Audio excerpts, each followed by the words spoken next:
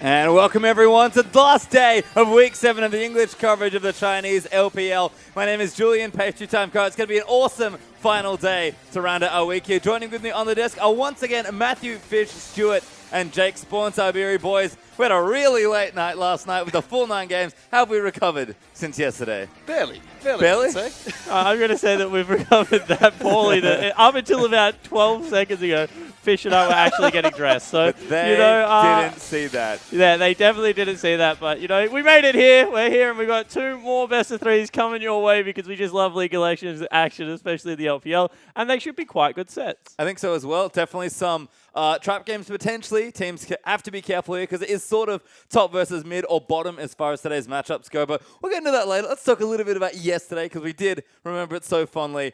I'm going to ask you actually, just a general question. What was your favorite set of yesterday? Because we did have 3 pretty interesting sets one way or the other, given that they all went to game number 3. Oh, my favorite set was W going up against OMG. I liked that set quite a lot because it felt like a little bit of back and forth all the way between game 1 and 2, and then game 3 just completely shook it all up. Well, Esports? Yeah, I'm the same. I actually tweeted out yesterday a lot about how I was looking for WE versus OMG for a little bit of a different reason. I thought that WE were going to prove that they were the better team. I actually think OMG kind of did, and then just threw the set away in game number 1. So it was a really fun set for me to watch how OMG are dominant in the early game right now. But WE certainly fought back and tried to make it the best of it. So I really enjoyed that. I think that 957 showed that he's a very good top lane. I think that SMLZ had a couple of good games on the side of OMG, however. And that... this is going to be something that we have to watch for. These 2 young teams in the LPL starting to make a push for playoffs. Yeah, we definitely saw it. Maybe some shades of inconsistency there, just given that, these teams are definitely still learning and kind of feeling each other out. I guess on the other side, you mentioned early aggression. Royal actually got to play again yesterday. They've had a great week for themselves, picking up wins in both their sets they've played.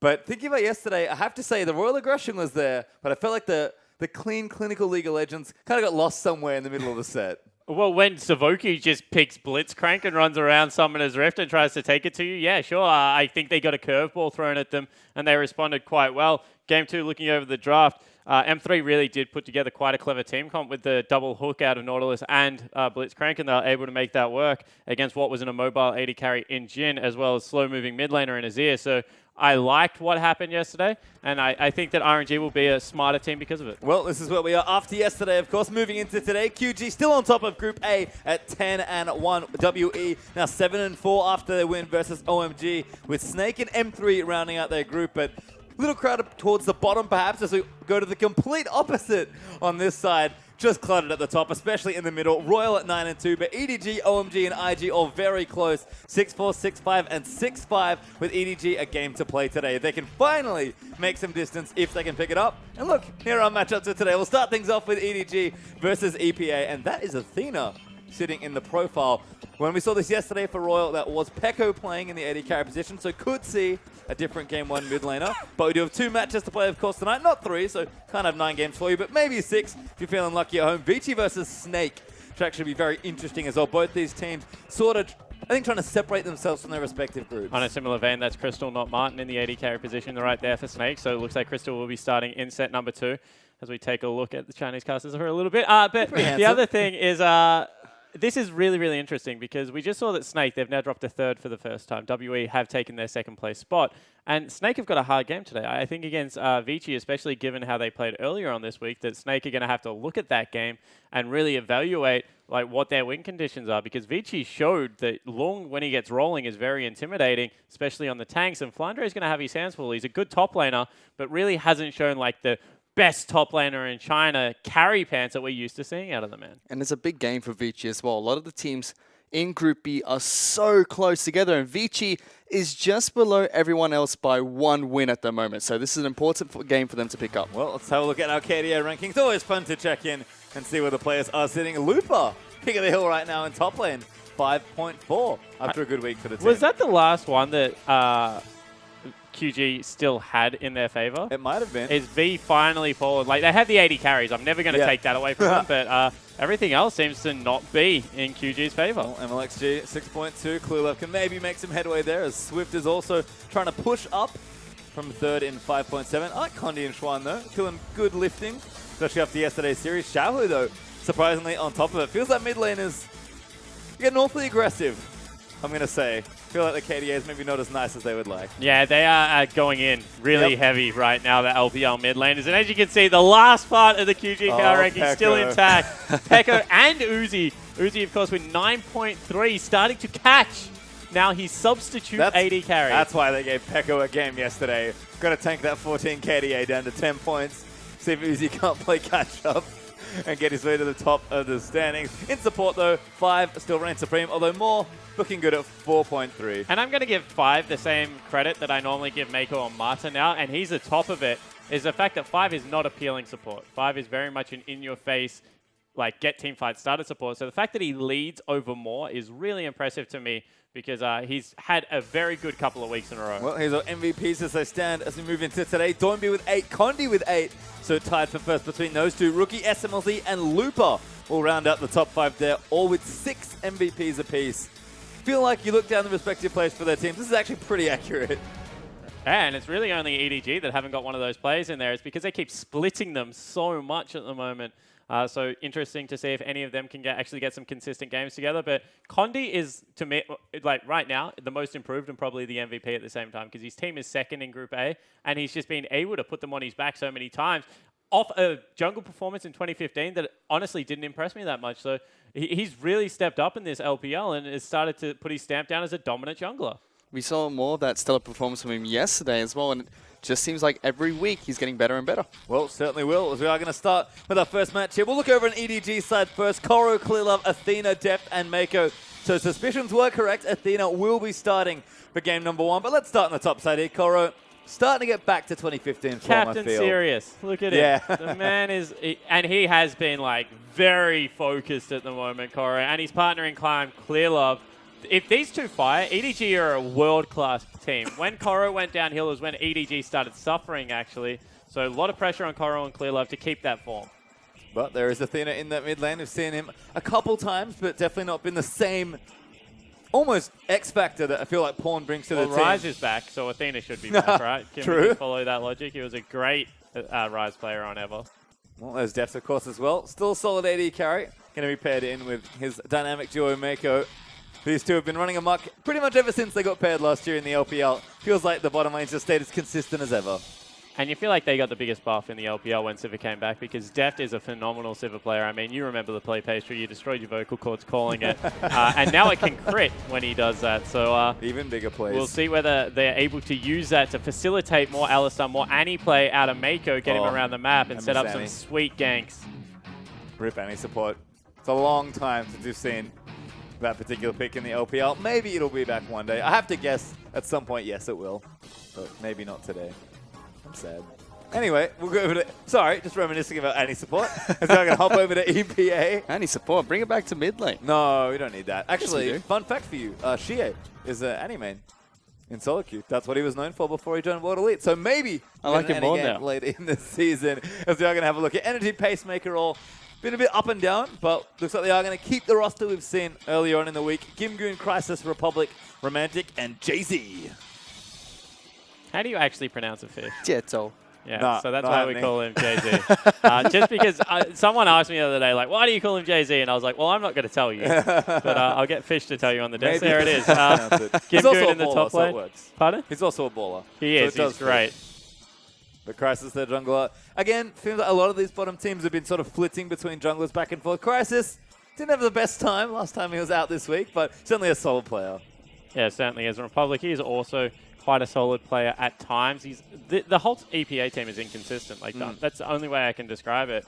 Jay-Z is the most consistent person on their team. Romantic can have good games, but can also have very poor games. And I think that until they find that consistency, they're not going to be able to take games off the LPL teams. Well, there is their support, rounding things out.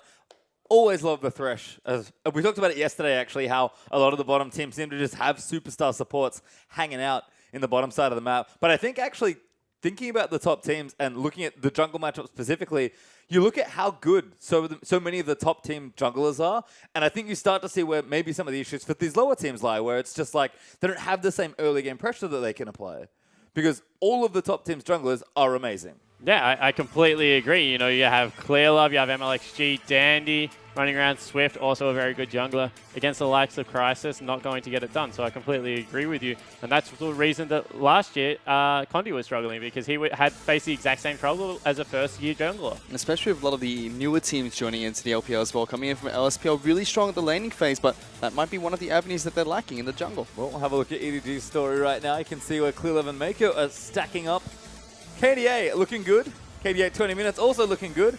I feel like the ganks and successful ganks not nearly as high as the two would like. No, 100% not. And I really feel that that is because Pawn and Athena in the mid lane, where they used to send so much pressure, are no longer playing the way they were in 2015. Pawn especially is slumping. So Athena in this game, I think that that is a huge deal right now for EDG and the inefficient time that they're using around the Rift. And they have a strong jungler. It is Clear Love. He should be able to facilitate this, but his laners have to back him up as well. Yeah, that's the thing. It's not a one-man show, although sometimes Clear Love makes it look like it is. But EDG do need to play together. It seems like the top half is pretty solid. Clear Love and Korra, they've been playing together forever. They're nice and solid. Bottom lane, super consistent. We can't stop sing praises for Deft and Mako. But for EDG, it's about how they win more than the fact that they do win. And I want to follow up on that point, because they played M3, won well. They team fought them a little bit, and then game 2 just absolutely blew them out of the water.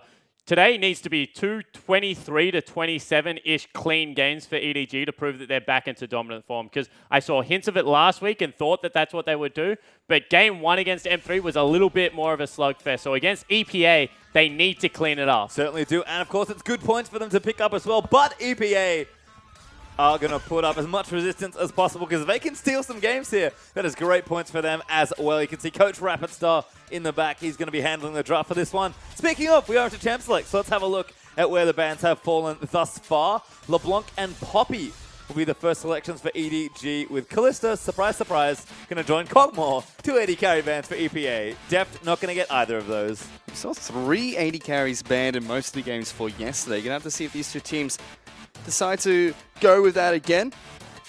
Well, we're going to have to see what EDG and EPA are going to ban out their last 2 bans here. They flew through the first 4. Now taking their time trying to decide what their last one will be. It's going to be Lulu from the side of EDG. And EPA now left to respond. Well, we'll see where they want to go with their last pick. Nothing really springs out to me so far. Feels like EDG's bans are pretty standard, and EPA clearly targeting Deft here, maybe trying to sneak away something like the Sivir. I can definitely see that being a last ban here, because I feel like if they don't, EDG might just look to snap it up. But 7 seconds left. We'll see exactly what they want to select here. I feel like if you're going to ban 2, you might as well make it 3, but they actually break up a different part of the bottom lane and ban away the Alistar, which may just give EDG Brom.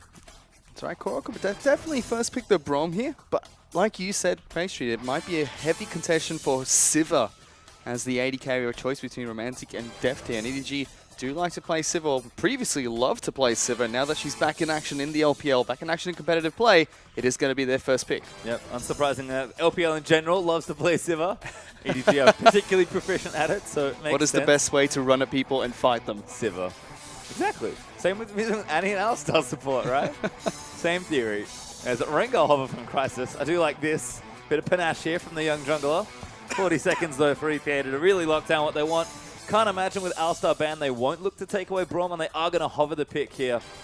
But we've definitely seen teams, lots of different drafts we actually have seen over the weekend. Might even be looking at something for Gimgoon early, but Gragas is the most obvious choice. EPA with 20 seconds left, that's what they're going to lock in. Gragas and Brom, both two really, really strong picks in the current meta. Not surprised that EPA decided to pick those two up. There's the next 2 picks. One pick that I thought would have been contested heavily between these 2 teams was Poppy. That's actually banned out by EDG.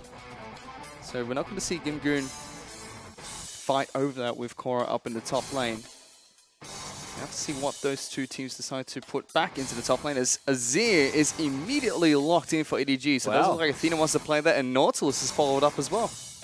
I mean, unless we've got something really different happening, that seems to be actually very early solo lane pickups here for EDG. They can flex the Nautilus to support and maybe even jungle if Clear Love's feeling frisky. But I like this from Republic. He's feeling confident. He has like a 99% chance that he knows his lane matchup already in Azir, so he's just going to lock in Kassadin. Yeah, I really like that pickup as well, because Kassadin's always had a pretty good laning phase. Does get pushed in relatively hard at the start of the game, so we'll have to watch if that leads to any pressure around the map. But right now, it looks like a very teamfight-oriented draft out of EDG, and a little bit more skirmish late-game scaling coming out of EPA. And that's always dangerous. If you're going to go late-game against EDG, there is a chance that they just run over you in that mid-game period. So they need some bridging champions. Lucian's a good one to get them through that rough early spot. I think relatively popular against Sivir as well, so I like the theory there from Romantic. We'll see how the practice works for EPA down in that potential 2v2. EDG, though, just going to lock what looks to be a pretty traditional EDG comp. They are hovering them out, guys, so perhaps Maku is going to go back to Nautilus support. And these picks look pretty EDG-esque so far. I think no matter how they finish this draft, they're going to be pretty happy with the selection. Because you said it already, they've got plenty of mid-game team fights to run with. That's exactly how they love to play. We'll see if Clearlove wants to pick up that Kindred and get aggressive and show off the Devourer that he did show a couple of weeks ago that's been very popular, both here in the LPL and in general, I believe, around the world. Yeah, I was going to say, Clearlove did kind of start that slightly here in the LPL, but the rest of the other junglers have definitely been picking up Kindred in the jungle and taking that state to the Devourer as well. And it will be Kindred picks up, but they swap over the Bard on over to Thresh instead, something we saw 5 play to great success yesterday. I was really ready for the double stasis ultimates, but I guess they decide that one is enough. They'll just take Kindred and Thresh instead. Miko Thresher, pretty excellent. So interesting to see if they can bully in a Sivir lane. Always something that's curious, but a little bit more threat there as far as their lane aggression goes. And we'll see what Gimgoon wants to play. He usually likes to go for carries. That's funny, actually. We got Flash 4 different champions. I'm convinced he can play all of them in the top lane, but I think he might just I wasn't sure about the Skarner. I was sure about the Skarner. The other ones I was pretty much on the same page, but Fiora would be a smart pickup here. It gives them a split pushing threat against what is a team fighting comp. I always talk about this, but they don't have that much wave clear, so their 4-man unit can't really repel sieges. I think that he would be better off just going towards a tank and seeing if they can out-team fight EDG here, but it looks like Fiora might be the pickup. So that's a lot of pressure on Gimgoon to be able to get ahead and create meaningful pressure points around the map. Classic Kassadin comp problems, it feels like, man. Just no wave clear. You know a team that used to do this all the time? EDG? EDG. Well, they would know all about the classic Kassadin problems. Certainly where do. you lock in Kassadin, people are like, all right, cool, we'll get a better team fighting comp. And you're like, now we need a split push without wave clear in the mid lane. It does suck a little bit. But we'll see whether EPA are good enough to navigate, because that's what EDG used to do. They would just take you out of the lanes into Dragon Pit generally and fight you there. And more often than not, win. So we'll see if EPA can replicate some of that success. But Fiora was the last pickup there for Gimgoon. So love seeing this man on a carry. He's a very aggressive laner with a very flashy play style. Always fun to watch. So Kora's going to take the tank. We'll see tank versus carry there in that top side. So we'll run through our compositions once again. Pretty straightforward. I think a lot of what we expected here. Nautilus in the top side. Kindred over there for Clearlove. That's Azir, not Alistar. Azir, Sivir, and Thresh versus Fiora, Gragas, Kassadin, Lucian, and Braum. Athena's Azir. I think that's what I'm really looking for here, because the champion's starting to pick up more popularity in Athena. I think he does need to show us how good of a player we know he can be. Yeah, 100% agree. And that's a lot of pressure because it is a hard lane to bully around. Kassadin scales well, is a time bomb. Athena's got pressure on his shoulders. Well, we'll have to see if he can make it work this time. It's time for game number 1.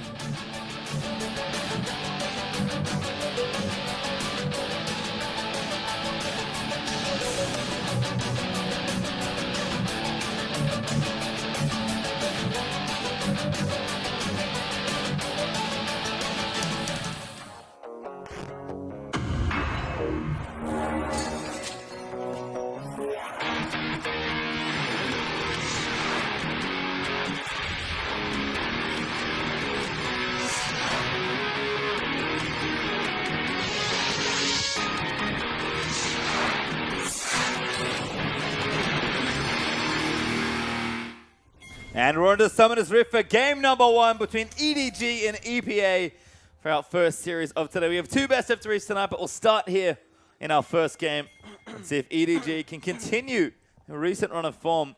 They had 2 relatively straightforward matches for them, you have to think, but they do still have to try and claim a win here as we do check out those Keystone Masteries. Nothing too surprising. Seems like Republic is on the Deathfire Touch Kassadin train. Yeah, Kassadin makes sense with Deathfire Touch, right? Because you just spam Q so much during laning phase. I like it. Late game, you already do enough damage, so you don't really need Thunderlords to combo people down. It just really does need help harassing out, and of course with Corrupting Potion, A little bit of synergy there. As Santa Gragas having a bit of a dance pastry time.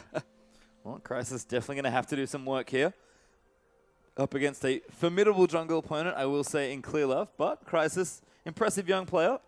We'll see what he can get done here for EPA. Because like we mentioned earlier, jungle matchups are really important in the LPL because they love to fight and fight early. Usually it's your jungler that's starting a lot of that up. Although supports like to get involved as well. Was Civ a championship? No, she wasn't. She was... No, she's victorious. Victorious. Always get those ones confused. So, Mako and Def, you're on the right track. Pax and Blood Moon, that's close enough. Don't know how, but it is. There's no like color synergy there, but I do like it. Red and blue, there's man. some red on the I guess so. side. Yeah. I don't know. They feel like opposites. I love to it. This morning in the car, Fish was like, wow, you guys sound so Australian. And then like the first thing he says on broadcast all night is, red and blue, mate. You're so Australian. What is this country? I don't understand you people. It's great. Yeah, it is an amazing place. Gimgun and Koro having a battle. Gimgun winning right now, although Grassly Undying could turn that around. Lots of minions being tanked here for Gimgun, but he wants to fight the vitals. Koro's like, all right, let's keep going. Happy to fight you here. Does stun him up again with the If he gets the passive. W back up, he's going to go for it. Koro, he might even just One flash second. for it. Okay, Gimgoon timed that relatively well. But Koro now zoning him off creeps. That's a horrible trade for Gimgoon early on. That just seemed really weird from Gimgoon. Trying to get the vitals, I understand, but tanking an entire minion wave to do so, not too good. And Nautilus, he might not seem like it, but does have a decent early lane against this Fiora. He's got a good 1 and 2, Nautilus. Anything after that, a little bit overrated, but for at least the 1 and 2, he does do a good job, you're right. And I know that you are the master at trying to kill people at level 2 Fish on Nautilus, as a typical Clear Love drive-by. Just making sure nothing's going too wrong in the lane is Athena doing what we expect here on the Azir early on, just pushing in Kassadin. He's one of the few, like, 80 junglers that just does this randomly. Anyone else, you would kind of question why he just walks through mid lane, but Clear Love must have method to it. Because he does it consistently. He refuses to walk around. He just goes through vision of everyone. Proves where he is. Could be sending a message to the team, just letting them know that he is Clear Love. Speaking of the man, takes away the Rift Scatter towards the Dragon side of the map, as Athena is continuing to pressure this Kassadin in lane, making sure that the wave is continually shoved underneath his turret, but hasn't got a nice CS lead at all so far. We are only 3 minutes into the game, and back up into the top lane, Gimgood once again just being really aggressive, and now it's really paid off. Koro is out of mana, has to spam his Riptide to clear up these minions. Yeah, certainly does. And you can say kind of the same thing in the mid lane, because Athena's going to go back. No, he's actually not. I was going to say that the Flask is out for Republic, so now Athena should start to be able to punish. Good hook. Yeah, Mako going to look for the flay. Does get it there, but moves them back. I think just trying to keep that under control. Def, though, does get a bit of damage there onto Romantic, as Braum doesn't quite hit that Winter's Bite. EDG will, I guess, kind of win that early trade, but Siva pretty low on mana. Going to need to find a spell shield to get some of that back. Across the board, EDG is actually losing lanes. They're down slight CS everywhere, and now Crisis making to look at a little bit more of an issue by going in with a gank. Going to be a double, though. It's actually 3v3. Could start here. Hook. Not going to find Romantic as he does dash away. Clear Love also in the bottom side, but I think that might just give them a recall as the wave pushed all the way in. Crisis seems to know this, though. He's going to walk himself towards mid lane.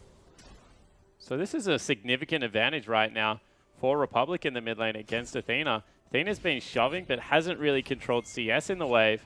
And Republic has got a very good advantage right now. You can see his wave is +1, and he's already up 8. So about a 10 CS advantage. And maybe look for Clear Love to give some attention to Athena and start getting that lane back in his favor. Definitely not good for that mid laner, since he's the one that's meant to be pushing in and keeping Republic pressured.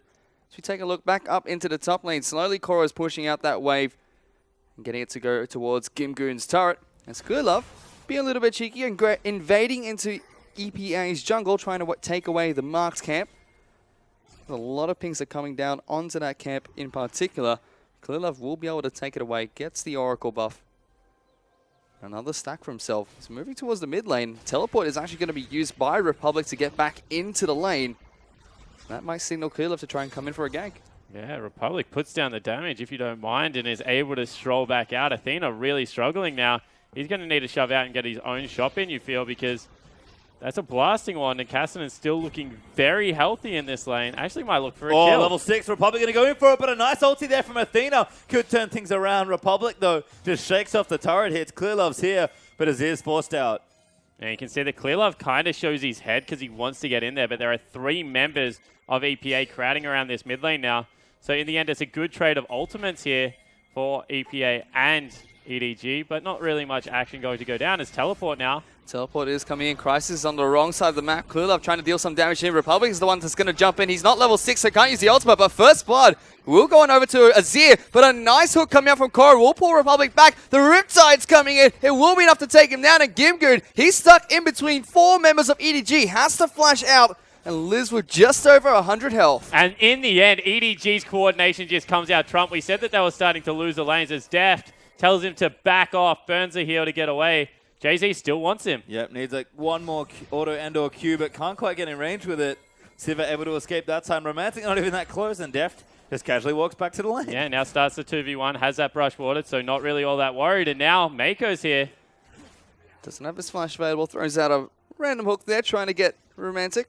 Yeah, it was high wide, not very handsome in the end, so that will not go down. But let's have another look at this skirmish. Mako zoning hooks, looking for the body slam actually, but Crisis decides to just walk this one out and will fall down for it. Great teleport out of Koro here with a flash hook. A little bit of miscommunication because Clearlove's going to burn a flash after Koro used the ultimate, and they probably only needed one of those that would have been able to secure them the Gimgoon kill afterwards. But really, when it's 2 kills and 1,000 gold lead already for EDG, you can't complain. And double teleport definitely coming up trumps there for EDG, able to collapse very quickly. Get themselves a bit of an edge here in this game. Blue buff going to be started now for Clearlove. Athena should be a bit comfier now in the matchup, given that it'll have the blue, has double Dorans and a Negatron cloak building into the Abyssal first. But Rotovator's on the way for Republic, so he's not too far behind. But a lot of that early goal did go to Athena. As Deft again in a bit of trouble, kiting that minion back towards him, but doesn't feel too threatened by the Brom. So this is what I talk about in Civ lanes, where Civ makes you lane against the creeps. You can see that Romantic is kind of getting shoved up, and then Jay-Z is looking to get aggressive, and Romantic's like, but if I go aggressive with you, I actually miss out on CS, and I don't think I can kill the Civ. So Deft controls pace of the lane purely by shoving out, and it's a huge neutralizing factor, to be honest. He's going to be able to get a little bit of an advantage and get a free shop in as well. It's Koro now getting aggressed on. He is getting aggressed, so the challenge has been issued by Gimgoon. Can't really get towards that last vital as Koro is going to hug the wall and try and dish out damage in return. Crisis here to try and get a counter gank off. He's going to try and pop out now. Gets the body slam and knocks it backwards. Gimgoon incredibly low, but still fighting this one out. Koro should be going down here. Only a couple hit points left, but Gragas will slap him one more time. And Koro just didn't have the ultimate at the start of that, and by the end of the fight, it was too late to burn. So a great gank from Crisis popping Koro back into the middle of the lane will mean that the Dragon #1 most likely goes over to EDG here, but a good reprieval of pressure in the top lane. And unfortunately, not quite snowballed enough for some early Devourer stacks, but they'll take the Dragon nonetheless, given the pressure was topside. Mako actually going to move in to help him out. Deft has gone back as well, got a BF sword now for himself as Dragon does go over to EDG. And it's been a very active Mako this game as Athena able to shove out that turret. Not sure where Republic was, but he wasn't in the tower defending. Yeah, so he got sent back, and that's a natural turret taken by 10 minutes. There was some pressure from EDG in the mid lane after that teleport gank, but you have to give a lot of credit to Athena, even though he was behind in CS, able to pick up a first structure of the game.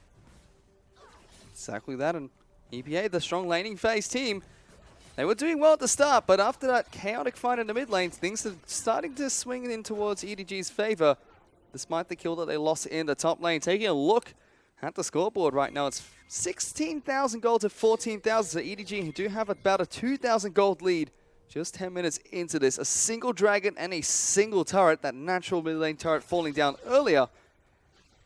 And they're looking pretty good getting into this mid game.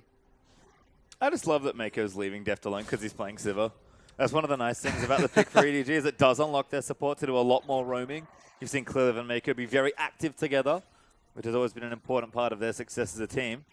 As Gimgoon and Koro, they're at it again. Koro actually doing a nice bit of damage with the Riptide, but Gimgoon with Crisis in his back pocket, not too afraid at this point. Koro, though, he's got a pretty good idea of what's happening. As I think Clearlove's going to mark him. He actually has walked towards top, but that's straight in vision of a ward that he's now going to sit on. Yeah, he's just going to walk into the brush and see if he can get anything done here.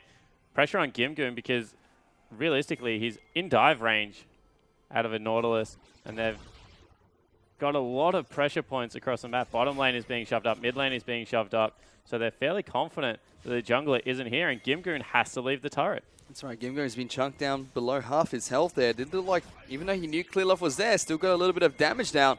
And EDG is having pressure all around the map. Speaking of that, EPA, they're under fire. There is the Cassidy right there as Republic's going to try and jump down into this bottom lane. On the hunt's been popped by Def, trying to run away from this Cassidy, but he's still going to jump in. Heals are coming out. The hook will land onto the Cassidy. Does look like EPA will be able to run away, but in the meantime, up at the top lane, action is going on. It's Crisis now. He's going to be the next one to fall as he body slams over. Clearlove has to jump forward, picks up a double kill for himself.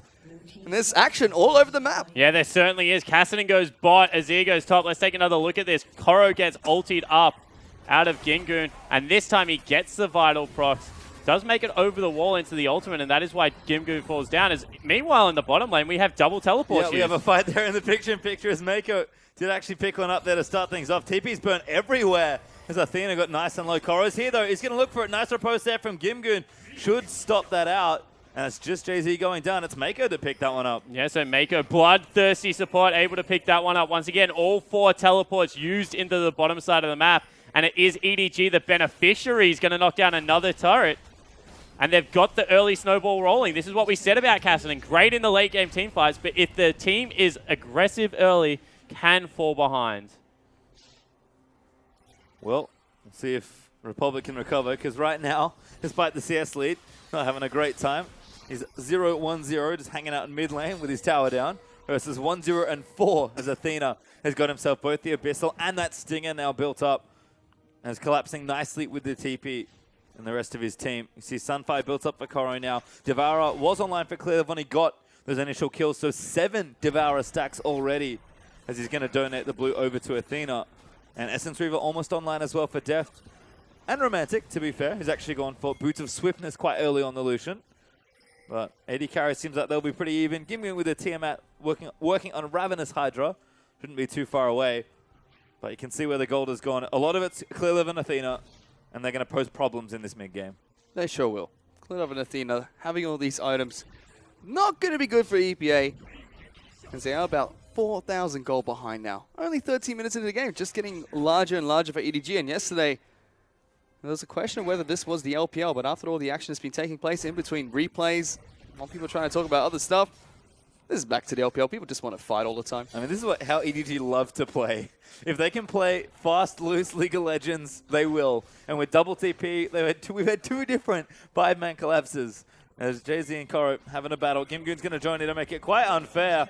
Fighters will get proc. The challenge has been issued. Koro is going to get cold down as well. Crisis even here just to make it worse. That's going to be a knockback and an easy kill for the jungler. So they are able to pick up a kill, but that is 4 members in the bottom lane, and we'll see what structures get burnt, because in the meanwhile, pushing mid, pushing top, looks like they are going to be able to get the mid lane tier 2. If they can get top lane as well, that's 3 turrets for just 1 kill. Koro might not be having a good day on EDG. It seems like EPA are tunneling on taking him down, but the structures for EPA, they're definitely not having a good day either. It's EDG capitalizing on all this pressure that they've been putting onto Koro and taking down the objectives left, right, and center, furthering that gold lead. They're now 5,000 gold ahead of EPA. And we're just 14 minutes into this match as well. They're going to start to work on Harold. Mako and Def going to try and take that one down. Clearlove just over the wall, so wouldn't be surprised if we see him pop over and help out with taking it down. But Harold, he's not going nowhere to fight. He wants to take down Def. Yeah, so just getting the stacks over onto Clearlove. They give it to Deft. He'll get the quicker recall in. And, you know, you say Koro not having the best time at the moment, but this is actually my favorite way to play top lane, where you don't have to do anything. You just walk into lane, you die, it doesn't matter. You just pressure, and everything else falls into place. Because right now, he's still ahead, nearly 30 CS, and all of the gold that his team's got for him. Oh, wrecked. That would tilt me, on the other hand. Like, you kill me, that's fine. Hey, I've Dragon. worked so hard on that Krug as a top lane Nautilus. I like that dragon spawned in Crisis as he bopped over the pit. Doesn't quite fancy taking it, though. So we'll see if EDG do prioritize it. They have the Kindred with Devourer, so it's actually already there. So it seems like they are going to try and capitalize on those objectives and stack up. 17 stacks already for Clearlove. He's going to be at 22 after this one. Mass is really hard. But you can see top turret getting assaulted, but EDG aren't done. This is kind of like how they used to play with Corki, except they've got Sivir. I guess they used to also do this with Sivir. Just shove down turrets. That's going to be turret number 6. And with the burn from Dragon number 2 is going to go down ridiculously quickly. Def does take a little bit of damage, but will be able to heal that up with his Cull, as well as Warlord's Bloodlust. They're not going to stick around for the turret. It is a little bit risky, but you can see EDG very much prioritizing the map over EPA right now, trying to play clean League of Legends.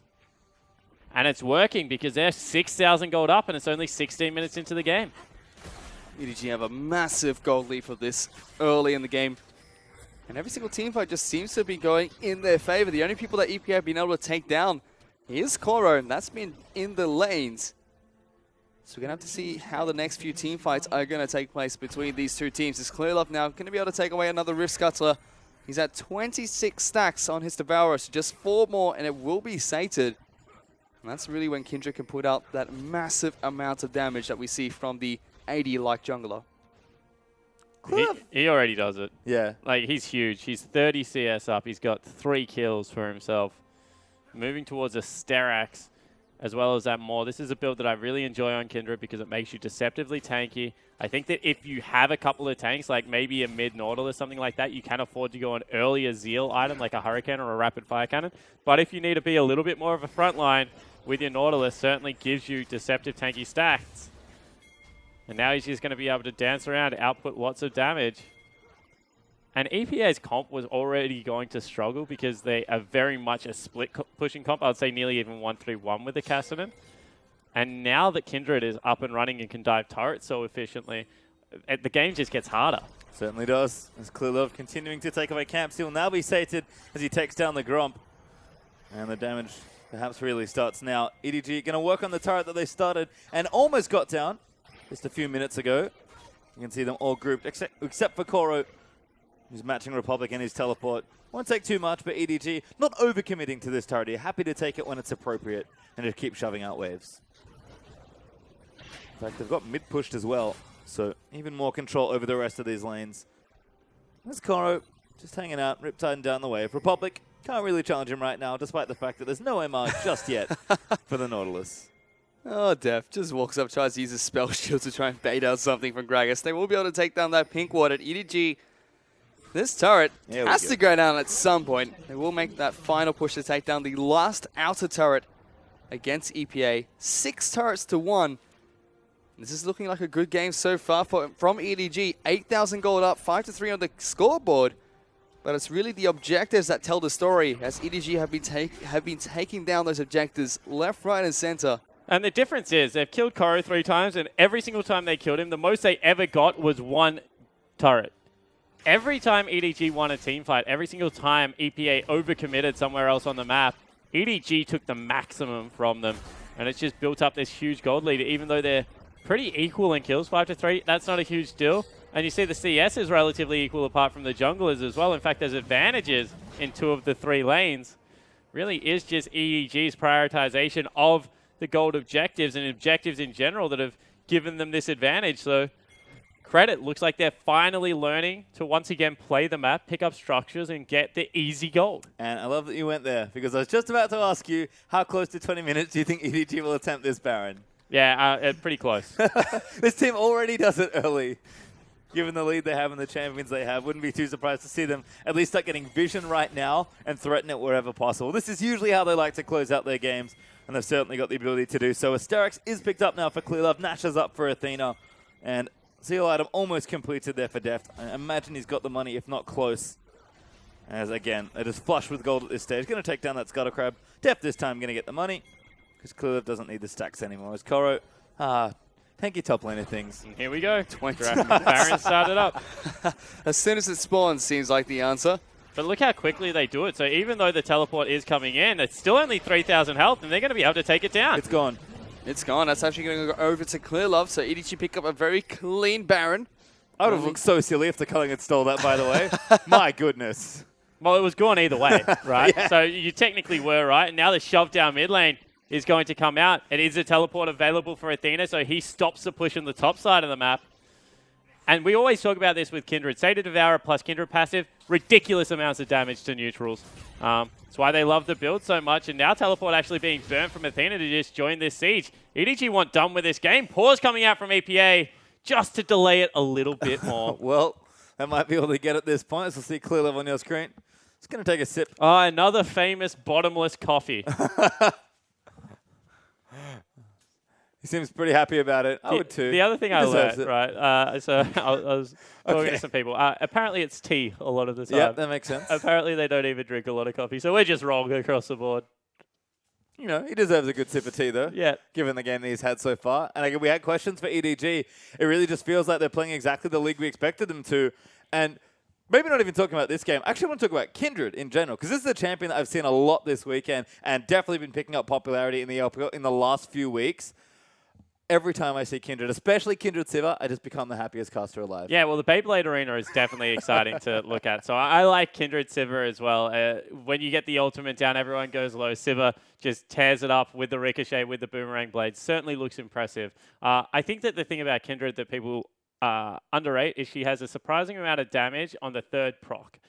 So when Wolf takes a big bite out of you, when it does percentage health, Kindred does like surprising amount of damage at the end of it, and her mobility is like insane. If you flash on top of people and put the circle down around to be able to tumble everywhere, she just chases you for days. With red buff, she's terrifying as a champion. So I think that's why we're seeing the popularity. Being able to dual Nidalee is also a benefit there. And the neutral is second to none. Like 100%, she's just the best at, well, they are just the best at taking neutral camps out of any jungler, ever. I like Kindred a lot just because of the ultimate, really. I love the way that teams use it in many different scenarios. You can use it just to stall out a team fight with your entire team inside of it. Use it just to save one person or bait a team into it. I really, really like that. And I also really like the ways that teams are counterplaying against it too. Yesterday we saw an Azir pick into Kindred just to knock everyone off the ultimate. We see people trying to displace people out of the ultimate or kill them before they get inside of it. So I like both sides of the table. I like the extra utility she brings to the team with the ultimate, and also how teams play around it as well. Mutas and team fighting. Who would have thought in the LPL that would be things that you wanted? And you kind of just covered it, right? You're like, why are you seeing it every year? So I sit there and talk about the damage and like how much work it gets done around the map. Then you talk about utility. If a champion is the highest damage in its class and it has probably the most utility in its class, probably going to get played majority of the games. It's just aggro Nunu. Yeah, it is. 100%. That's what it reminds me of. I was clear it was Nunu now. But I yeah, don't at all. That champion is infuriating. I'm 100% on Kobe's train where if Nunu is in a state of power, League of Legends is an unbalanced game at that point in time. Not a good time. No. It's like when you see Warwick starting to pick up plays in your games, you're like, oh, not going to be fun.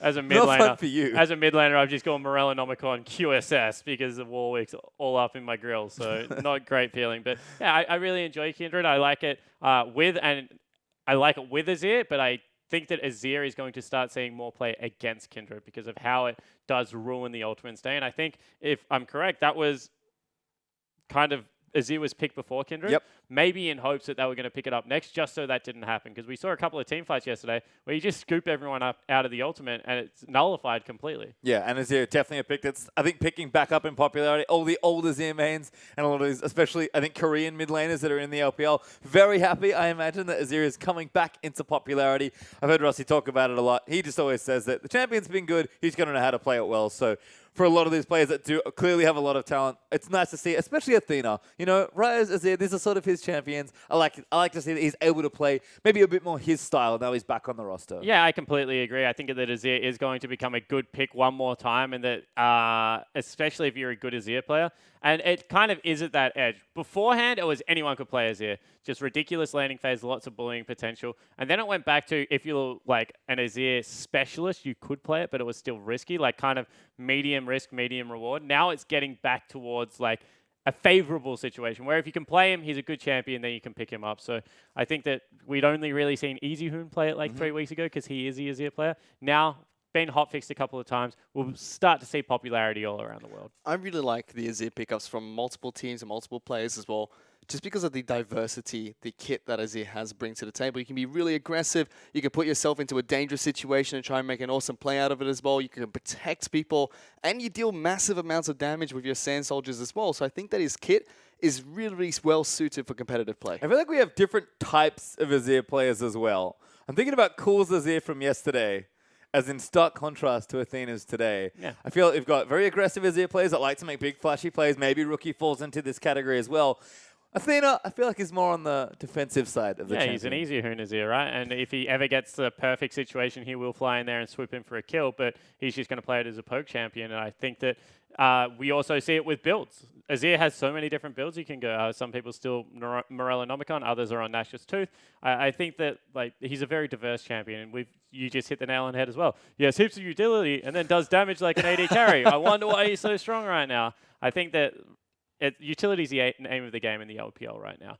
Like, pick Sivir, Kindred, Azir. Like, just so much utility is going to be brought to the team, and that is why EDG's team comp just looks dominant right now. Yeah, a lot of hidden power, I suppose. So nice to see EDG putting together again an EDG-style comp. No Jinx, unfortunately, to pairing with the Azir, but we'll take Sivir this time around. Just to remind you, we do still have a pause in the game. Fingers crossed it's not too long. But let's talk a little bit about EPA, because they did get the lanes going well in the early game, kind of like we expected. They're a solid team. What happened? Yeah, well, that's a big question. What did happen? That mid lane team fight happened where they thought that they could go aggressive onto Athena, and he just teleported back into the lane and turned it around. I think that they were trying to shadow for a clear love gank, and then they fell right into EDG's hand because they didn't sweep vision well enough, and they got double teleported on. I think that's the easiest way you can kind of explain it. EDG looked very coordinated. EPA tried to react and just didn't have the same synergy in their lineup, and they got made paid. And this is what we see out of EPA and HYG. If lanes go well, they're fine, but they kind of crumble as soon as map play starts coming through. And today, lanes looked fantastic. They were winning all three, but the map play was firmly in EDG's hands. Exactly that. We even talks about how the mid lane would go in Azir's favor slightly because he'd be able to push him out. There's a ranged champion going up against a Cassidy. We'll be able to deny him and pressure him early, and that's a late game scaling Cassidy who wants to get back into game towards the mid to late game. And that didn't really happen at the start either. Cassidy was ahead by 10 CS. Yes, he got poked out of lane a couple of times, but did teleport back in and kept that one even there. But as soon as that team fight broke out, just chaos in the mid lane. They lost control of those lanes, and all the pressure they had up in the top lane now just went completely to waste. They funneled so much pressure onto Korra up in the top lane. They killed him 3 times, but after that huge team fight in the middle of the park, EDG just kept taking all these objectives. Well, that was the thing, right? And I said this. They have to get Gimgoon ahead. And the way they did it was actually artificial because Korra was standing up really well in the 1v1, so Gimgoon was like, you actually have to come help me. So they send Crisis up there. He does start helping him, but then EDG take objectives elsewhere on the map. So I already said there was so much pressure on the Fiora because she can't team fight into that composition. There is just way too much control for Fiora to be able to navigate. So Fiora is relegated to split pushing. You can't do that unless you're stronger than the Nautilus. And Gimgoon was on track to not be stronger than the Nautilus until 3 items, which would have been too late. So they had to pressure top lane. That's the draft that they picked themselves into. That's why it was a poor draft. They don't have wave clear and they're forced to 1-3-1. And if you don't get ahead in this situation, you just continually fall behind because you don't even have a team fight card to fall back onto. Yeah, and that's cool. So we're in a really cool place now as far as this game goes. So let's talk about, difference in styles. So we saw EPA laning, solid. Makes sense, right? EDG's collapse and team fight and skirmish, really good, just like we expect. So let's talk about the differences in mid laners, because Pawn Athena is probably something we're going to discuss a lot throughout the rest of the season. Athena, kind of a more defensive poke style player. Pawn, very aggressive style player. EDG, though, they need the same thing as their team to function. Their mid laner is a pivot. Pawn gives it to them by applying lane pressure. I feel like Athena does it by he clearly doesn't do that, right? Because he's not a super aggressive laner. So my question to you guys is double teleport the answer? Because Athena, when he can show up and be reactive to play with the team, feels like he does fit the skirmishes relatively well. Yeah, he plays skirmish as well. I think that Athena is actually a really good team fighter. I don't think he's a great laner. So I don't know if Athena is the answer for this lineup. Is like my brutal answer to it. I think the Pawn is a much better fit for EDG, and until we see them in international play, we're not going to get the solid answer to that. But I would love to see them play like a best of 5 against QG or RNG and see how Athena stands up to someone like Xiaohu in the mid lane, like Doinby. Because right now it kind of seems like the SKT situation when they were playing Faker EasyHoom, one for aggression, one for defense. And then my question was but isn't Faker still a better defensive player? And my question would be is Pawn still not a better defensive player than Athena? Because I kind of think he is, even though he's not known for that. I agree with that. It really feels like that right now, whereby you're playing Athena and you say that he has all these strengths as well and he does this for the team, but is that really what he's providing for the team? Wouldn't Pawn be able to do that as well? Just that his strengths of being an aggressive player shadow that so much that you don't see how good of a defensive player he is as well. But I really look forward to seeing if they're going to continue playing Athena, how well they're going to be able to fit him into the EDG lineup, how well they're going to either adapt to his playstyle or how well he has to adapt to the way EDG are playing. But the other thing is, like, Athena's best quality right now is that Pawn gets to rest. When they were with you, it actually didn't look like Pawn got to rest because he was always stressed out that they were going to drop games. So if they can win games with Athena, that at least allows Pawn time off Summoner's Rift where he can rest his back, rest his wrist, because that is the biggest concern right now as an EDG fan. So whilst I'm saying that Pawn is a better player, if EDG can get it together with Athena and still stay second or third, rest Pawn until playoffs and then make that big push that they're known for, then it's a huge win-win situation for the team. Certainly is. But unfortunately, guys, we do have to go to a break. Not too sure when we'll be back, but you can rest assured. Oh, we're not going to. Oh, sorry. China has gone to a break. We're not going to a break. So not too sure when they'll be back. So we'll just keep chatting for a little while longer, as long as you guys are enjoying it. We're having a cool discussion, so I'm glad we get to that. Apologies. Thank you, producer, for fixing that up. Cool. So let's reset to where we are. Thanks, buddy. So, mid lane. Fish is going to sleep for a bit, so we'll just leave him. So I agree with you guys. I think Pawn is overall a stronger player. I think Athena with teleport seems like he does what he needs to do for the team. Is that just sort of like pulling a rug over the mess you've made and hoping that no one notices? No, not necessarily, right? Because if they don't camp his lane, then he doesn't need a combat summoner. I think a double teleport, especially on something like Azir that has relatively low kill threat anyway, is a good choice. I also like it on Victor, for example, because of the exact same reason, and they both have very good flanks. So I don't think that that's a negative against Athena. And as I said, Athena is a serviceable player. If you had him on another team, for example, if you swap Republic for Athena, you'd be like, strict upgrade, good job, EPA. But I just think that right now, if EDG are going to get back to the best team in China, Athena is not their mid laner. Pawn is. Yeah, I think that's fair. I mean, Pawn, what a special player. I wish he played a few more games recently so we could talk about him more, but we'll have to settle with something else for now.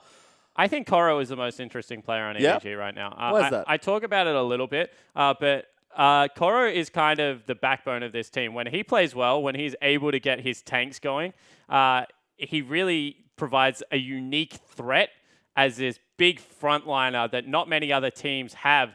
So I think that if Koro plays well, EDG are a very impressive team to watch. Yep, and I think Koro's almost playing like Flandre was when he refused to play carries. Is sort of how I think about it. But we are back in the game. Oh my god. Straight into it here as EDG have actually started a team fight. Jay-Z is going to fall down as Athena is able to get that first kill. Crisis. It's taken out by Deft on the back end. And what a way to get straight back into it. EDG continuing to snowball ahead. Yeah, they certainly are. They jump straight into a team fight. EDG pick up 2 for nothing there. They are waiting around for the creeps. Remember, they took Baron at about 20 minutes and 30 seconds into the game. So looking to break the base for the first time. Welcome back to the LPL, guys. We got action right away. EDG now, they're going to be able to take down this inhibitor turret. They are now 10,000 gold. Well, now 11,000 gold after that turret push. The sport ahead of EPA.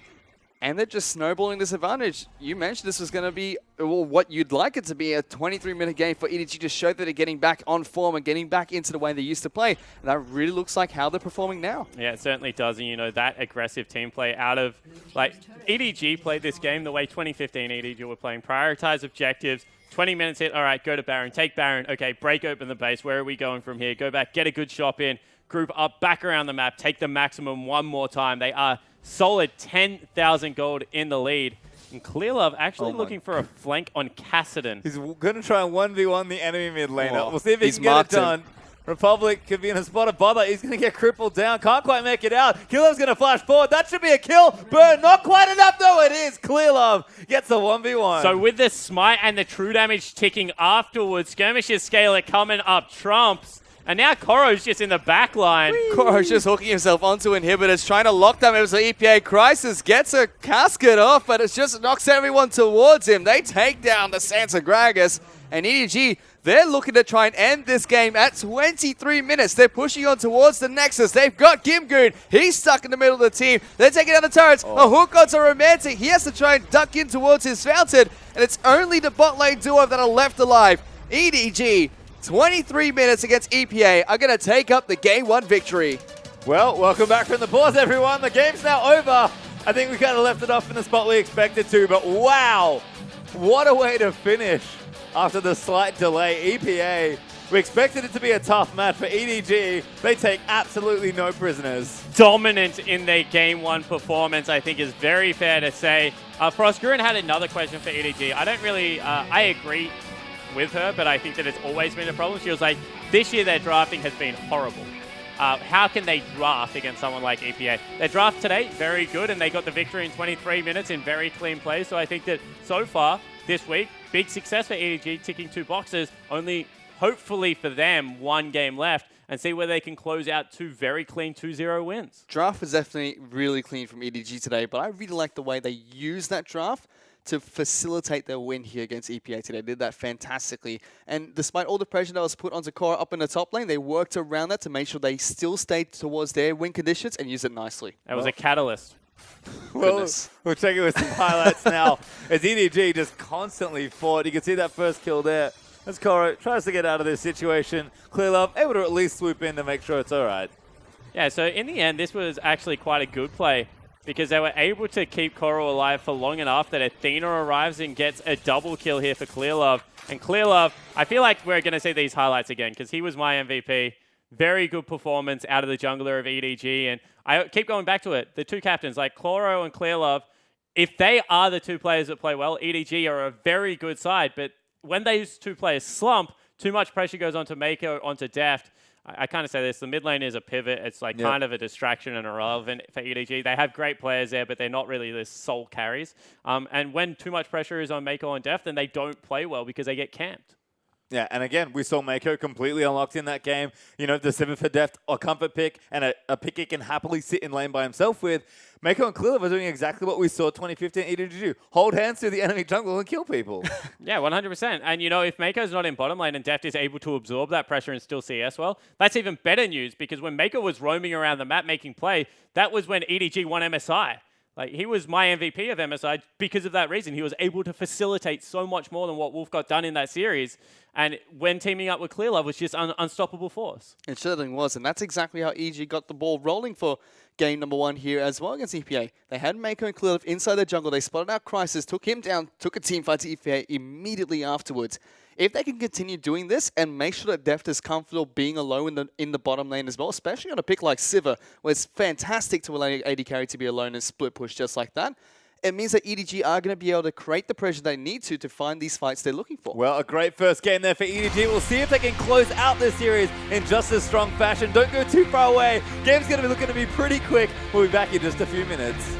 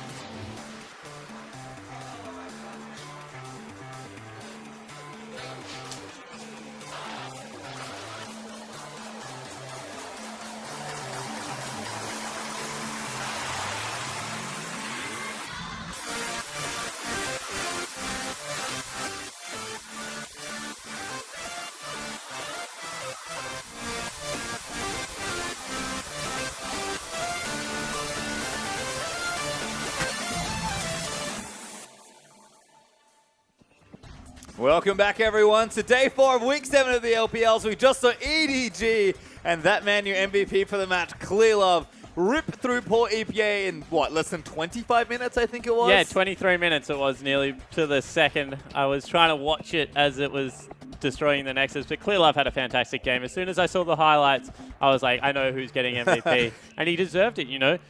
90% kill participation, was able to get a lot done around Summoner's Rift, and that Kindred unlocks the Baron so much earlier for EDG, which is a huge win condition. Exactly. We were even debating what time were they going to take that Baron. Apparently, it's as soon as it spawns. 20 minutes and 10 seconds when they started, and they took it fantastically and just continued to start to fight EPA all over the map. Well, we can watch the MVP highlights here as Clearlove. Just the amount of work that EDG were doing together here in this first initial skirmish. Oh, Koro. What a flash hook. As even Clearlove picks this one up. Maybe didn't want to potentially steal that one, but, you know, he takes the stacks where he can get it, as this is poor Kassadin. We know mid laner's getting soloed by a jungler. It's usually not a great time. Very serious looking yes, there. Always. Always very serious looking. Honestly, though, they should be, because EDG need to win this game in the exact same fashion. They need to make sure, once again, it's a 23-minute victory and that they're taking it to EPA and being nice and aggressive. I love their draft. I want to see if they can replicate something similar on the Reg side and just dust this set off. This should be, like, this was a day in the, like, should have been just, like, business as usual for EDG this week. Rock up to the LPL, you know, get your first win, go home, practice for a couple of days. Sunday night, come in, beat EPA, go home, rest up, prepare for the next week. Because it was a pretty easy week for them, but it was about how they were going to win the games, and that is a very clean victory. I agree, and if they can keep that up and have another clean victory in this next match against EPA, it'd be looking great for EDG. Not only will they be looking like they're improving a lot more than they have been, but also at the same time, it's important for them to pick up the points here, because even though they are looking better than they have before, they still need the points to get ahead of that definitely Group B. Certainly do. Week 7 is coming to an end, and EDG would like to end with an extra win here. So we'll see if they can get it done, or if EPA are going to fire back as we enter Champs League for game number 2. Kog'Maw Kindred banned this time around. So 2 AD carries kind of banned here for EPA, as Levant Kalista will be banned by EDG. And yeah, it sort of sticks out like a sore thumb. Siva, one way or the other, is going to get some attention here. You can just first pick it. I don't think it's necessarily banned at all. Was first picked by EDG last time around. Alistair was the last ban last time out of EPA, so getting rid of the Lulu this time is interesting. And EDG stick with their Poppy ban, so respecting Gimgun on the champion. That'll likely give the Sivir over to EPA, which I'm sure they're fine with. I was more on the don't give Jeff Sivir again train, rather than wanting to ban it or give it over. But EPA, they're on blue side. They can try and first pick it here if they like, as Garen is being flashed here by Gimgun. Shoutouts to Amazing J. Yeah, and I feel like Gimgun would also play Garen as well. Certainly would. It seems like a Gimgun champion. Gimgun champion? Yep. Someone will get a Garen game in this split, I feel like. They have to. I don't think I've seen a LPL split where Garen hasn't got a game. I'm also waiting for my Talon game. Pawn's one Talon game. Maybe it'll be his triumphant I think return. Wayless is going to get the one Talon game this time around. Well, there's Nidalee, the first pick for EPA, so the don't give them Sivir could become we now just gave them Sivir. And there's Nautilus Sivir again for EDG. Pretty straightforward drafting there. But, of course, a good first pick for EPA. Crisis, definitely an aggressive jungler, can get some work done on the Nidalee. Yeah, Nidalee left up this time, so they're going to be able to pick that one away for Crisis. But EDG, picking out 2 of the champions they definitely would like to see in their lineup. Nautilus and Sivir have 2 really nice team-fighting champions. It was left up last time as well. So, like, it was just untouched in the draft. This time it has been picked up. They say with Kindred off the board, no one can really fight Nidalee early game. But that is really weird to me that a champion has no priority. Sivir gets through and does Sivir things. And then you first pick a champion that had no priority last game. Yep, and Gragas is actually open, which I'm thinking, oh, did they like leave something else open? Did Crisis prioritize the Gragas? But he could have picked it again if they wanted to. So big tactics swing here for EPA. See if it can make the difference, as they are going to lock in their next few picks. Do not mind the Thresh at all. Both supports on either side are very competent Thresh players. Mako did work on the champion. And there's Thresh Corki for EPA. So it could be a bottom lane, but more likely that mid lane Corki that we've come to expect. I'd like to see what EDG reply with here, because Thresh was taken away by EPA. That does mean that Braum is still left up, and so is Alistair, actually, which was banned out last game. So we'll have to see which support Mako decides to bring into the bottom lane, and also what jungler Clearlove wants to pick up as well. And we'll have to see if they synergize well enough together the same way they did on the previous game to take this game number 2 to EPA. Still waiting to see what their next rotation of picks will be from Athena and Deft. Athena might just take a relatively safe champion here, although jungler's an obvious consideration as well. I like, for whatever reason, that Jeff is picking Clueluv's champion. I guess Athena's going to pick his own because he does lock in Azir. And there's Gragas in for Cluelove as well. I was kind of hoping we would get to see the Sejuani. But I understand that she's a very weak early game jungler against Italy would be a big risk, so instead going with a Gragas. But we're seeing a little bit more popularity of Sejuani. I think Rainover went Cinderhulk Sejuani, but we've seen a couple of games of Runic Echoes Sejuani. Clearlove had one and Chwen had one as well. So interesting champions nonetheless, but Gragas definitely a little bit more standard right now. Yes. So far, that's the only change to EDG's champion pool so far in the second game. Champions pool, sorry, the selected champions in this second game. Swapping that one out for the banned Kindred. ZPA looking to try and pick up their last 2 picks. Most looking going to be an AD carrier or mid laner to replace the Corki. And their top lane pickup does seem that Romantic wants to bring the Vayne onto the table and use that against Deft. I like this. Challenge issue there to Deft. We've seen this a lot. Vayne into Sivir. Certainly last year, we started seeing this match up towards the tail end of Sivir's success early on in the LPL of 2015. We know how it can go, but very few players are willing to do this. And I feel like the most obvious one that jumps to mind is Uzi. He will always do this. See if Romantic is up to the challenge. Uzi takes both sides of it, though. Yeah. Because he's confident enough he'll find the 2v2 and win Sivir's early game hard enough that the Vayne becomes irrelevant. And then he's also confident enough to lane 2v2 against the Sivir, farm up to the point where he has a Blade of the Ruined King and then just goes hunts the Sivir down. So that's how you have to be able to play the lane matchup. And I just feel that, you know, it's a bold call out of EPA, but they actually have to look for a lane swap because they already were losing a 2v2 lane, which was fairly even last time around. I mean, Lucian Braum is a very powerful lane. This time with the Vayne Thresh, especially against the Silver Braum, they probably have to dodge, and then that falls into the hands of EDG even further. And EDG are going to be able to round out their team composition with Braum as their support pick. One of the most contested supports in the LPL right now. It goes all the way down to the final pick for EDG. I like all these fake Nautilus flexes, by the way. A lot of teams are doing this now. It's just like, oh, could be Nautilus support. JK. It was top lane all and especially because Gimgoon picks Trundle.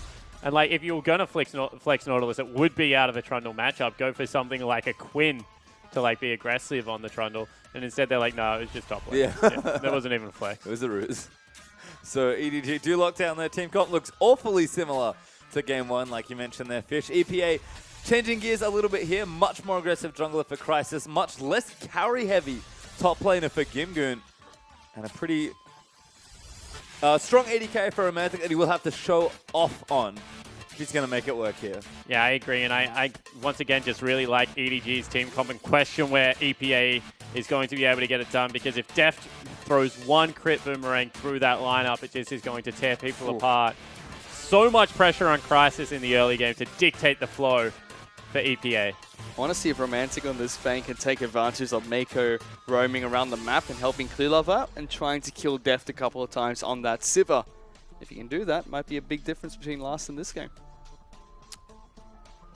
I don't even know if they want to 2v2. You know what? I guess we're going to find out relatively soon. The coaches who are going to shake hands. We're going to get ourselves onto the rift for game number 2.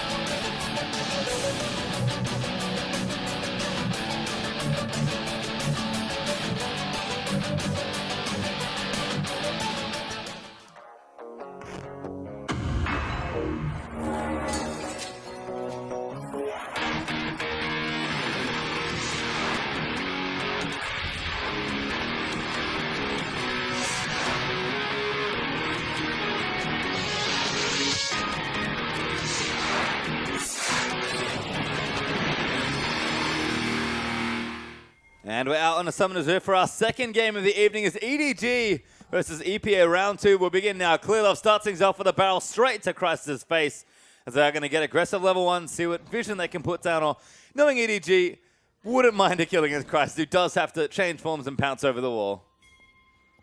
Yeah, EDG with a really, really early invade coming in here. Just going to get a couple of those lane wars down to try and spot out a lane swap coming in from EPA. So we'll have to see if EDG use those effectively to match or to avoid the 2-on-2 matchup.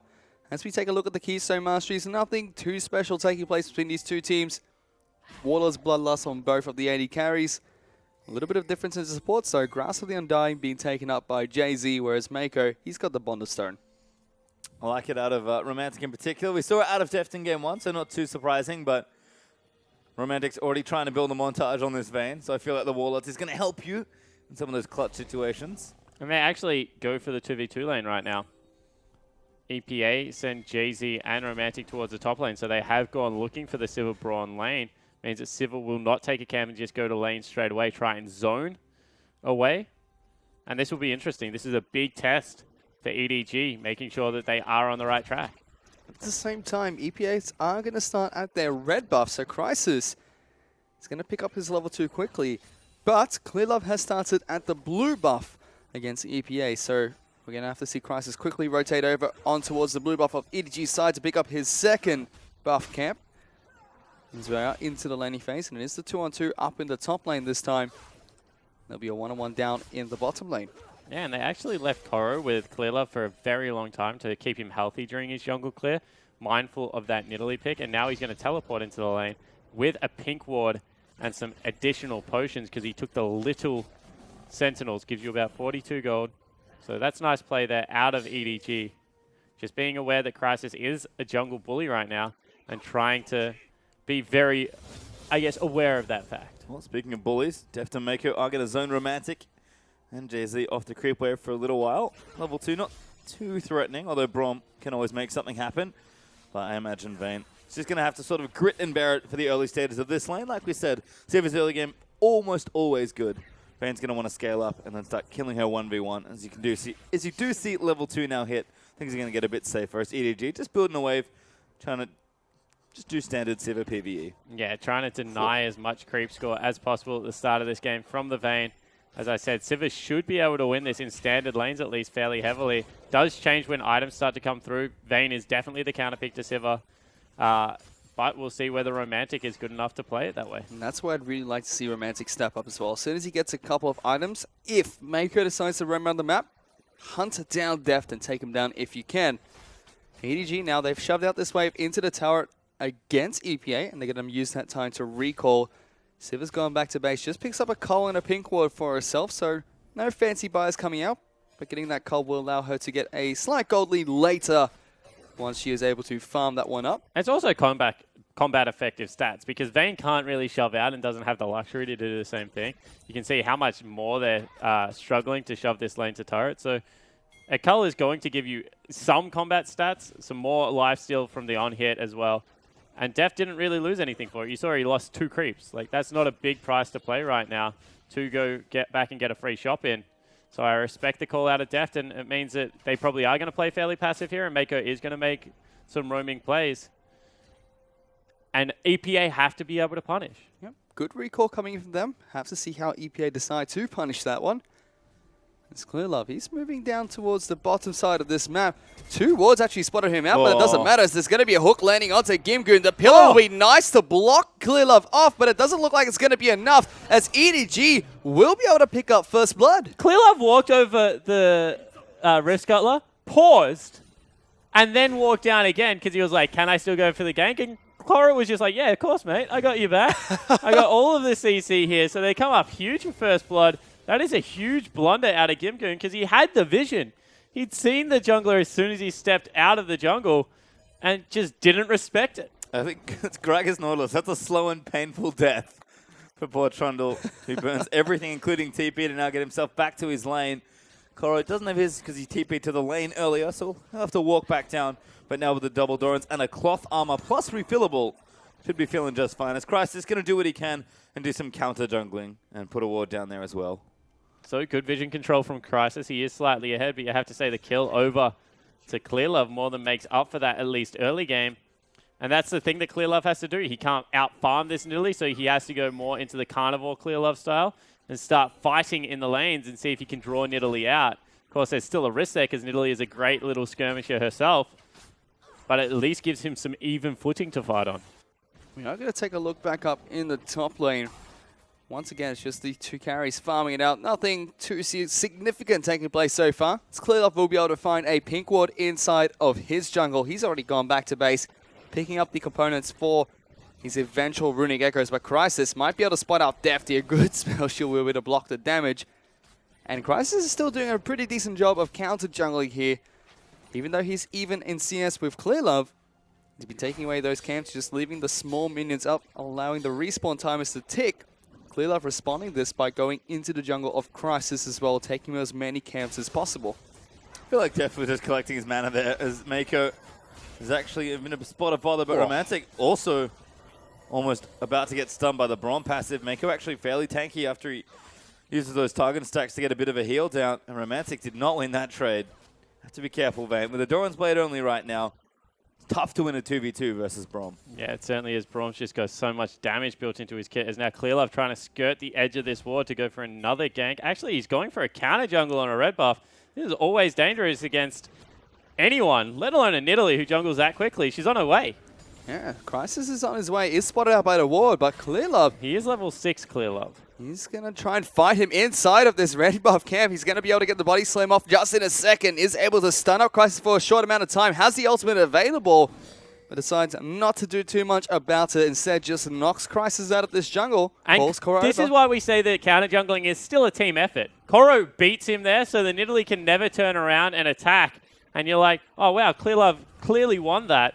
But it's because that Koro is always a threat, as now they're going to bump heads to each other again. Now with a red buff, Gragas going to win it even further. That's just great play out of Koro. And even though we saw Crisis inside of Clearlove's jungle a lot, seems like Clearlove is doing the exact same thing, making sure they can pin Crisis down inside his jungle. It's Clearlove, he's looking for it. He wants to go over the wall here against Republic. He actually cancelled his recall. If he gets too close, he's going to go for it. Greedy. And that was a fantastic kill from EDG. Yeah, very patient play out of Clearlove. Republic didn't want to miss the big creep wave. In the end, he's going to miss it because he's dead. That is way too greedy, as Pastry Time said. Crisis is going to be the beneficiary because he gets to pick up all the farm. But that's not what you want out of your mid laner at this stage of the game. I think Scarlet remembers that sort of moment fondly. Oh, that was just such a good play. Nailed. Like, just completely deletes him. That wasn't even waiting for the end of the body slam to complete before he flashed. He's just straight in there. Well, Mako actually going to find Crisis, but I don't think Crisis Fight him. has the best chance right now. Mako will fight him, but no help here for EDG's support. Could be the issue there. Does throw another Q. Gets him with the chair. Wins the trade. Yeah. Standard Braum things. Winning trades versus Nidalee. Good champions. Gimgun and Koro having a battle. No one really wins. You just do a little better each time, I feel like, in that particular top lane. As Crisis is trying to keep tabs on everything in this jungle, but just a little too dangerous to go on the EDG's side of the map. Yeah, completely agree, especially now it's a 1-0-1 Gragas. I mean, you have an advantage at Nidalee, but if you keep giving kills over onto the other jungler, that advantage starts to wear thin. And now Republic with the package might look to make a play, but honestly, EDG have just all the tempo in this game. And a lot of it has come from Koro and Clearlove just outplaying their counterparts. Well, Republic picks up his blue buff, and package is going to wear off, so not too sure if he's going to be able to make a play with that particular buff. Deft and Mako continuing to clear out creeps here as Deft keeps himself nice and even in CS. Okay. Uh-oh. Now I'm really annoyed. Well, I saw a BF sword from Deft. I was like, oh yeah, I looked over the other side to do an item comparison. What? And then saw that, yeah. Well, we have action. Deft actually going to chase down Romantic. They know there's no one else here. Romantic maybe going to get punished for this blasting one. Braum passive is there. That's going to be the tag. Romantic will go down. Deft gets an easy kill there. You deserve that, Yeah, Romantic. that's what you get. Yeah, 100%. So, people wondering what we're talking about. Gwynce's Rage Blade is going to be picked up on a Vayne. At 6 stacks, it is efficient from attack speed. As let's maybe halt that. Oh, good flash. Good flash from Clearlove to get away from the play coming. So get away from Mako there. But look at this. They're going to try and turn this one out. Republic's in there getting a lot of damage down. Now here comes Deft and Athena. They're going to try and take down Crisis and Republic. Double kill going on over to the Corki though. He gets a triple kill, but eventually will fall down to Athena. He's now going to try and chase down Jay-Z and Crisis. Teleport will come in. The Sand Soldiers from Shurima will be able to do the job and pick up a double kill in return for Athena. So in the end, it is a 3-for-3 delayed because Romantic wasn't there, but triple kill onto Corki is pretty big deal. And I'm going to talk about items as a whole right now. That is a finish more for a Corki. Shocking build path. Get the Hex Drinker, go into your Trinity Force. I am absolutely baffled as to why you would complete a Maw of Malmortius against someone like Azir. Down in the bottom lane, Romantic is going for a Gwynce's Rageblade. Yes, it is efficient at 6 stacks as Clearlove. Actually, that was a really nice flash out of Jay-Z to dodge the belly slam. Mako dives through there. Really nicely played as well from Republic to get the early rotation. So this is honestly EPA showing that they are a good little skirmish team. Def tries to flash the pounce, but does get killed in the end by the Corki, who just has so much damage at this stage of the game. Athena thankfully does clean up the back end of the team fight, even gets the teleport out of Gimgoon, who ducks into Fog of War to try and make that happen. And it was actually cancelled by Koro, so he didn't cancel it himself, doesn't get the benefit of that. But when you go for Gwynce's, you have to have an AP scaling, because otherwise it just doesn't make sense to me. Because people say it's efficient with stacks. Well, you don't start a team fight with stacks, especially not on Vayne. Vayne's not going to be hitting creeps and then going straight into a team fight. Jax is the one exception where he like kind of wails on a turret. Then if you approach the turret, he turns around and bops you. Vayne doesn't have that luxury of being able to dive. It's just a really weird item to go. And it's going to cost him massive early game. One of the best things about Vayne is she goes Bork, has lifesteal, then can go double attack speed items. It's always made her a great duelist. You don't have that with a Rageblade. Certainly not. And Essence Reaver Civ is going to be very powerful. So I feel like problems sort of compounding here for EPA. And they're not helping themselves, certainly, despite the nice little play around the top of the map. Clearlove, though, continuing to stay aggressive. He's going to chase Romantic out of his own jungle and take these wolves for himself if he can. Does Vayne have any form of AP scaling at all? None. Zero. Why even pick up the blasting one then? I'll just wait. That is what really confuses me. Well, EDG are going to keep sieging, as maybe just as baffled as you guys right now. But EDG continuing to push forward here. The Civ has done a lot of damage. They did take the outer turret already. EPA, no touch for themselves, but did take a dragon in and amongst all the mess in the last few minutes. So Rift Herald going to be the counter here for EDG. They'll take that for themselves. And you can see Clearlove now, the Runic Echoes neatly there as well. Maybe expect the junglers to start playing a bit more aggressive now they've hit that first initial item. So Rift Herald will go down. EDG picked that one up. Given over to Deft. And it's 13 minutes in. The Gwynce's Rageblade has been completed by Romantic. And 13 minutes in, EDG 3,000 gold up, 3 to 5 on the kill board this time. With a single turret in their name, EPA have only been able to take down that one dragon for themselves. Good counter jungling from Crisis. He's going to be able to get it. Takes the Landon out to safety, so that is a very proactive move out of the jungler of EPA. Looks like Koro's approaching Gimgoon again here in that bottom side, but everyone wants to get out. Clearlove actually trying to go over the wall for another sneaky gank. Will get himself over. Mako going to join him. They're at it again. And there's no vision at all. I love that he's a wrestler as well. This is like tag team style. This is a rounds the bend. This is very sneaky. Up. Give him the chair. Flash coming in from Clearlove. They're jumping onto Jay-Z. The chair has been thrown. He gets locked down. Def will be the one that picks up the kill for EDG. And they're looking to try and take a turret next. While meanwhile, the Midnight Republic is stuck between the Sand Soldier's wall and a wall of the Rift. But EDG still will be able to take down this turret as Koro is able to defend the top lane. Yeah, so he gets back up to the top lane. You can see the Rageblade adding some wave clear to Vayne's kit. Wonder if we'll see a Hurricane come out next. Please no. He's double dagger, actually. You might not be wrong. Oh, no. This Romantic is going to keep pushing up on that tower. Good tag there from Mako onto Gimgoon. As Def, he's not done. He's actually still got the Rift Herald buff. He's going to start trying to do some damage to this next tower, but EDG not quite confident with Athena getting pressured back a bit. They'll fall back to take this away. Crisis, though, is going to defend his ult. No, he's not. Stealing away the jungle camps there for EDG. And then he headbutts a wall. That's, what a disaster. What a mess. But in the end, EPA are still 4,000 gold behind, and EDG is starting to put a stamp on this game. It is the double turrets falling down, as you mentioned, that has cemented this. So maybe some wave clear won't go astray at this stage. But I just don't understand what a winning team fight looks like from EPA. They don't really have the tools or the resources right now. Corki's missed a huge spike because has only a Sheen. That should be a completed Trinity Force and a Hex Drinker at this stage of the game. It's just, their item builds are bizarre. In comparison, you take a look at the other side of the map. Athena has his Abyssal Scepter completed. So he's got lots of damage. As Clearlove now, he's going to be dived. He's in a lot of trouble. Teleport's actually going to come out from his top laner. He's desperately trying to get away from this. So it's actually Athena and Koro that come down here. They're jumping onto Gimgoon. They pick up a return kill in vengeance for the jungler. Yeah, but it is 2 teleports expended, so whilst they get the trade, is a lot burnt out of EDG. I kind of feel like EPA thought that was only 1 teleport, and that's why they stuck around for so long, as now they try and set up a trap to catch Athena as he's rotating back through the jungle. This, meanwhile, has allowed Romantic to have a lot of free time, farming out with his Guinsoo's Rageblade in the top lane. He's almost back even on CS, so that part of it's maybe working. As Def pops his ulti, he's going to start chasing Nidalee down. In the end, can only take the Raptors away from himself.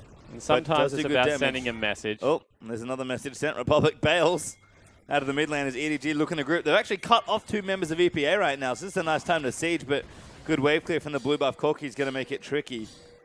As Crisis moves in to take the Scuttle Crab, now he's in trouble. Yeah. Hook does go wide, so might be able to pick this one up on the end. No, not a Runic Echo steal, as we've seen a couple of times in the last few games.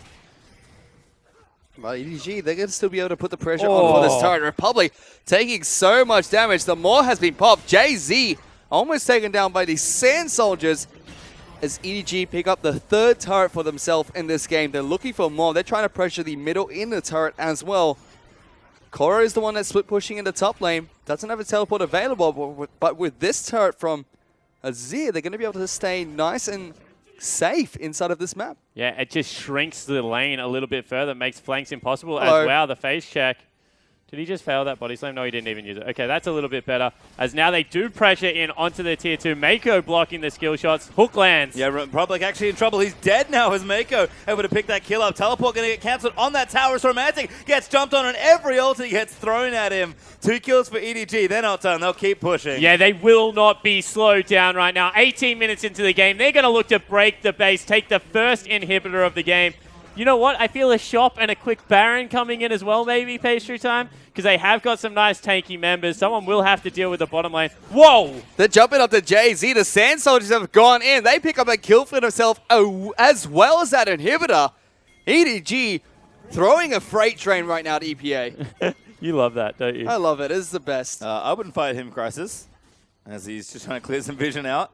Def more than happy to fight if he wants to. In fact, Crisis sticking around a little too long. Red buff will go over to Clearlove. Crisis still chasing, clears out that camp. Pinging onto the Dragon because he is back up soon. Crisis trying to be as annoying as possible. That's Coral and Mako in that brush. I have a feeling that Crisis is dead, but let's take another look at this. As it is actually, yeah, no, he's gone. So as it was Republic that got caught out there, and then a really nice flash here out of Koro to get the auto attack and stun up Romantic, make sure he can't use a flash or anything to get away. EDG just absolutely dominant in this game. I really hope we get to see Athena fly in. We're not going to. No, busy with the Rift Herald. Actually, for EPA, they're going to try and get some objective for themselves on the map. They will be able to claim it, so, you know, might as well get something there. Are able to pick up the buff, give it over to Gimgoon, see if he can maybe get some pressure started in a side lane. Banner of Command picked up in the top lane for Koro. Maybe LPL top lane is starting to get a little bit more used to this wave control patch. Look at this, 19 minutes into the game, Crisis is already having the trouble of dealing with minions inside of his own base. Actually called on some repel from Republic to help clear that one out. It's Mako and Def just shoving out the top lane. In fact, most of the EDG members are up here. Does look like they're going to try and go for another Baron play. They're setting up around that area. Romantic is actually heading back to base here from EPA. EDG will actually be able to spot that. Yep, they just saw that, spotted it out. And there's a Phantom Dancer actually being picked up by Romantic. So no Hurricane coming out.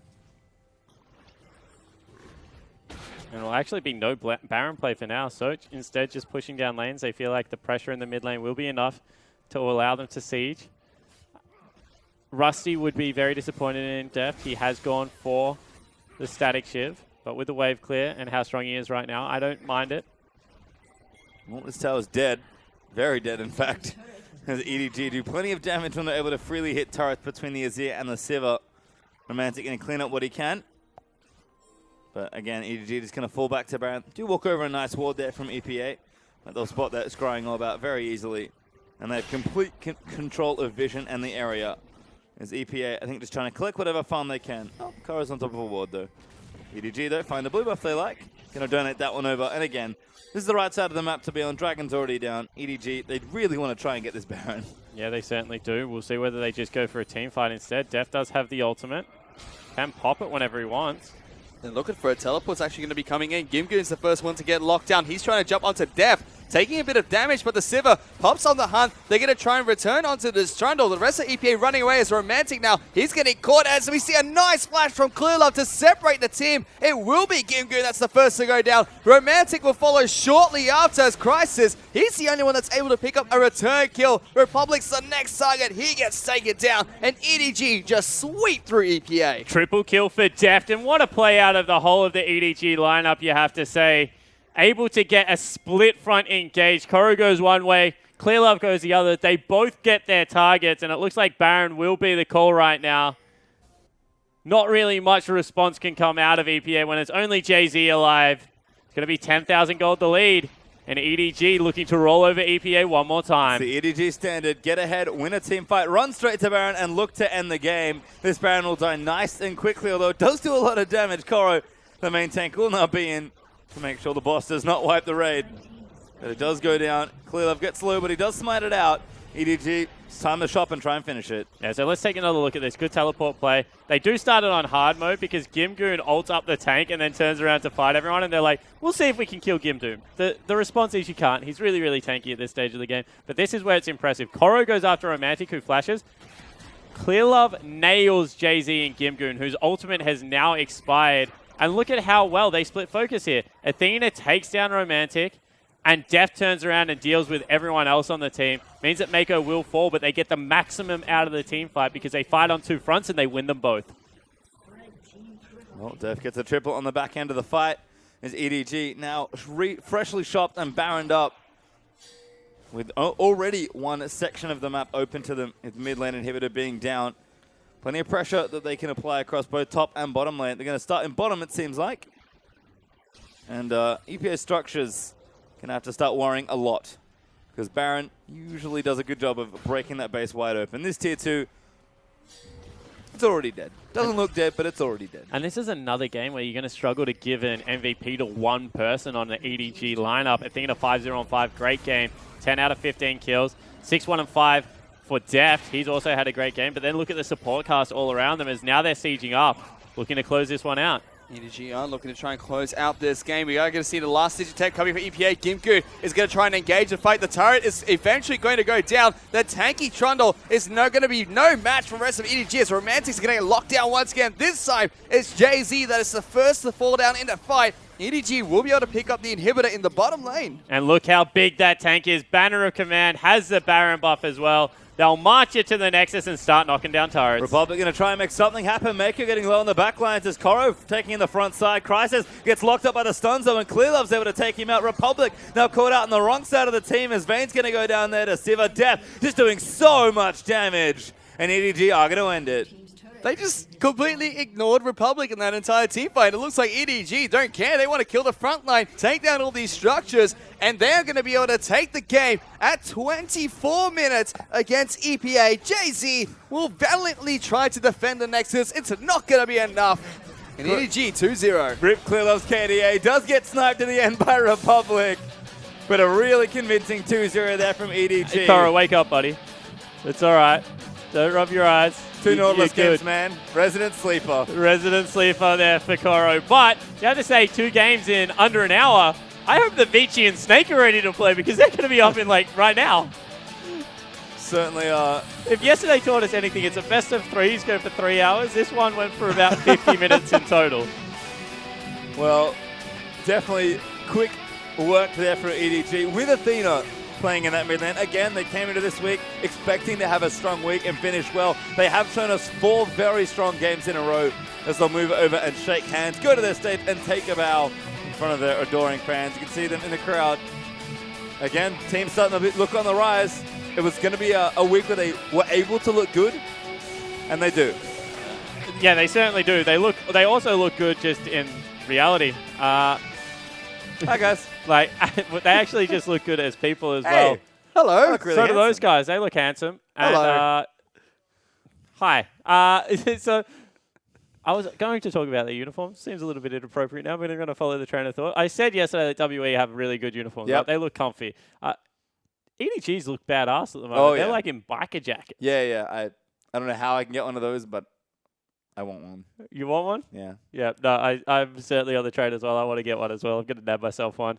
But that was an impressive series. We said that they needed to win between 23, 26 minutes. They need to make sure that they're keeping the pressure up, and that was what EDG did that game. They were always in the face of EPA, always making the plays proactively across the map, and a pretty impressive victory in the end. Sure was. EDG did exactly what we wanted them to do coming into this game, especially because, they did have a weird start to the LPL. Now they're looking like they're getting back on form, especially in this game against EPA.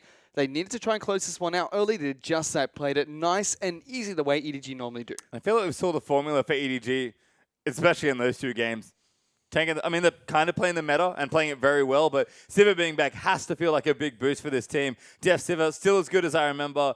Again, EDG play really well around it. Mako, I think being unlocked was the biggest thing for me because he was having a field day today. Yeah, he certainly was. He didn't have to be in the lane at all. He was just wandering around. I called them the tag team. It was funny as when they jumped over the Baron pit and, they come in, they're off the top rope, give him the chair.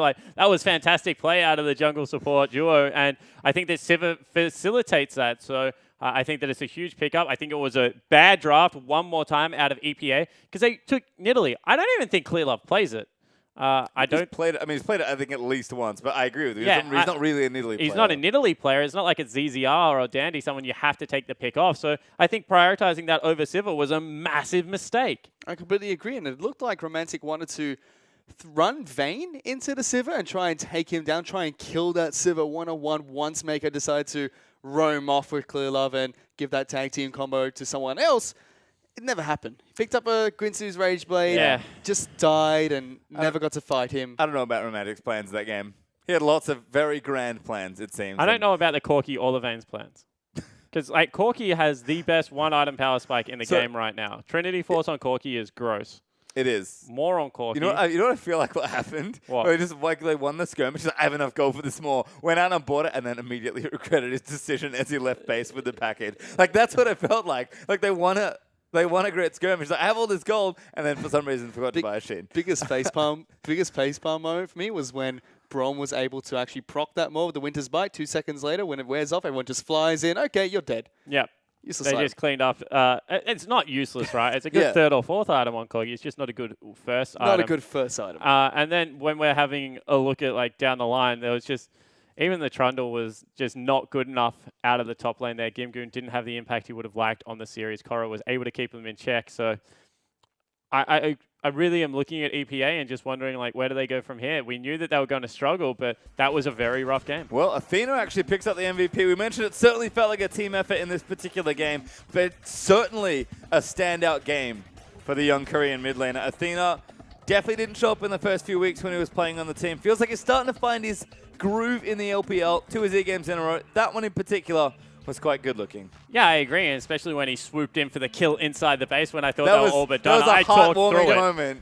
I talked through it pretty much, so I liked his performance today. It gives him flexibility. As I said, the best thing Athena can do is give Pawn rest, and if he keeps playing like that, Pawn gets to rest for as long as he wants. And that exact moment is what did it for me, when he showed that he was a little bit more aggressive as well, having those plays as well, even this, when he knew exactly where to be at the right time in the right place to.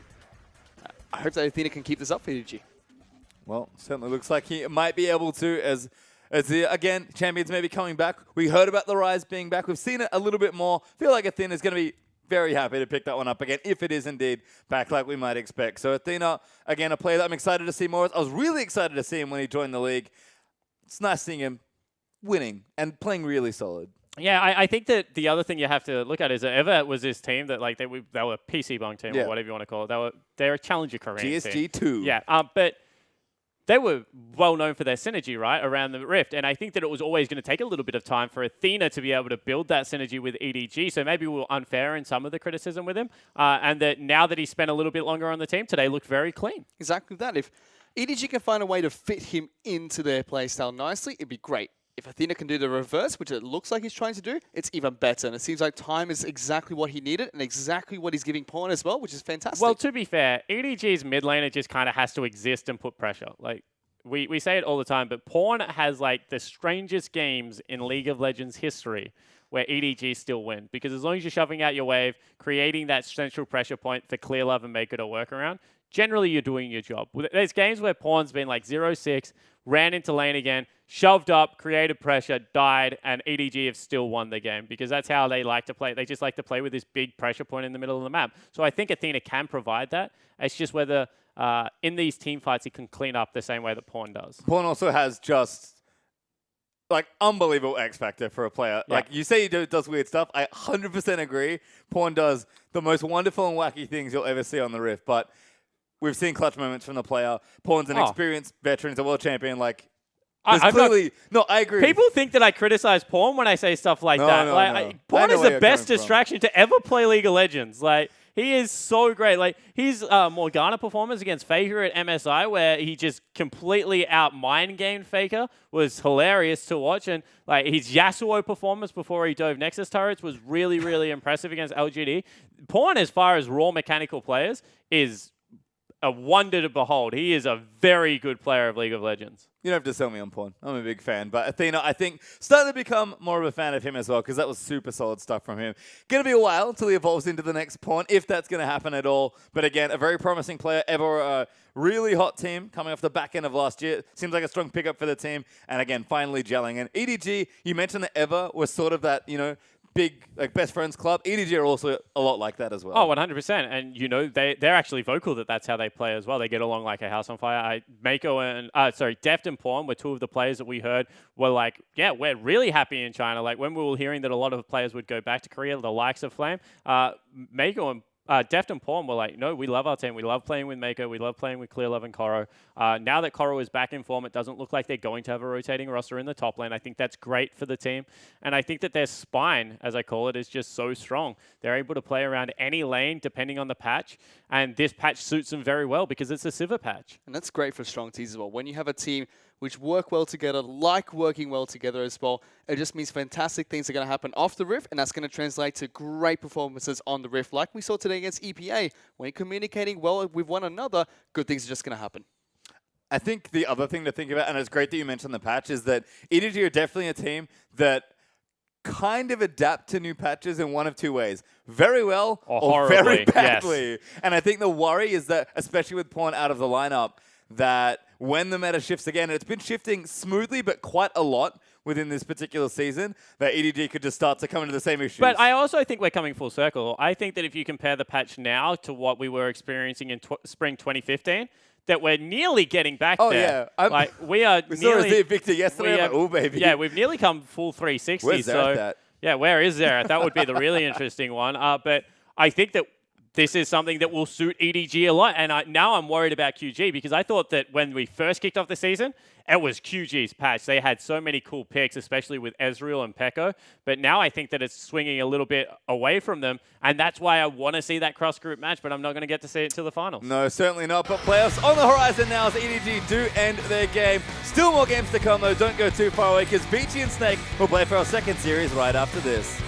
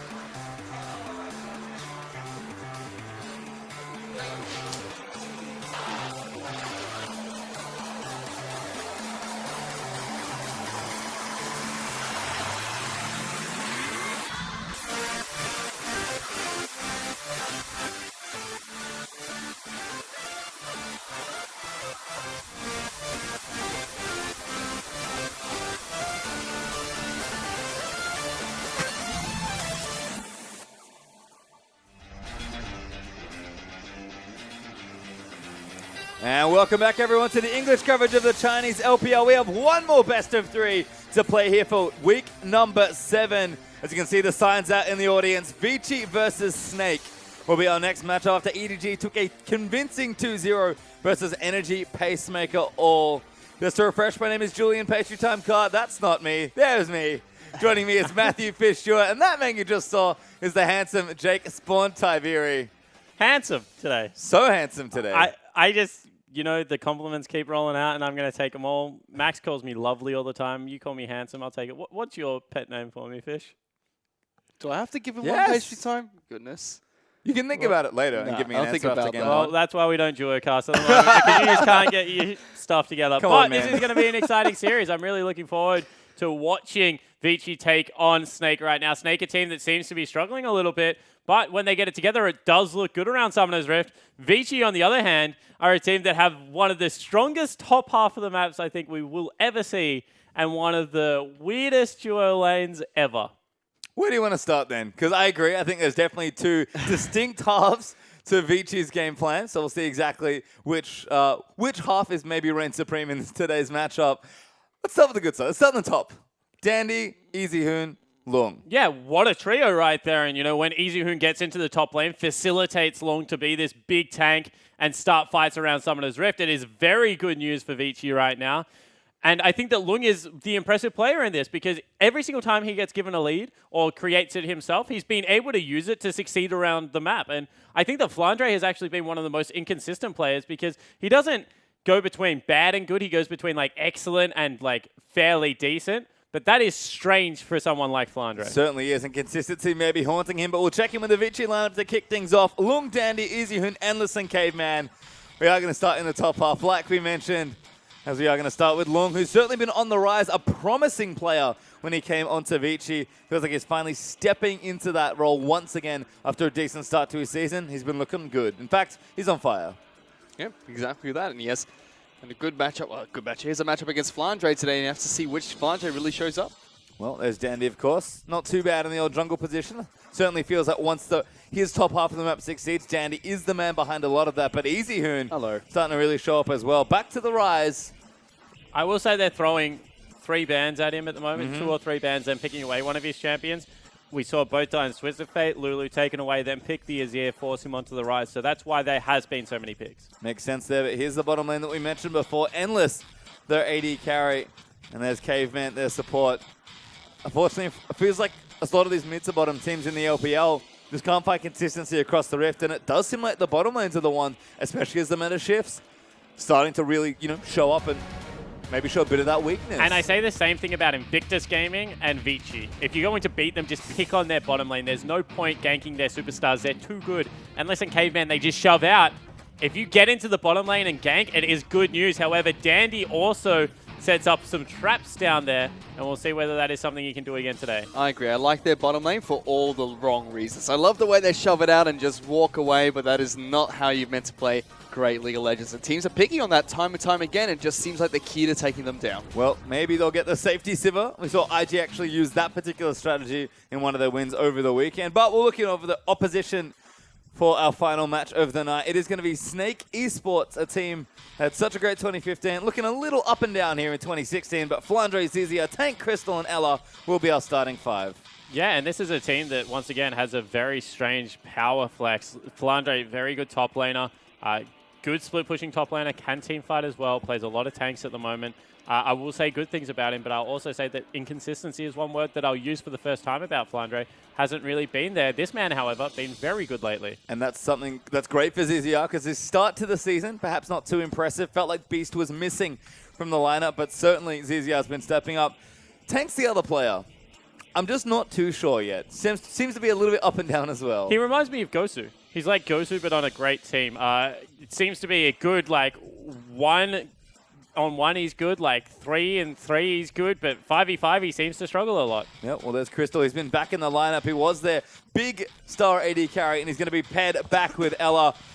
As far as bottom lanes go, Snake's bottom lane's always been pretty good. I feel like they're not giving it nearly as much attention as they maybe did in previous seasons. But Crystal's a solid player. I feel like Martin's sort of very similar, but Ella's such an awesome player. Snake, they've got a really rock-solid bottom lane, and that could be problems, honestly, for Vici. And I really want to see how that rock solid bottom lane from Snake are going to take it to Vici's game. We mentioned time and time again, that's the lane you want to be able to attack. I want to see if they can deal with that push and run away style that Caveman Endless like to dish out, and see if they can capitalize on it and punish them for that playstyle. I actually want to see what Crystal plays against Sivir. Yeah. Because when people were playing Sivir, he was picking Draven, and he was absolutely schooling them. So I want to see if that is something he brings back. You try and make him play against a lane, he's just like, nah, mate, I'm standing on my melee creeps, and you have to fight me if you want anything. Because he's a really good Draven player, and they played against it with it well in the past. They certainly did, but we'll have to see what the first draft brings us, because we are into Champ Select for game number 1. Vici will start things off on the blue side. Snake over on the red here for our first one. And there's Alistar banned away. Nidalee going to be banned away from Dandy. Do like that one, even though Zizia is also a competent Nidalee player himself. As Vici considering ban number 2, it will be Kalista taken away from Crystal. Kalista being banned up, but so far no targeted bans thrown towards EasyHoon just yet. That might change with these next 2 bans from Snake, and as soon as I say that, Ryze is going to be the ban out, so they don't want EasyHoon on one of his most comfortable champions. Well, there's one, so Ryze is going to get banned away. We'll see if he eats 2 or if it's just the one for today. But Vici mulling over their 3rd ban here. You can see the coach just making sure Dandy actually doing a lot of that conversation there. So it seems like they're working together to make sure the draft goes as planned. It will be Trundle, actually, that's banned away from Flandre. So taking away somewhat of a carry threat. Big Bruiser, pretty annoying split push threat. Flandre was famous for winning games on his own, effectively, in the LSPL by split pushing people to death. Trundle, a champion that he can do that with. Yeah, he also did it last year as well, towards the end of summer, where he picked that up as a tie followed seat very quickly. And insta-lock Braun. Yep, Lulu with the last ban there, so Vici going to pick up that support. That does leave with Snake with plenty of open picks, but EasyHoon's champion pool not touched too much here. Yeah, there was the Ryze and the Lulu ban coming out, so 2 champion bans coming out towards that mid lane, but Lulu arguably can be flexed top lane and is a very strong meta pick as well. But Twisted Fate, Azir, both these 2 champions still left available, and Snake doesn't look like they want to take away either during their first rotation of picks. They do go for this Corki and the Kindred pickup here, picking up 2 really strong meta picks, kind of opens up the options for Vici's mid lane. I think Tank just loves Corki. That's what I've decided. He always plays it whenever it's up, even though we're not seeing nearly as much Corki as we had before. They actually are going to change tactics ever so slightly. They'll deny the Lucian part of the Braum Lucian lane and take Kindred as their AD carry as well. We saw a lot of really good Lucian Kindred yesterday, I believe, with Xiao Gu using that one between Swift and Uzi. See if Zizia and Crystal can replicate some of that magic. Yeah, and I love Kindred as a jungler right now. Zizia has been very vocal in saying that there are 2 S-tier junglers, Nidalee and Kindred, and if one isn't available, you have to take the other one. So that is exactly what he has done in this. So staying true to his power rankings, at least. Dandy goes back towards Graves, however. Yeah, Graves actually the pick. We've seen a little bit of it this weekend. Given that, you know, when Nidalee's often banned, you want an aggressive jungler if Kindred's away. There's Poppy, though, as well for Lung, so I feel like he's got a champion he can certainly perform on. And we know Flandre's played a lot of it as well, so it's a nice takeaway also from the Snake lineup. I think Poppy is, like, hands down, in my opinion at least, with how AD carries work right now, Poppy is the most valuable pick in League of Legends. Lucian not going to be able to dash around Summoner's Rift. All of a sudden, Kindred can't go around and dance people around either, so I think that it's just such a strong pickup, and it denies a lot of power out of Fiora as well, and the counters to her just don't seem to be there right now. Poppy's just an all-round solid top laner. We've seen her thrown into the jungle and support a couple of times back when she first got reworked. It's kind of found home up in that top lane. Doesn't really have any crazy matchups that she dies in terribly, but just does so well against all the current meta picks. And not only can she stop all those dashes, has a displacement spell which can stop teleports, and there's a Kindred on the other side too. You can potentially knock somebody out of Lance Despite, get a kill on them. Well, there's Lissandra picked up for Snake, and Thresh actually for Ella. So a really solid, pretty aggressive 2v2 bottom lane for Crystal, and Ella might be going back to some of the old habits, particularly into the Sivir Braum lane. But I feel like this is a relatively straightforward end to the draft for Vici. Sivir is open if they want it. It's a decent champion for almost any AD carry player. If Vici wants to minimize some of the risk perhaps of their bottom lane, Sivir's always good. For EasyHoon, his Azir's open. It's just fine here in the matchup. He is going to take it. So it will be his Azir being thrown into the mid lane by EasyHoon. Snake do have the option of their final pick. So we're going to have to see if it's going to be a mid lane pick or potentially a top lane pickup. Vici have actually nearly got their perfect team comp. If you put Nidalee instead of Graves and they're a similar vein of jungler there for Dandy, that would honestly be the perfect team composition for Vici. So Snake has given them... What is Flandre up to today? Wow, Snake has given them a lot of what they want, but Flandre obviously has a trick up his sleeve because we're going to see a top lane Gragas. Flandre always has a trick up his sleeve. And honestly, I'm going to say his hit rate on weird stuff in the LPL is actually pretty high. Yeah, surprisingly very high. Top lane Morgana, LeBlanc split pushing top lane. Trundle, Smite top laners, like a lot of stuff that he's played. Smite top lane Fizz, where he used to go the AP jungle item as well, was really cool. I agree, got a high strike rate here, but Gragas is something that I play in the top lane, which generally means is not very good. Gragas is in the top lane is one of the first few champions I actually casted back when the Vietnamese teams were playing that up in the top lane as a tank when it was really popular in the mid lane as an AP burst assassin. But I haven't seen it so much in the top lane lately. I'm excited to see Flandre play it. Nautilus was open, wasn't he? Good old Flandre. Yep.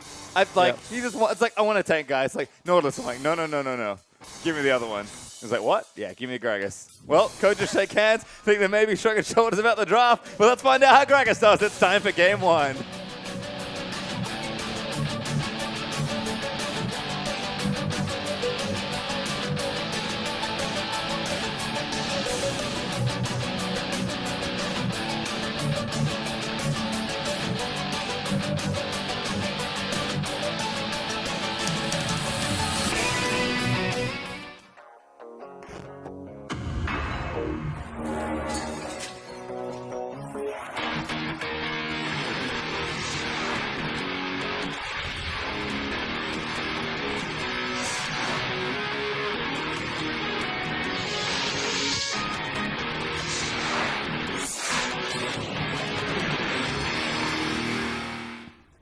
And here we are for the first game of tonight's final best of three as Vici and Snake will be taking to the Rift for the last time this week. Remember, this is the last time these teams two teams will play for a while, as we've had the last week of cross-group matches being today. And Snake have gone with something a bit different to kick things off. Flandre decided to mix it up once again with top lane Grass of the Undying Gragas. And have to see how it plays out, whether he does go full AP, whether he gets some tanky items in there. Iceborne Gauntlet is strong on the current patch and, you know, utilized very well by Gragas, so could just go for a similar build to the jungle. Something like Roa Iceborne Gauntlet to Spirit Visage would work out fine. That sounds gross. You know what that reminds me of? Old Maokai. Yeah. Oh, no. I used to love old Maokai. Well, he has started off with a Doran's Ring, so certainly leading towards the AP side of things on his Gragas up in the top lane. But a couple of these ability power-centric tanks do start with the ring anyway. A couple of potions to boot. And it does look like we are going to see a lane swap coming out from both of the two teams. So it will be Crystal and Ella moving up towards the top side of jungle with Endless and Caveman. No deep wards were put down, so this is just both of the two teams blindly moving into this lane. Yep, seems like the Maokai theory, holds true for the Gragas so far in top lane, but lane swap is, I think, what we expected. Didn't quite get a chance to cover it in the pre-game, but Snake and Vici are two very macro-heavy teams.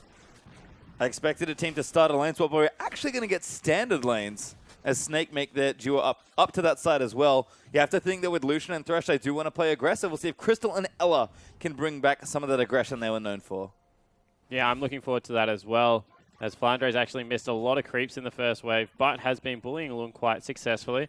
I feel like against Snake, you can send your duo into the top lane, and 9 out of the 10 times you'll actually get standard lanes, because that's what Snake does every single game. So it's a conscious decision right now out of Vici, is what I will say, as Lung trying to deny a body slam follow-up there out of Flandre. Gets slapped for his trouble. Oh, nice hook on the Caveman. That misses the Q-Doh for Crystal. A little bit miscommunicated. That was a nice opportunity for a trade, but Ella eats a lot of damage on the return. Both these two top laners, I was going to say, but the duo lane that's up in the top lane being a little bit aggressive to start off this match. Their carries still do have their biscuits, so we'll be able to heal up when they would like to. And ZZR, he's making his way up towards this top lane. Will be spotted out by Ward that was placed down by one of the two duo laners here. Would have to promptly back off after some time. Does have the mark on Siva, so it does look like he really, really wants to go for this. But Caveman and Endless playing really safe, and Dandy now, he's moving up towards this top lane, potentially trying to bait out ZZR and try and get a counter gank off. Yeah, it certainly looks to be the case. We'll see if he actually just goes over the wall. They should know that there is a ward there. Instead, they're going to meet in the river. And Dandy going to try and do some damage. Good little Q there, but ZZR is going to respond. Gets the arrow down. Doesn't quite get the proc there on the E. Might just have to back off and take the Rift Scuttler instead. So a bit of an uneventful jungle match there. But Dandy doing the right thing, mirroring ZZR, who was unfortunately, for his gank attempt, straight on top of a nicely timed ward from Vici. As we take it with mid lane, Easy Hoon, just doing what you expect here on the Azir, pushing in nice and early.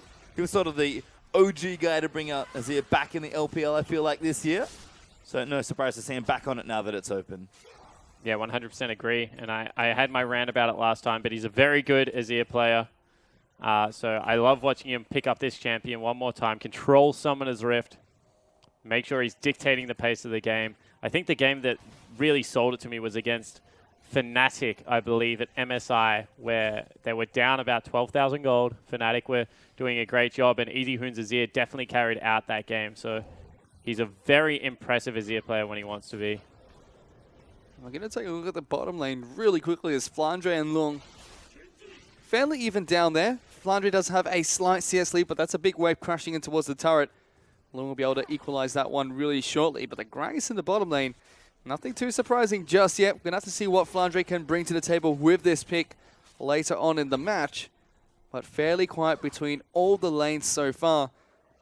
None of them with any huge CS discrepancies except for this top lane where Crystal does have a slight lead over Endless. But honestly, you expect that, right? When you're playing against Vici, if you can't get a CS lane lead over their bottom lane, you're probably in a lot of trouble as the game progresses.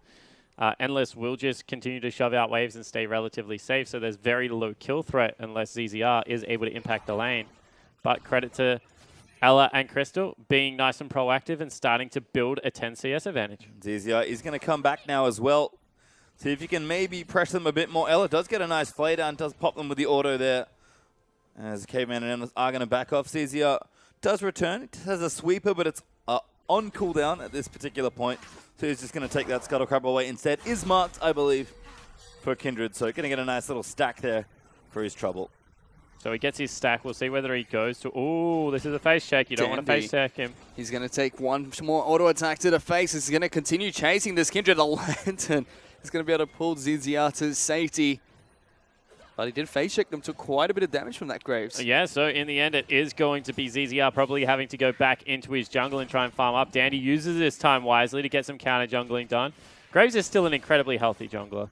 We changed the speed, we nerfed some of the bases. He's a little bit better in top lane at the moment, in my opinion, but he still jungles completely fine. And Dandy showing that off. Looking good so far early on the champion as Flandre and Long still having a battle. Yeah, Flandre out of mana is going to cause problems. He's just going to have to slap these creeps away. Lung, though, does get a nice little trade. He does carry him into the wall. So, nice little trade back there as Grasp will trigger on the Buckler. Crystal, though, low in the top side, has to lantern out as Endless is able to get aggressive.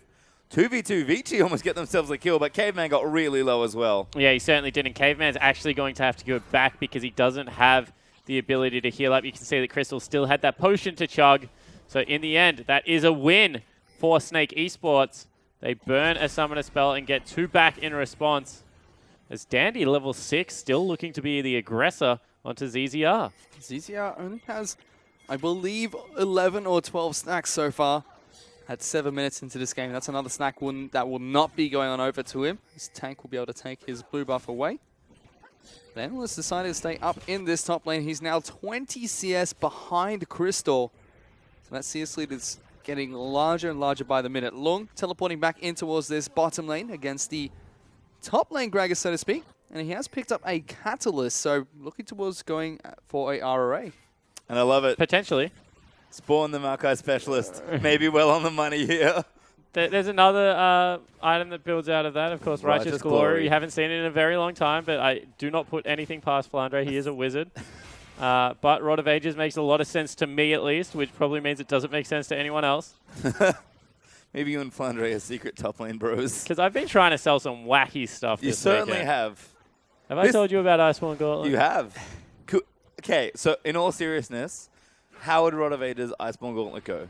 It would be really successful. All right, nice. I think that it would I'm be ready. a great build. It's got 20% cooldown reduction in there as Endless gets hooked up. Endless is going to get hooked up. Flay backwards, has the pop on the hunt. Still has his flash available to get out of this sticky situation. And will be able to do so. Yeah, but Crystal, as you mentioned, 20 CS lead now burns the ultimate out of Endless. So they're even safer in this lane, pushing up and being very aggressive. Endless will go back as EasyHoon tries to pick up his blue buff. The reason I like Iceborne Gauntlet is because it's that kind of flexible hybrid item. It augments your auto attack, allows you to go for the big flash body slam combos on Gragas, but also just gives you 20% CDR and some armor, which is really useful against a Poppy. It is just so much CDR. And ZZR is going to dash his way in for this blue. Doesn't find it. Does get a ward down though and gets chased up by the Wolf Spirit. Might fancy taking this Gromp away, but it's a little dangerous. He's been warded up again. Dandy going to try and make him pay. Lantern out though. So no counter jungling successful. Dandy going to keep his Gromp and clear that pink ward with a bit of help from Caveman as well. Yeah, so in the end, a very aggressive play one more time out of the Kindred that's thwarted by Dandy. You have to say that's probably 3 times, and the CS discrepancy is reflecting that because ZZ are trying to be the aggressor, and it's not working out right now. EasyHoon gets some damage down onto Tank. Now that he has that blue buff, going to be even easier. And a very calm start of this game. 500 gold lead. You have to think that's all in the duo lane right now. Although 20 CS also from Flandre is nothing to scoff at. And Snake just playing this one slow and steady, as they often do. Low was doing pretty well in that bottom lane earlier against Flandre. Was able to deplete his mana resources, make him force him to teleport back into the lane. But now, like you said, 20 CS behind. It's now Lung that's been shoved into that tower. And in fact, Vici are going to swap the lanes once again. They are sending Braum and Sivir into the bottom lane. Poppy will head back up towards the top lane. We'll have to see if Snake decides to follow suit. And it does look like they're going to do just that as Gragas is making his way towards that top lane. He has a blasting one picked up, so it does look like a Rod of Ages. His next pick one, EasyHoon in a bit of trouble as Snake, they're looking for this one. Oh, he has to try and get away. ZZR's flashing forward. The ultimate comes down, but Snake will flash over the soldiers, take a little bit of bouncy ride back out, and pick up first blood. And Dandy's looking for Ella now. Maybe going to try and turn it around. The Winter's Bite there as well. Passive on for Braum. Ella stunned up completely. That's going to be a kill over to Endless. Vici respond in kind. Yeah, so very well orchestrated gank by Dandy there. EasyHoon does fall down, but they get one back straight away. So 1-for-1 traders. Oh, that's a nice interaction. Got him. Well, Flandre and Lung back here in that top side. No towers fell in either side of the map, by the way. So Crystal couldn't finish it off with Thresh in the mid lane, and Sivir did not have enough time either. So we actually just have a lane swap back for effectively geographical purposes, with Dragon likely on the minds of the players, as Crystal is checking for people to be hanging out in this lane. Doesn't have too much vision, as long as it's going to clear out that pink ward that was placed. Crystal continuing to farm up. Essence River will be his first item. Both AD carries actually effectively mirroring their early builds, including that Cull, which is, again, picking up in popularity. Yeah, it certainly is, especially in these long drawn-out games that we're getting used to. Just allows you to have a little bit more gold efficiency as the game progresses. ZZ are going to pick up another mark and turn his eyes towards Dragon, as he has now picked up. Actually, he's not. He's got a Devourer, but not going for it just yet. Want to make sure that it's safe to do so before going for it. Maybe even looking for another turret dive onto the Azir.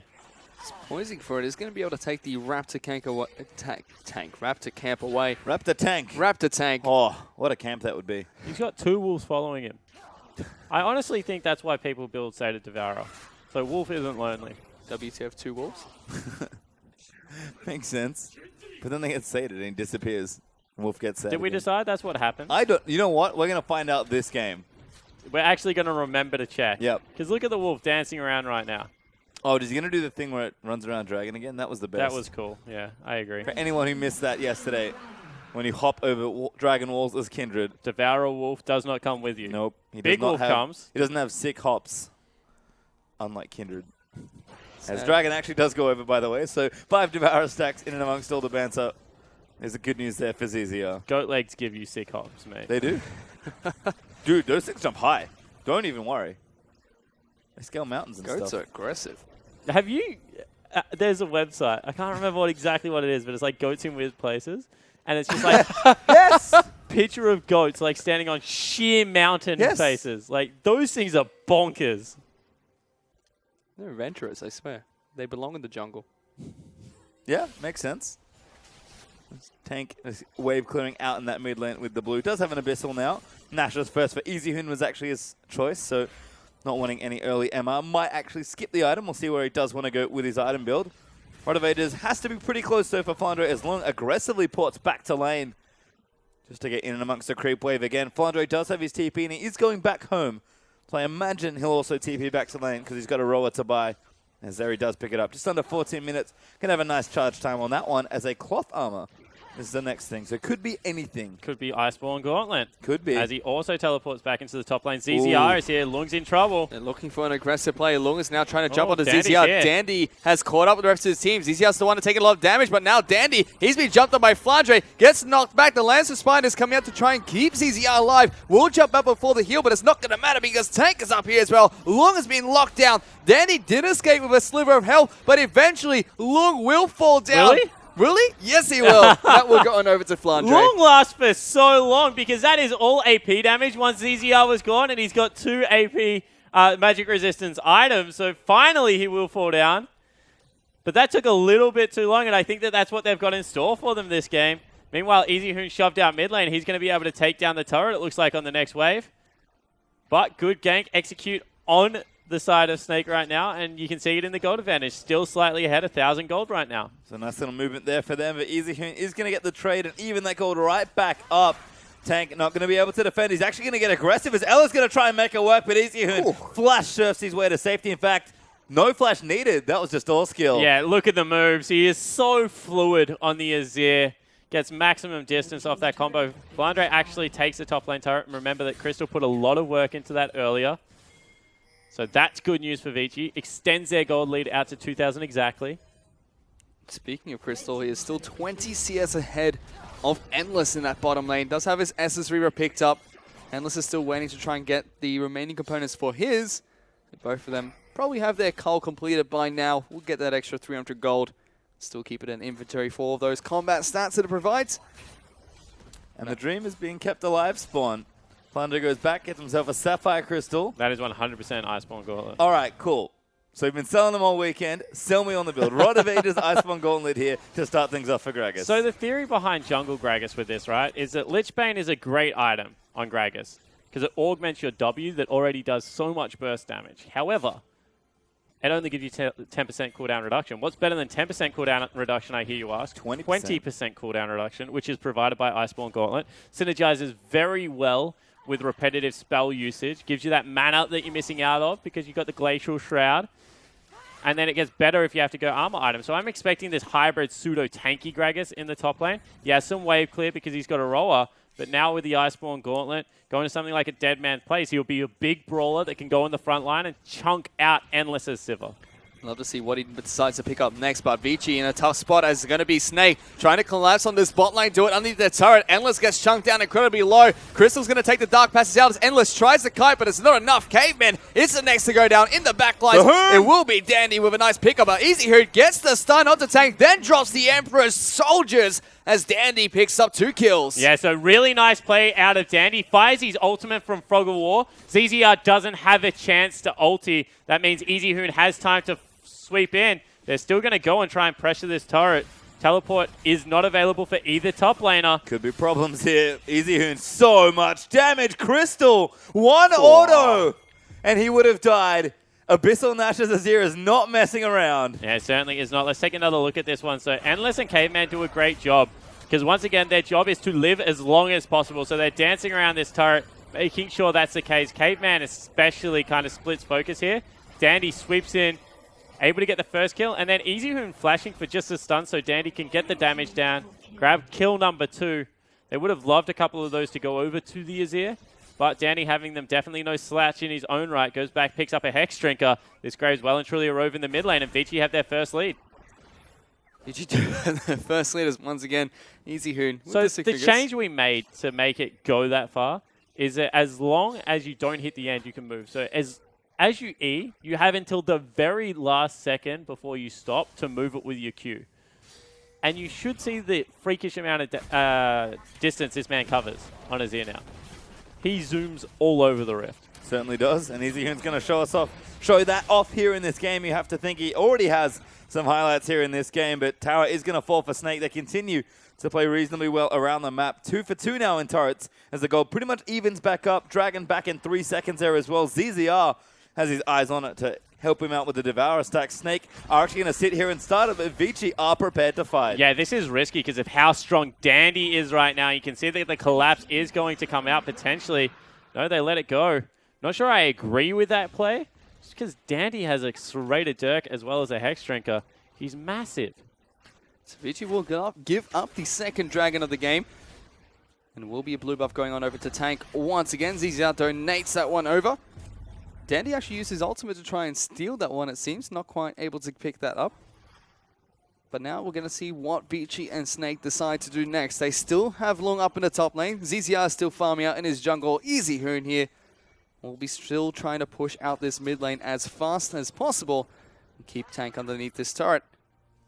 ZZR already has his Nash's Tooth, has the Abyssal Scepter picked up as well. Tank still working towards a Zhonya's Hourglass, it seems, as his next item. And there's a Sheen being picked up by Flandre, so it should be what seems to be An Iceborne Gauntlet. an Iceborne Gauntlet. But he hasn't used that cloth armor just yet. Could be a Lich Bane. No, it's not. Not today. As Vici are going to start themselves the Rift Tail. Nice to deny away from Kindred, but not a bad buff to pick up, especially given that it's the last available one. Pick it up right before the Baron would spawn anyway, and there's Baron. Oh, hello. That would have been close. Yeah. As Harold gets evicted out of the Baron pit. It's like when you throw a party when your parents are out of town. Mm-hmm. And then, like, you just get everyone out of the house as, like, Yep. Mama Baron swoops in. Hope you cleaned up before. All those Barons going to be very grumpy. ZZR, though, might look for this red buff. I think he's a stack away after that camp from being sated, so that power's going to come out for Kindred relatively soon. And Tank, now with that Zhonya's and Rapid Fire Cannon up for Crystal, seems like the 2 items are up for Snake. We pop over to the Vici side. Pretty much 2 items, still looking at maybe complete the second one fully, but everyone's looking nice and healthy here in this game with Snake having barely a gold lead. As Lung and Flandre will return once more to a side lane and continue to do battle with the minions. Well, Lung ignores everyone now because of how he is itemized. Hex Drinker into Spirit Visage, and he's going to grab a Sunfire cape for himself. There's not really much anyone can do to slow down the Poppy, but is still a little bit ignorable, and hopefully they can dash around the rest of the team and try and clean up EasyHoon and Endless. But Lung is just, this is the thing about Poppy, such a potent frontliner that has consistent CC and good damage. I think we missed it, guys.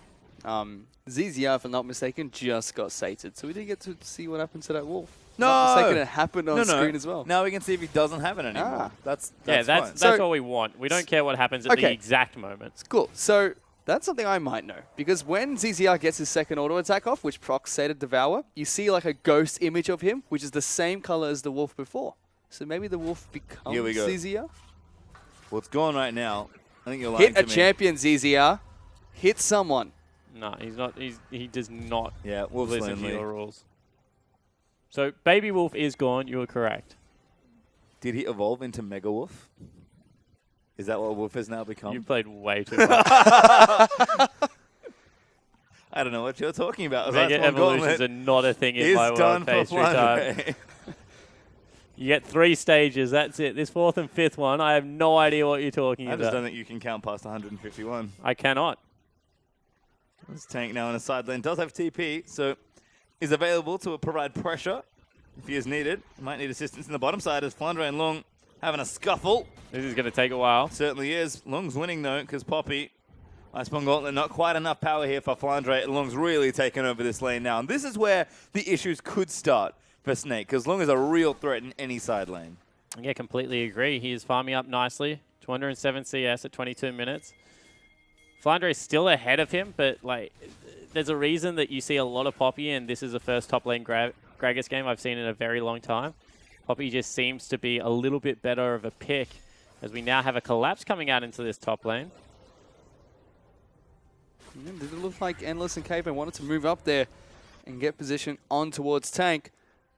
Weren't quite able to get anything out of it as we take a look back down into this bottom lane. Now, Flandre being a little bit more respectful, you could say, keeping his distance away from Lung, farming out once the creep wave moves back towards him. It's easy here and still doing a good job of pushing this one out. And it's been relatively quiet enough in an action-packed mid-game. Completely even between these two teams. 40,000 gold each. 3 kills to 4, 2 turrets apiece, 2 dragons going over to Snake.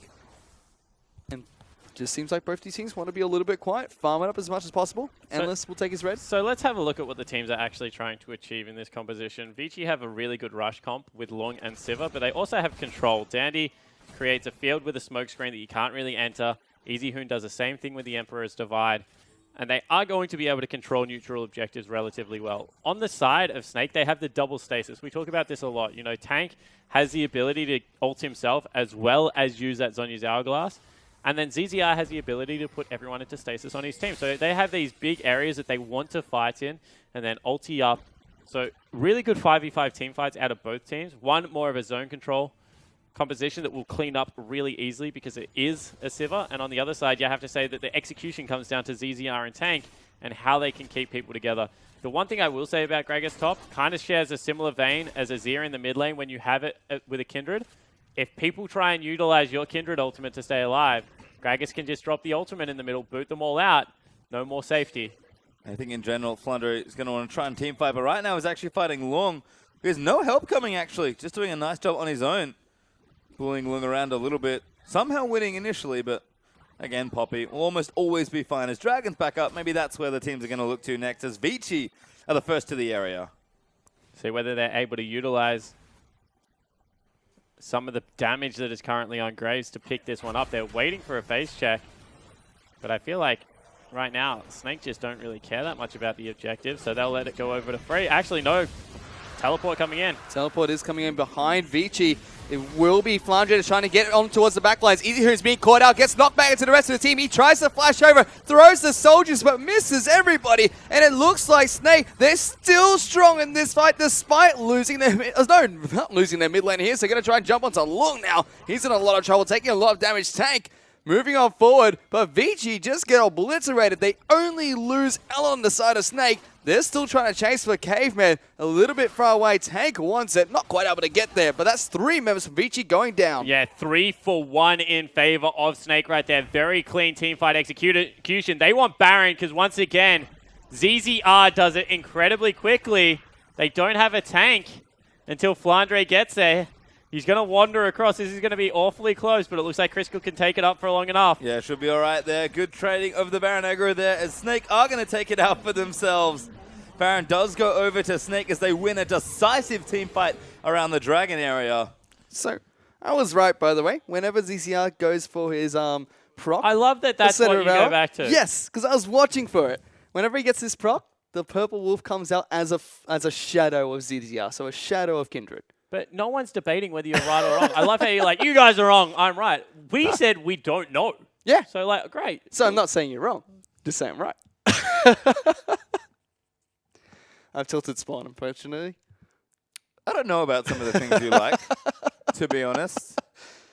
But you know what? Let's talk about the game, because we do have a pause. And it's actually been a pretty interesting game so far. We were sort of seeing a lot of this from how Flandre was building as distortion boots. So maybe going back to more of his aggressive teleport style. Massive flank on Easyhoon there to start that fight off. Snake's team fighting has always been something pretty wonderful. Flandre usually the one to start it. Feels like they have to team fight with this comp, and they do win a nice team fight That was there. a great flank. He ruined Easyhoon's day, was able to get into the back lines, boots Easyhoon towards Crystal. The ultimate did absolutely nothing. Easyhoon got no damage out. So that was a huge play out of Snake. And honestly, it probably will be the game-winning one because they pick up the Baron on the back end and they just are going to be able to take so much off it. What you need to do against Snake is ward your flanks.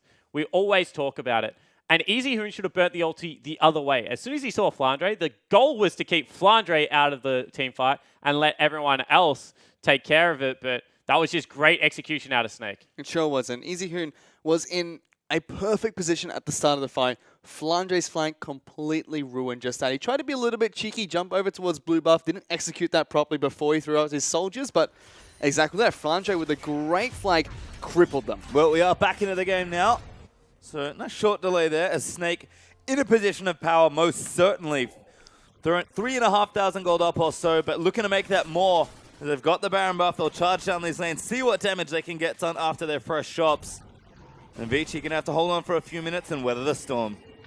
And I'll go back to it. Dandy holds so much power on this Vici lineup right now. He has 3 out of the 4 kills, and he's still huge on the Graves, but he hasn't had the impact that he was having on his Nidalee earlier this week, so has been a little bit confusing. And Long, the player that we said has to step up, especially against Flandre, he was having a great week, isn't playing to the high standard we've come to expect out of the top laner of Vici Gaming, and that's really hurt them.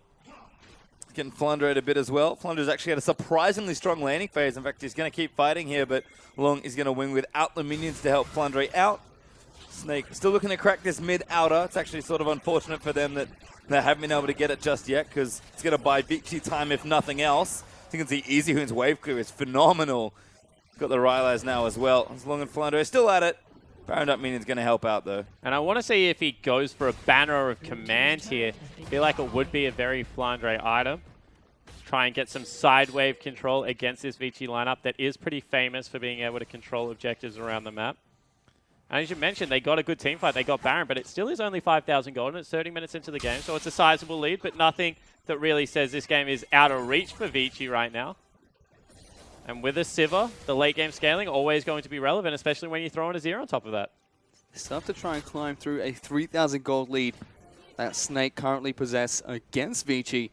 7-4 on the kill board for them. 5,000 gold lead, unfortunately. I can't do math. Really can't do math, apparently. Well, 3 turrets to 2. That I can do. 2 dragons to 1. Snake definitely putting on the pressure against Vici. They will be able to continue their pushing in the bottom lane, especially with the Baron up minions. Flandre is split away from the team, but does have his teleport available and has a banner of command now, so he will be able to get the ball rolling up in the top lane and start a push there. Pretty classic setup here for Snake, especially with the Baron buff. Although I do have to maybe hurry up because it's about to wear off. Red buff steal is going to be the first option. But unfortunately for Snake, they might not break too many structures here as the culling is going to be burnt onto Easy Hoon. Does get some poke down as he shrugs most of that off. Wave clear there as that poor cannon gets ravaged by the Boomerang Blade. And Flandre has to back away from this turret. Was pressuring it a little bit, but Long is just too threatening, especially with his back to a wall. And Snake, Baron's going to drop very soon. And I think it might just be the one turret we saw in mid lane that they get. Yeah, so they use it to get about a 6,000 gold advantage at this stage of the game. And they're about half an item ahead each, but it's huge components. When you look at it, it's an Infinity Edge versus BF Sword pickaxe for the AD carry. Top lane's really not that relevant because they're both just playing utility right now, whereas mid lane, it is a Void Staff that is completed up. Massive deal right now for Tank. He's going to be doing huge amounts of damage. And I'm going to go back to it. Dandy needs to be the playmaker in this game. He really needs to facilitate something, either a face check through good vision, be able to get some good damage down, and clean up the back end of a team fight. Because 3 kills onto the Graves, you would expect him to explode. There's a reason that he's such a well-renowned jungler / top laner around the world. It is because he normally translates his leads. Well, see what Snake can do with their lead, because Dragon's back up in a minute 10. They won their last fight, almost baiting Vici into it with a nice flank, but I think they'll just take this one, as Vici probably going to play a little bit slower. Let's see if they can't deflect what Snake is trying to rush forward towards them with. Definitely plenty of strength here, though. Snake, always been a team fighting team. See if they can find a team fight they like. It's only really been that one high-impact fight so far.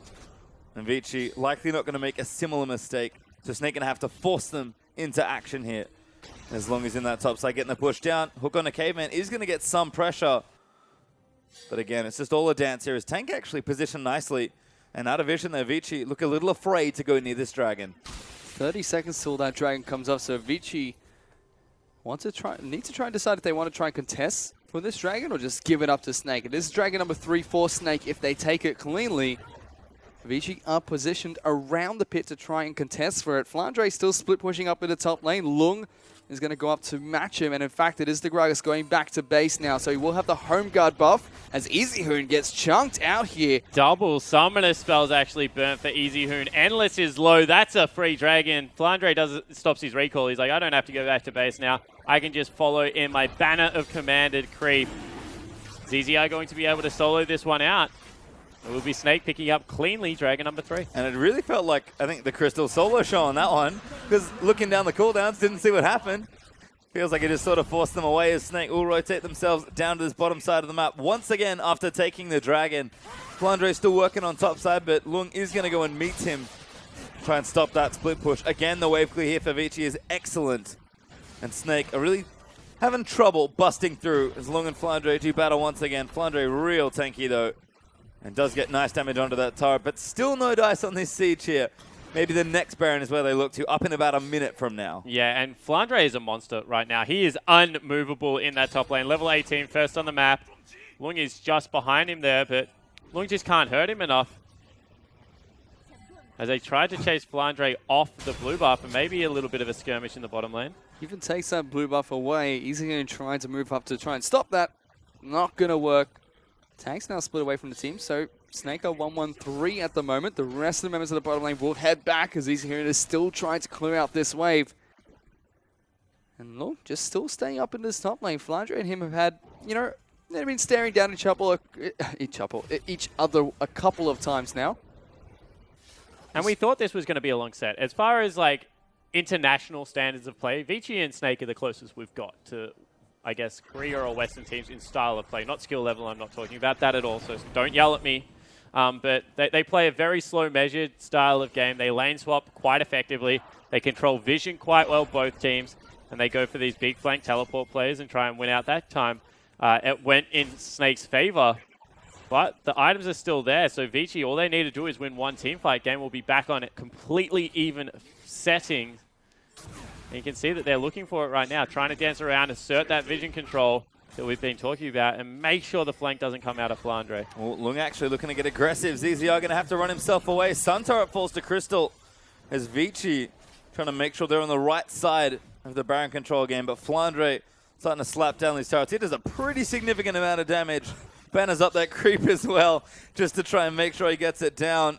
And he's going to get it. That was very calculated. Yeah, it certainly was. And, you know, we talk about Deadman play Iceborne Gauntlet all the time. Synergizes incredibly well with each other. Gives you that momentum slap that you can go into. And then the persistent slow out of the Iceborne Gauntlet generally is enough. And Flandre right now, very tanky dude. Does a little bit of damage as well, so you can't ignore him if you're a Sivir. And I think that maybe Endless is going to regret not picking up a Phantom Dancer by the end of this game, because Flandre is definitely going to be in his face. And we've seen how devastating Flandre can be when he gets to flank onto Vici. Last time it was Easy Hoon on the receiving end. We have to see if they set up another flank, if it's going to be Endless this time, how much damage this Gragas can really deal to a black line, and how much they can cripple the back line of Vici as well. So they are going to try and group around this Baron pit now. Vici clearing out the wards as much as possible. Snake are grouped up as 4, leaving Flandre to continue their split push. They still do have a nice goal lead, but there's the teleport coming from Lung. He's going to see what he can get done. Lung actually traps somebody. It's Crystal. That's a good catch there for Vici. And Lucian out of position. Now 5v4 around Baron. Flash wallbang is such a decisive initiation. You're able to chain it like seamlessly, and Lung just bodies Crystal into the wall there. We saw Flandre do it once, and he's trying to do it one more time. Well, we have to see something as the Baron fight is going to ensue. Lung actually dives in as Flandre put it in, looking for the flank again. Snake do pull them off the Baron 4v5. And Vici, they have to be careful, but I think Flandre's a touch out of position now. But he's got that momentum. He runs incredibly fast for a fat man. Do not let that deceive you. And mission successful. You know, they get one pick. Oh! Lung now might be in a bit of trouble. Takes a bit of damage. Oh, now Flandre's in trouble. He was slammed into the wall there as long as desperately trying to stop him from taking that Dark Passage. The hook will come back onto Caveman. The rest of the stay just cutting backwards, but another slam into the wall. He's going to get taken down. Endless picks up that kill. Vici on the hunt. Caveman's jumping forward. Will pop down the Winter Spite. Ella now the next target here. Double kill coming up from Endless. And despite the disadvantage in gold, Vici pick up another fight. And you know, credit where credit's due. That was on the back of Caveman and Endless at the end of that fight, really chaining their abilities together well. Lung started it all off with a good catch. You never aggress onto a Poppy because you can't get back out. and she's so much quicker than you as she pops that W. Baron goes down. They might even turn on to Crystal here. He needs to be careful. He's going for the 1v5 hero play. Tank actually going to try and make a difference. Flash snare, massive ulti. Crystal takes out Caveman as they're going to keep chasing in. Easy Hood's going to die. Dandy's going to look to fall as well. Endless, the only one left as Snake fire back with a Crystal Quadra. And that looks so much like Spring Snake. They're on the same page. Crisp initiation out of the mid laner. Crystal cleaning up. It was against the Baron up lineup, 3 versus 5. And Snake Goodbye, now. Endless. Oh! Crystal gets taken out, but it will be ZZ that picks up the return kill. Snake looked phenomenal. And they're going to look to take an inhib in this game. Still quite long death timers. Don't think they can close it out. Caveman up in 10. I Then think they're going to 20 try. on the next man, but they might try. They're going to try for it. They do have ZZR. He does a lot of damage to these structures. Tank is chipping out away at it as well. Thresh is now coming back into the base too. Only Caveman is They're up. gonna try. Respawn time is at too long. Dandy's up in 10 seconds. Caveman is trying to delay as much as possible. Tank taking up the tower, but the tower is going down. The Nexus is open. Here comes Flandre. The Tank is going to slap this one down. And Vici, they had a glimmer of hope, but Snake shut it down completely. And they do it in the most unlikely way. Tank flying into 4 members and deleting them, and Crystal able to follow it up. We said that these two have synergy problems. They're not looking like they can 5v5 team fight together. That looked like very old school Snake. Channels the spirit of you and manages to somehow pluck a win out of a Vici momentum push onto Baron. I know you're new to the LPL, Fish. You had your head just in your hands after that play. Let me tell you, you watch any Snake from 2015, that's pretty much exactly how they won. Yeah, it certainly is. And you know, you have to really respect the Flandre teleports in that game. Twice they come up massive. First time dragging them off Baron. First time got the Dragon pick. Second time dragging them off Baron. And then just Tank absolutely destroying people on the Slandra. What a clutch pickup. And that whole game really felt like who got the best flank in the matchup. They got a lot of teleports into the backlines to get a lot of flanks. It was Lung that got a nice pick onto Crystal. Oh, it was on Crystal. Yes, it was on Lucian and he got the nice pick off onto. And it was Flandre got the early ones off pretty much fantastically. But in the game, it was just Tank with that massive team fight. I mean, this is the first one here for Snake that really got it rolling and actually got them the lead that they almost lost here at Tank. This was just absurd. 4 members completely deleted because of it. Crystal able to follow up with a quadra kill for himself. Didn't get the penta. He dove the turret for it in very Crystal fashion, but it was in the end ZZR picking it up and Snake close out the game. I like that you mentioned in Crystal fashion, because also dying before the key team fight is another Crystal special. Maybe one that we don't like seeing as often. Yeah, it wasn't, but that was actually a really good play out of Lung because it looked like they wanted to chase the pack, and then Lung spotted Crystal, who was separated, and just immediately over the Raptor wall, flash wallbang, take him off the rift. So that was really nicely done from Lung, but it was ultimately Snake that came out with the goods. And it really comes back to how those flanks were coming out from the teams. Long with that fantastic pick, got them that power play to try and take Baron, got them the eventual pickup onto the top lane. Flandre once again. But in the earlier fight where we saw Flandre get that flank, it was Vici that had the better positioning, had a great position in that team fight. It looked like Easy Hoon was going to destroy people on his Azir, but the flank changed everything, and it almost changed everything for Vici as well. Almost, but not quite enough, as a very close game number 1 is going to start things off here. This series is really heating up. Don't go too far. Game number 2 is going to be up right after this.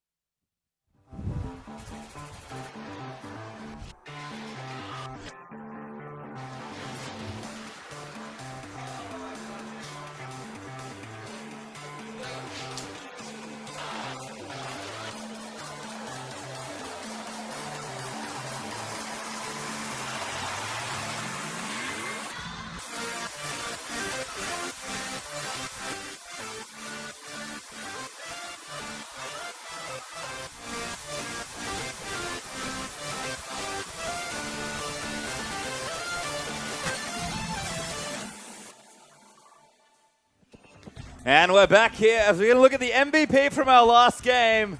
Snake Dig winner, and it was Tank with his big Lissandra play right at the end that seemed to pick it up there. It was a big play. Most valuable play, perhaps. Yeah, I'm going to say that as well, because when you look at a mid laner and it's 19.6% kill damage share, that's not great. In fact, that's pretty poor. I think that Flandre, to me, set the tone of that game with his first flank, and whoever is a shot caller, which is Flandre, deserves a lot of credit for being able to swoop in and give them that advantage.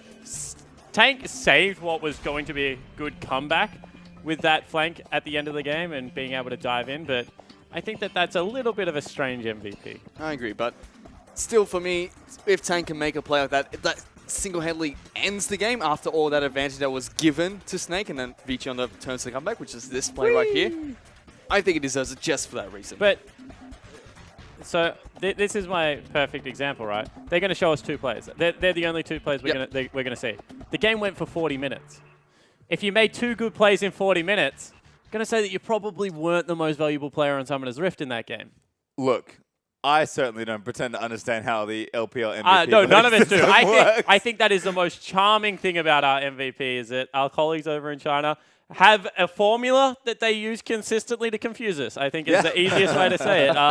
And that once again, he didn't play poorly. I'm not saying that he wasn't a contributor. I think that his last team fight was very good. But there were players on the map, Ella and Flandre, that played very well the whole game. And it was sort of classic Flandre there in that game with the top lane pick in particular. Top lane Gragas. Spawn effectively caught it. Yeah, it's kind of like Maokai. Looked a lot like Maokai, to be perfectly honest there for Flandre, with maybe a bit more solid landing. But the other classic Snake was the team fighting. We've asked where it is. We think it might be a synergy thing with the new players. And at least in that one game, we did, I think, see glimmers of hope that it might be back. Two plays. The flank around Dragon Pit that got them the objective. That looked like you could have copy and pasted that from Snake 2015. And then when they gave away an objective only for Crystal and Tank to come up massive and steal it all back was the second moment. And the balls, I'm going to say, to not the top laner, like the courage to push it down top lane and end off the back of that play in what was pretty close in the end because people were starting to respawn is how Snake used to play the game. They would take a tiny advantage and just drill you with it for all game. And that felt like a lot of that game there. CS Leeds eking out here and there, taking what they can, finally trying to set up a big play. Very patient game from both teams, I will say, which is kind of what we expect. It does suit them. They're relatively safe and quiet for LPL teams, interestingly enough. They set up their fights. It's not that either of these teams don't like fighting. It's that they will not fight unless they are not adequately set up through vision, through having teleports available and things like that. So they wait for the moment to fight, which is why it was always jockeying for position, trying to get waves set up before you go for that play. And that's why I like the Gragas pickup. Gragas just controlled waves the whole game. Poppy couldn't really push into him. That really showed in that Dragon fight as well from both the two teams. Vici set up in a way whereby they had vision of the pit and they had Easy Hoon in a fantastic position and everyone in great positions actually. Whereas Snake on the other side set it up by saying, okay, Flandre can flank really nicely here. That is our setup. Well, here we are going to get into Champ Select for game number 2. We'll see what Snake can get done this time. And if Flandre has more tricks in his bag for us, or if Vici are going to be able to answer back. No Nidalee, though, this time. That's a ban from Vici, actually, to respect it on the red side here. Don't want ZZR to have it. But Ryze and Lulu are banned. The Gragas will be banned by Vici. Doing double duty there. I liked the Gragas ban come out here. For me, it really feels like he's kind of... playing him in the top lane feels like how they used to play Cho'Gath up in the top lane previously, and everyone used to say, okay, Cho'Gath's a really good top laner, that's why you don't play him in the jungle. That game really felt like he was playing him in the top lane, not because he's a great top laner, but he's just a great champion. Yep, potentially. I think that was like kind of how EUS played Nasus top lane and like Max Spiritfire. And just shoved off turrets because that's all he did was control waves with it all day, then look for that one big play. So I think that was more of the field that I got out of the pick, a little bit between Nasus and Maokai. And it was interesting, but triple Easy Hoon bans on blue side of Summoner's Rift. So we actually see them this time. They might even pick something away, but I feel like Poppy's sticking out like a sore thumb here in this one, unless Flandre has another creative counter pick. But Callista was the last ban there for Vici. ZZR's tier list strikes again. Kindred being taken away here, if they do lock this one in, means that one of the champions that Easy Hoon likes to play, Azir, is still left open, and we've seen how well Azir can do against a Kindred too.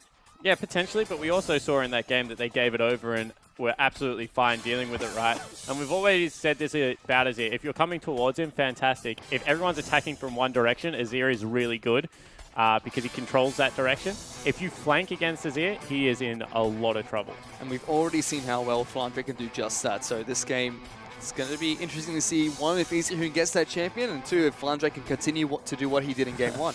Well, I like this from Vici. They're going to take away the lane.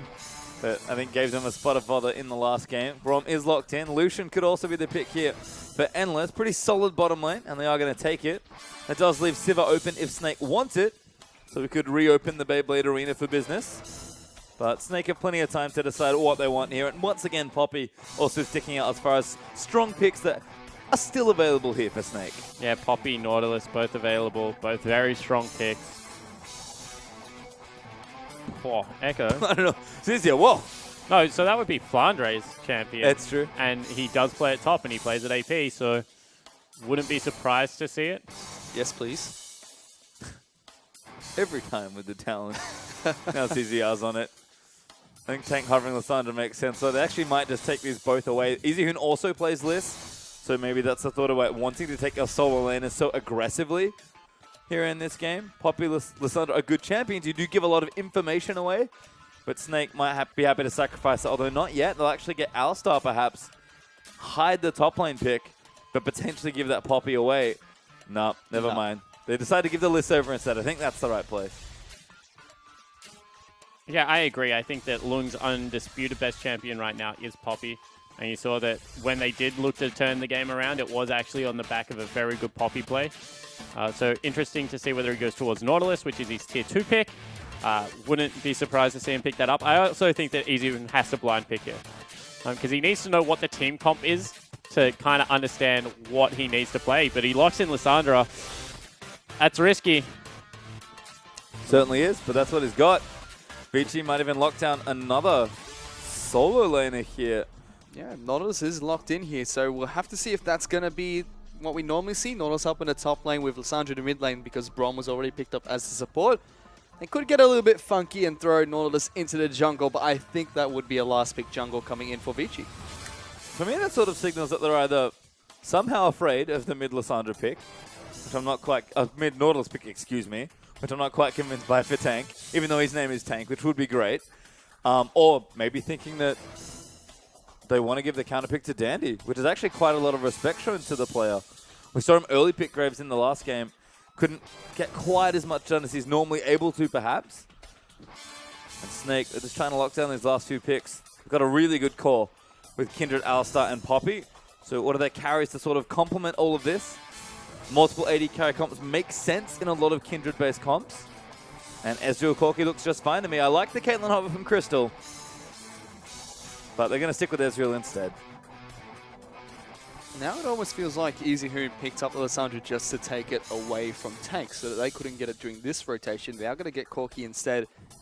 And if Dandy does go back to the Graves, it does seem like that will be the jungle pickup coming in for Vici. They'll send Nautilus up top with Lissandra in the mid lane. And that's sort of where my confusion is, I think. If you're willing to pick Graves, which they do, why not leave your top lane and counter pick? I mean, if you're that afraid of them getting Nautilus, I guess so.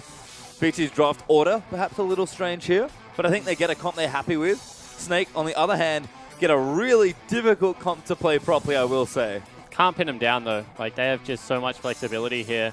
Poppy and Alistar, two of the linebacker champions, as I like to call them, very good at keeping you off the quarterback, shove them away.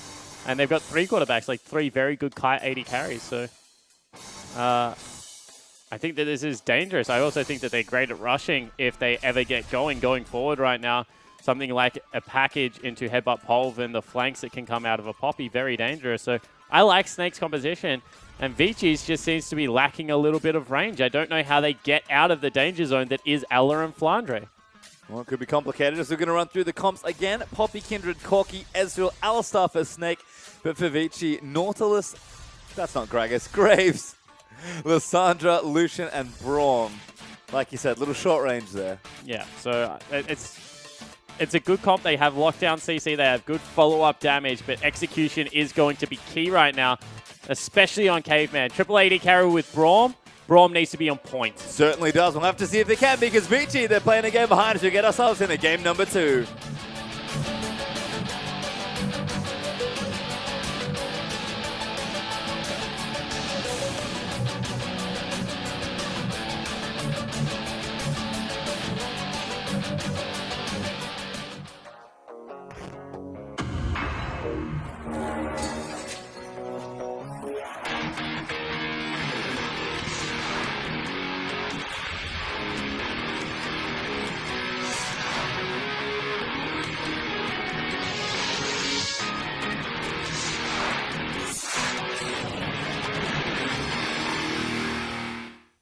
And we're back as Crystal and Ella are going to make their way down towards the bottom lane.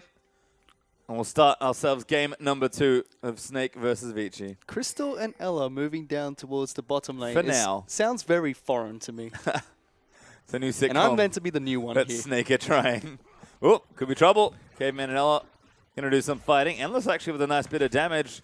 Could all be a ruse though as Tank is moving in, but Lysandra down there as well. And the early trade does go over to Vici, but no summoners blown, so should be just fine. Yeah, no one uses anything. No Ignite on Caveman means it's not really ever going to be a kill. Ella doesn't have to burn any summoner spells to get out of there. And they're going back down bottom, so it looks like we might have standard lanes out of these 2 macro-oriented teams. Nah, Duo's recalling on the other side. We'll have to see where they decide to go to. Eventually, is Tank trying to get rid of them. Stop their recalls, but we did So Snake really want the Duo lane, because otherwise they would have let them recall and walk top there. Instead, Tank stops the recall. Caveman is passively going to hit 1 creep in the first wave and be back full health because of how Targons works. So that's really interesting to me. They're going to walk past a ward here, so Snake and Ella will back off eventually. Not going to hit the Mystic Shot. Winter's Bite will connect onto Crystal, and we will have the standard lanes coming up from those 2 teams. Junglers will both start on the top side of the map. We did take a look at the Keystone Masteries earlier. The only huge difference in standard Keystones that we really see is between the AD carries. Warlord's Bloodlust on an Ezreal. We are going to see further battle on Endless, and Endless, he's taking quite a bit of damage down in this bottom lane. Caveman trying to punch him back a little bit. Endless did start with heal, so doesn't have crowd control at level 1. Pretty creative little trade though at level 1. It looks like Endless, I think, had to chug a potion. Caveman does as well. So level 2 could see some fireworks. Ella does have Ignite as well. But not going to have headbutt pulse combo, so maybe even still in favor of Caveman and Endless at this stage. Flash in there. I would not be surprised. That's what I was waiting for. Is they're just going to zone them here. Crystal doing enough damage on his own, it seems like. Tank dealing a lot of damage to Easyhoon in the mid lane, but that claw just comes back for the Thunderlord's proc. Good trade for Easyhoon. People underestimate the damage of Claw. Does a Claw lot. does a ridiculous amounts of damage. You should max at second, goes down to about 5.5 seconds. As Dandy actually looking for a gank here, see if we can get a tag up. We're going to have to see what happens down this bottom lane. It's going to be Caveman that flashes forward onto Ella. He responds with a flash of his own to try and get away. Exhausted now as well. Alistar could potentially be the first blood, and it will be Endless that picks up that kill. We say this all the time. Teams make the mistake of shoving into Caveman and Endless because of how much they like to shove in the bottom lane. And every time on the red side, Dandy seems to make them pay for it. Certainly does, and a nice gank there from Dandy. Does net Vici's bottom lane an early lead there in that one. Zizia on top of a ward, unfortunately, trying to stalk Easyhoon in mid lane. Tank is going to try and get aggressive, but Easyhoon just parts out of there. And Zizia is like, okay, pretty sure they had that warded. And did a complete clear. So that's why he's a little bit further behind right now than Dandy, who went from major buffs to major buffs. ZZR now picking up his red, but that was interesting jungle pathing out of the Kindred. Didn't have red buff for that gank, which would have made it incredibly hard, even if it went perfect. Returning to the bottom lane, though. Haven't had the shop in yet from Endless, so that gold that he earned from First Blood won't quite come to fruition at this point. But a lot of caster minions attacking Crystal, and a nice Q from Caveman. They're trying really hard to hold this lane. It's actually they're going to go in for a play here. ZZR's down here with the TP's in from Easyhoon. He's going to come charging forward with the claw. Does not commit to it. And Vici commit for no kill there. But that's a big cooldown expended. Easyhoon going to lose a lot of creeps in the mid lane. Needs to book it back towards there. Good counter gank one more time out of Dandy. But a little bit of a telegraph play. Tank missing so many minions there, but I'm going to go back down into the bottom lane as Dandy did jump in to the bottom lane to just shove it out slightly for them. Easyhoon has now returned to the mid lane, trying to pick up the remainder of the creeps. which Tank was able to push into the turret. Did burn his teleport, but is not falling too far behind in CS in that mid lane. Tank does have a nice lead for himself. As we take a look at the top lane for the first time, Long just going to duke it out with Flandre. The two tanks going to butt heads for a little while up in this top lane.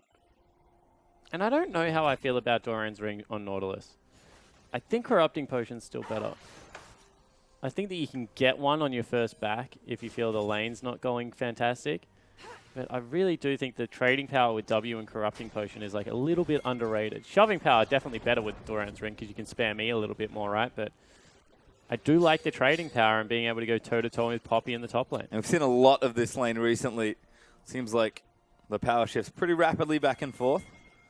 So perhaps the change there for Long might net some better results, but he's doing just fine right now, so hard to say. Little things though certainly do matter in top lane, as ZZR with the red buff hunting for Dandy. Not going to find him though. Might just take that Scuttle Crab away. He wanted the Raptors that were marked, but Dandy smartly going to take those away before ZZR has a chance to get on top of them. There's Tank in for Easy Hoon. Still hanging out in the mid lane, farming up a Storm. As ZZR now looks topside, finds Dandy. Shoots him. No, not yet. Dandy once again, right place, right time. But Dandy's been doing this all game, has been in the right place. It's the Dandy special. Almost always knows where he needs to be. Splinter is going to clear these creeps out from topside. ZZR not having a very fun time this game. I think this is more of what Dandy wanted to do in game one that we maybe didn't see as much of. Counter gank well, track the Kindred constantly, keep her out of your side of the jungle, and just make ZZR's life not good.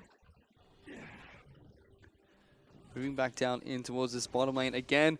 Endless and Caveman doing what they like to do best, shoving out the lane and then leaving as soon as the minions crash in towards the turret. Actually sitting inside of this Tri-Brush here, put a ward deep, 2 wards deep inside the jungle, so they're going to be able to spot if ZZR approaches them from the jungle at any point in time, and it avoids this point ward that Snake just put down. Not too bad there. As Crystal still firing Mystic shots away, playing pretty far up front Ezreal with just a tier. But that's Crystal for you. Nice and aggressive. He's trying to just weave some autos in every now and then. Does take a bit of minion damage as Dandy busy clearing the Scuttle Crab now.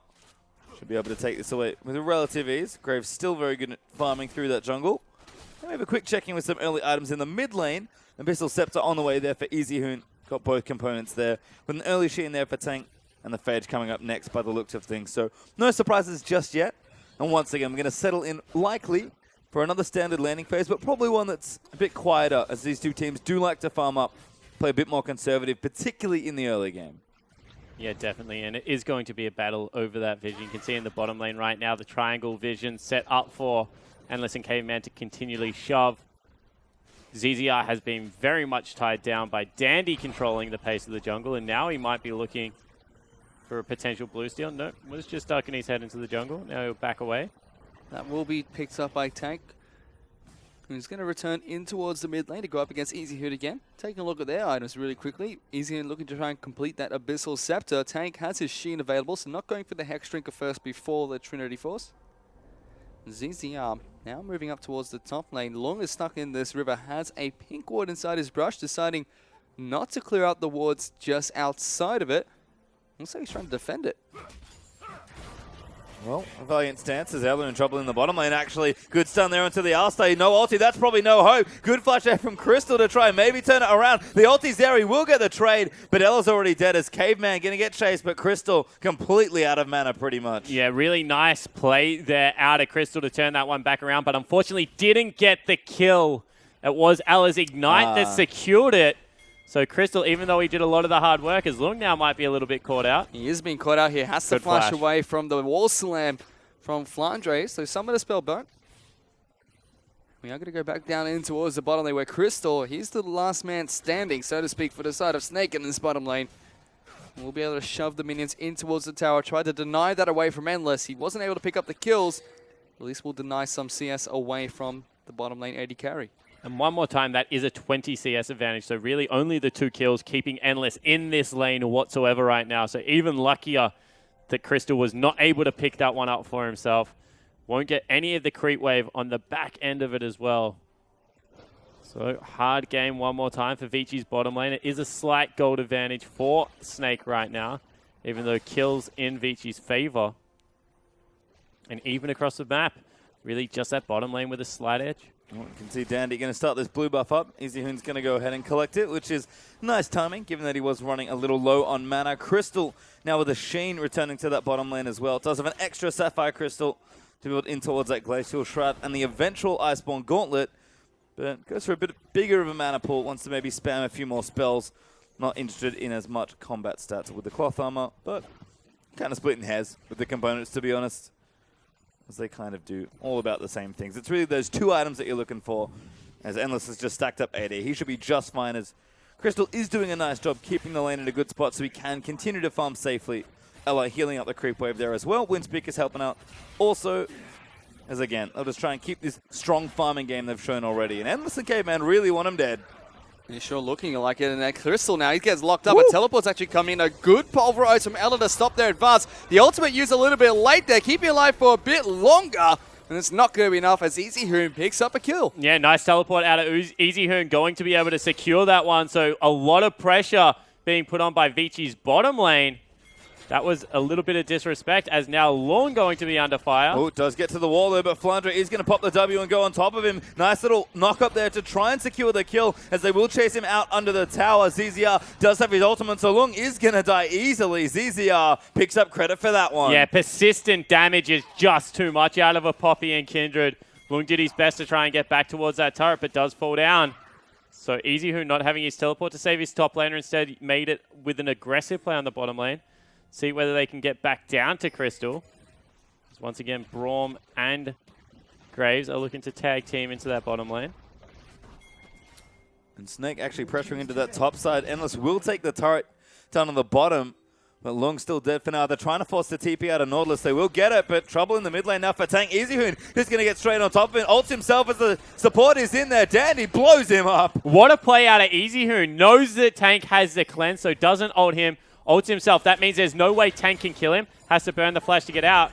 Meanwhile, Lung in trouble one more time. He's going to get jumped on by Flandre and ZZR. He's trying to pop the Riptide to slow them down. The wall is not going to be close enough for Flandre to smash Lung against it. He will be able to escape. Well, nice attempt there, but no dice as Vici continuing to take turrets. Caveman caught out though. Crystal and Elle are going to try and pick up a kill for themselves. Ezreal would love the gold. He will get some. But Vici do take the turret in response. Yeah, nicely executed from Ella there. Gifts his AD carry. A free kill. Says, sorry for taking the one before, mate. Have one back in response. But two turrets have fallen right now for Vici Gaming. You can say that they're trying to control physical objectives around the map. Get that gold starting to snowball. Does mean they have a slight advantage as Endless dukes and then walks straight back into a true shot barrage. Not ideal, we'll call it. As Dandy takes the grump. Crystal and Ella, though. Crystal actually showing surprising strength for an Ezreal in this particular lane, although does have to back up now. Is a little low on mana and does have some gold to spend after getting that kill. ZZR, in the meantime, is going to go ahead and take the Rift Scuttler. As Vici looking towards that dragon area, perhaps. There is a mark there for Kindred on that side of the map. Scuttle Crab, the Snake and Crystal, really aggressively taking as much gold as they can as they clean these Krugs. But Essence Reaver done for Endless. Crystal does need to buy. Yeah, he'll go back, and I wonder what he has to buy, because in that time, he did pick up a kill as well. If he's able to get an outright Iceborne Gauntlet, certainly would be a good pickup for him. He can. Feel like this is the first power spike where Ezreal starts taking over. This is a little bit of control. As soon as he upgrades into a Manamune, then he gets some damage to go with that control. Really does peak out at about 3 items right now, unless you're able to hit nearly 100% of your skill shots. Take a look at the other side of the table as well. Essence Reaver has been completed by Endless. He's here now. He's got his Abyssal Scepter, looking for what could potentially be a Zhonya's Hourglass. We saw that from Tank in the last game. Now Crystal, he's up in the top lane, going to meet Lung, actually getting a bit of damage down. Well. ZZR is trying to put some damage down onto this Nautilus. Ella is here as well. Tries to knock him backwards. Won't be able to get the pulverize as well. Once again, Lung escapes the gank. Good flash there by Lung, but that is a lot once again. Good pressure building up for Snake on the top side of the rift, and no one's really there to help the Nautilus out, so the turret will fall down. Good cleanse though. Tank going to get jumped on. Easyhoon does not overcommit for it. Vici actually looking for the wraparound with the support. As Easyhoon's real low. Crystal, he doesn't have his ulti. He just used it to clear the wave in top side. He'll get the turret for it, but Easyhoon's going to live. Yeah, so in the end, it's actually a clean turret picked up here for Snake. go back within about 400. Dandy will try and secure Dragon for his team right now, but you have to feel that this game's on a knife's edge, and Snake's just trying to bust it open. Sure is. Look at this long, fancy chance. It predicts the hook, manages to claw down Crystal. He has the Iceborne Gauntlet, so he's going to be able to slow the Nautilus down, but the ultimate's being popped. Another slow from the Riptide. Crystal has his shift available, waiting for the hook. It's up only in 4 seconds, though. And the teleport will get cancelled by EasyHoon. Yeah, so a little bit of a late teleport there. EasyHoon not able to get in and make anything work. Saw the Nautilus put out a lot of damage, but wasn't able to get it done. So, escapes with his life, does Crystal. Lung burns a flash and an ultimate. No, teleport and ultimate. Of course, it was EasyHoon's teleport and his ultimate. You got there. Eventually. Yep, I'm there behind you. As Endless, much like Brom. As Crystal does return to the bottom side. Pickaxe now in tow, so almost up there for the Manamune. Ella setting a trap perhaps here. But maybe it is a bait in the wrong direction. There's going to be a teleport. Endless dashes out of that headbutt flash. Now out of the way. And Flandre a little late to the party perhaps. As he's going to try and make the dash work. Great flash there. Knock him off to the slow from the Q. And it's just a bouncy castle for Endless. As he's going to go down to Ella's Ignite. Committing everything there, Flandre, but definitely worthwhile. Mechanics. What a play. Tackles a creep. Flash gets the slow, then knocks him into the air. Very well executed. EasyHoon going to try and save this turret, but let's have another look at that, because that was impressive. So, good dash out of Endless. He flashes early. Flandre flies in here, tackles a creep, flashes, gets a slow, then the immediate knock up. Means that Endless, because of the heal, wasn't able to get that movement speed burst. Meanwhile, in live, we've got a huge team fight. Huge team fight taking place over the blue buff. Hopefully we can see that shortly. Nobody's gone down just yet. We're going to take a look. It might be Caveman that goes down first. They're trying to jump in. It's Vici trying to jump on the Snake. It's Flandre. He's getting locked down. ZZR's going to jump in aggressively and get taken down. Long, he's going to get taken down next. As Tank is desperately trying to stay alive. Crystal is too far away from the backlines here. As Vici, they're going to be able to pick up 3 kills for 2. Yeah, so 3 for 2 in the end, but remember they did get Endless beforehand, and Caveman, you're dead. So that's not good play. Oh, stands behind Brom. Is it going to get him? Oh, not quite. Juke shoes on Caveman today. I love when they keep us in anticipation as well, the observers. You know, we're turning off the lights. You get to find out the same time as Crystal if you hit. Well, a really insane fight actually around the blue. Wonder if we'll get to see it in full glory, but pretty even. Vici do pick up a trade ahead with 1 extra kill. We'll see if they can get some structures off it as well. But you can see Snake's team fighting. Feels like it is sort of back, but it's easier. He started this the wrong way. Okay, so he goes on a solo expedition and has to burn his ulti. I was wondering why it was down, but Flandre dives in there. Of course, his ulti also not available. And it is a package of tank going very deep. And it is dangerous against the Nautilus to do that. EasyHoon's able to fly in here, stun up Flandre for a prolonged amount of time, and ZZI gets taken down. Flandre also follows afterwards, so that was a good fight for Vici Gaming. Have to say that maybe Tank goes a little bit deep, and ZZR just caught in no man's land. Yeah, almost made it work there. Snake kind of brushing with death as Crystal couldn't quite get this ulti down, unfortunately. Good stand behind me from Caveman to help out Endless, but you can see very nice juke getting around that, as Crystal did die as well during that replay. Taken up by EasyHoon. Now ZZR going to get jumped on again. This time blown up with no ulti. EasyHoon gets an easy kill. Yeah, great combo there from EasyHoon. All of his spells coming out at once. Able to just completely delete him before he could use anything. Not that he had anything to use. Rift Herald going to go over to Vici. This is what we expect out of them. Ward up the jungle. Make sure that you're playing smart League of Legends. So it's nice to see. 4-0-3. EasyHoon having a fantastic game so far. He's playing great, and Vici, with EasyHoon playing that well as a steal, almost comes out from Crystal. And Vici are slightly ahead. They do have about 1,500 gold in their advantage ahead of Snake. 2 turrets to 1, and they have control of most of the objectives. Dragon was taken away by Vici. They just got the Rift Herald as well. And Tank, he's going to be able to take his blue buff away. Has his Trinity Force completed now, along with the Sorcerer's Boots. Looking for a Hex Drinker as his second item pickup. And Crystal has completed his Mana Immune. So with those 2 items, Ezreal definitely has a power spike. And with the Boots of Ionian Lucidity, he will be able to have a 30% cooldown reduction. As Lung actually teleports in. Tries to catch out ZZR one more time. Ultimate burnt. Yep. Goes over the wall there with the dash, and that's going to be a missed ulti there for Nautilus. Does follow him all the way down, actually buying time to take a turret. So Vici ever the objective-focused team do pick up something there. Flandre very close to smashing Easyhoon into that wall. But Lissandra lives this time. And the game still pretty close, but Vici is starting to open it up a bit more now. 3K ahead as Snake still looking to fight. Yeah, the cuts are beginning for Vici. They're slowly able to bleed Snake out of a couple of objectives here. You can see that turrets are so low in bottom and mid lane, but they just haven't been able to take them. Once they do, the gold lead will even out one more time.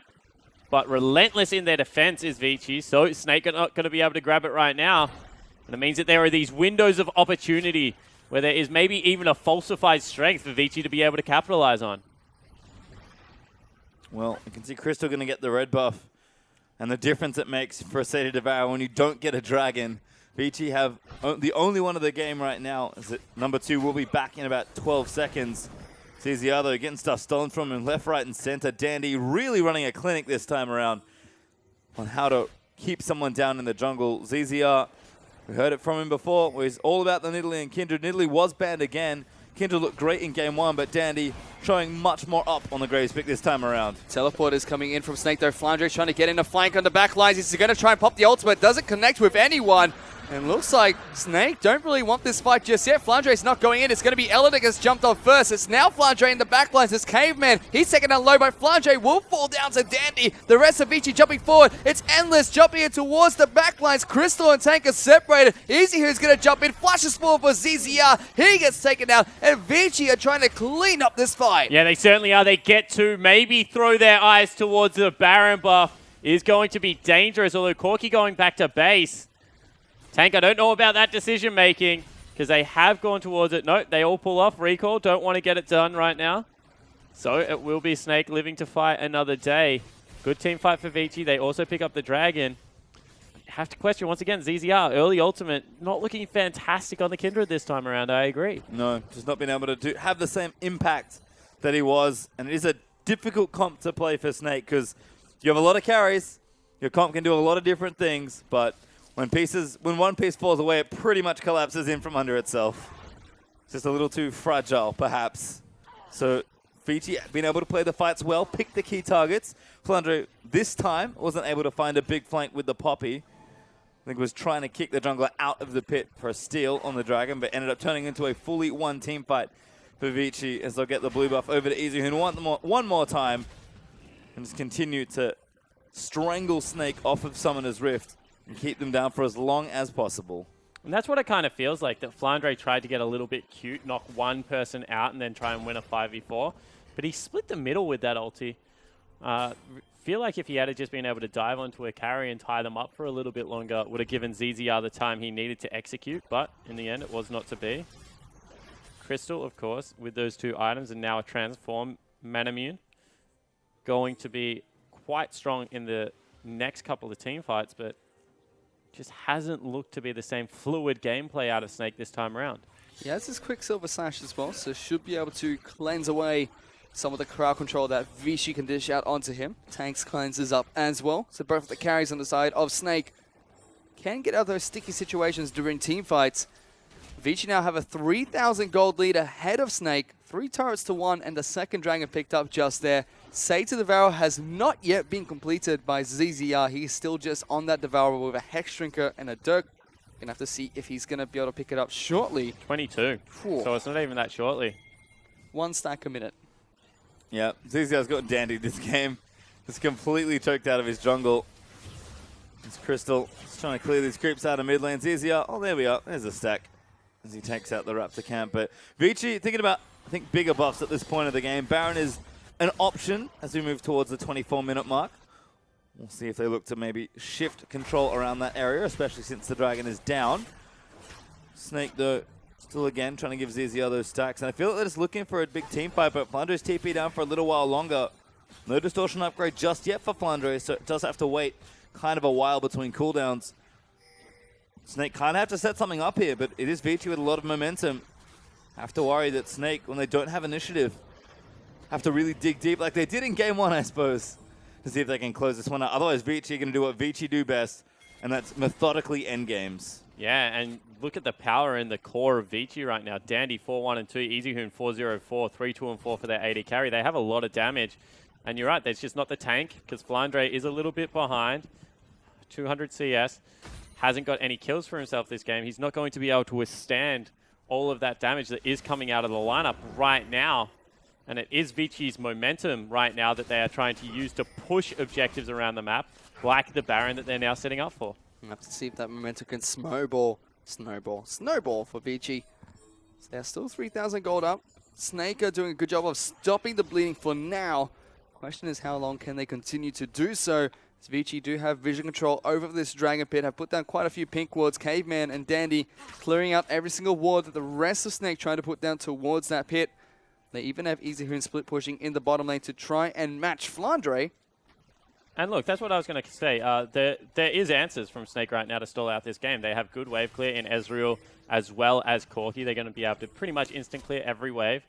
They have good scouting tools as well, so it's hard to commit to Baron, especially because the package comes up every 6 minutes and is such a good Baron fighting tool, so they only have windows to play with right now, Vici. And they are stronger, but Snake are doing a good job of just delaying the presence on the map as they all duck in, but no one wants to take out the Golden Draven head. I assume that's Crystal's one. I think it is. So, yep. yes. That's so pretty that's great. hilarious. But yeah, so Snake, they're going to pick up a free turret for themselves. Ella even ducks in and gets 2 wards down. I mean, that's pretty much his sight zone done, but that's some gold back for Snake for free. It's only 2,000 gold the lead right now. Yep. The Hoon is waiting. The Vici have started Baron. They were onto it. It's down to 7,000 health here. EasyHoon is waiting inside the base to try and get a teleport off. Here comes a teleport from Flandre. He's coming without any home guards in, but Ella's dead. Dandy gets locked up against the wall. Flandre gets taken down incredibly low. EasyHoon is now here, jumps in. Flandre is still really low, but soaking up so much damage as Ella and Flandre keep it alive for a long time, but it's now Lung in a bit of trouble. Double kill goes over to EasyHoon. Crystal gets obliterated. Tank picks up a return kill as Endless slashes straight into a wall, but he will be able to take out Tank eventually for that double kill, and Snake lose 4 members. Yeah, so it is Lung that falls down, which is a tank, you have to say. ZZR can still go for the Miracle Steal here, and you can see that he's setting up over the back of the pit. Baron will do some pretty serious damage. ZZR won't go for it. He's just going to recall and try and save his life. And it will be Vici with a huge advantage now in this game. Really nice fight there for Vici. Oops, ZZR lucky to get away. We'll see it again. So teleport comes out here, and Alla actually gets a great start to this fight, but the rest of the team isn't there to capitalize it. Look at ZZR. He's not in range to really get that much damage down, and Flandre overcommits. He's on the back line. We already said that the damage dealers are too big. EasyHoon sends him stealth into stasis inside of the ultimate from Kindred, and then gets all of the follow-up damage. Zhonya's himself up, then comes through and finishes up the rest of the team fight. Great team fight out of EasyHoon. Really good positioning out of Endless as well, dashing all over it. Ignore this flash, didn't happen. Was able to chase down Tank in the end, regardless. And that's just good coordination out of the Vici lineup. And we said whichever one of these teams is able to set up objectives in their way will come out ahead. And that time it was Vici controlling vision across the map. Certainly was all Vici as they take a 3rd dragon for themselves as well. Poor little Kindred still not sated. Oh, That is rough. Having a rough time this game, certainly. Culling burnt there onto Ella for a bit of poke. Vici going to get themselves another turret. That's 4 now as we start to break down the tier 2s. Vici probably looking for 6 turrets down, so taking all those tier 2s. But if they can get more than that and break open some portion of the base and get into those juicy inhibitors, Vici looking good on the path home as Ella trying to make a play. Danny could be in trouble, going to get slammed into the wall. And will go down. Flandre actually eats the ulti. Snake with another miracle pick. ZZR actually flashed forward to see if he could tie up EasyHoon. They're going to try and push the luck here and stream down mid lane. I don't know if they can really get much more from it because Lung is recalling, but they will pick up a turret. And against the flow of play, Snake at least slow them down for the death timer. And are going to be able to get, finally, ZZR sated off this camp. Once again, Snake stopping the bleeding slightly as ZZR finally does get sated. And the wolf does run away. Just disappears. Books it. Sad times. Oh, Wolf. Well, he was around for 30 minutes of the game. Probably longer than he deserved to be. I think he was surprised to see Baron Nashor. He's like, whoa, who's this guy? I've never seen him before. I'm usually gone by now. I hope they paid overtime for that wolf. He was around for a while. I wonder if Crystal was just like, mate, sell it.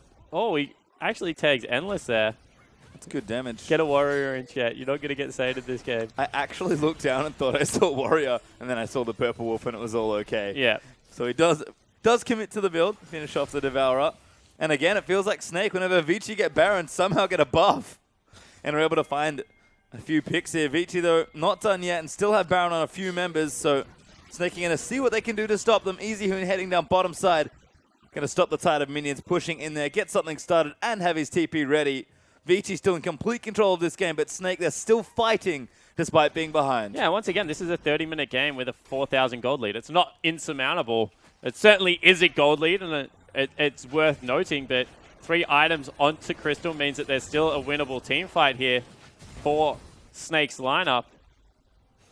A lot of, I guess, additional power in the mid lane for Easyhoon, but Corki doesn't really fall off and is continuing to scale up, so I still like Snake's lineup. Right now, Vici are doing a better job of executing, but all you need is that one team fight. Speaking of Easyhoon, he has his Rabadon's Death Cap picked up, as well as the Zhonya's Hourglass and the Abyssal Scepter. And on the flip side, Corki does have the Trinity Force and the Affinity Edge, but Flandre, he's getting locked up here. Takes a lot of damage. The ultimate for Braum will come out as well. Ella's going to jump in to try and keep him alive. The Lance Respite is popped by ZZR as well. Flandre will be kept alive and has to recall immediately. Claw comes out to make them back away from this turret. Snake still trying to defend it, as Nautilus is going to try and jump in. Hooks and Ella, who knocks him up immediately. Snake will have to concede the turret. But that was actually a really nice disengage out of Snake, and this shows their coordination is returning, and Ella's once again looking for it. Teleport coming in the back lines. Yeah, Flandre looking for a kill. This could be a fight here.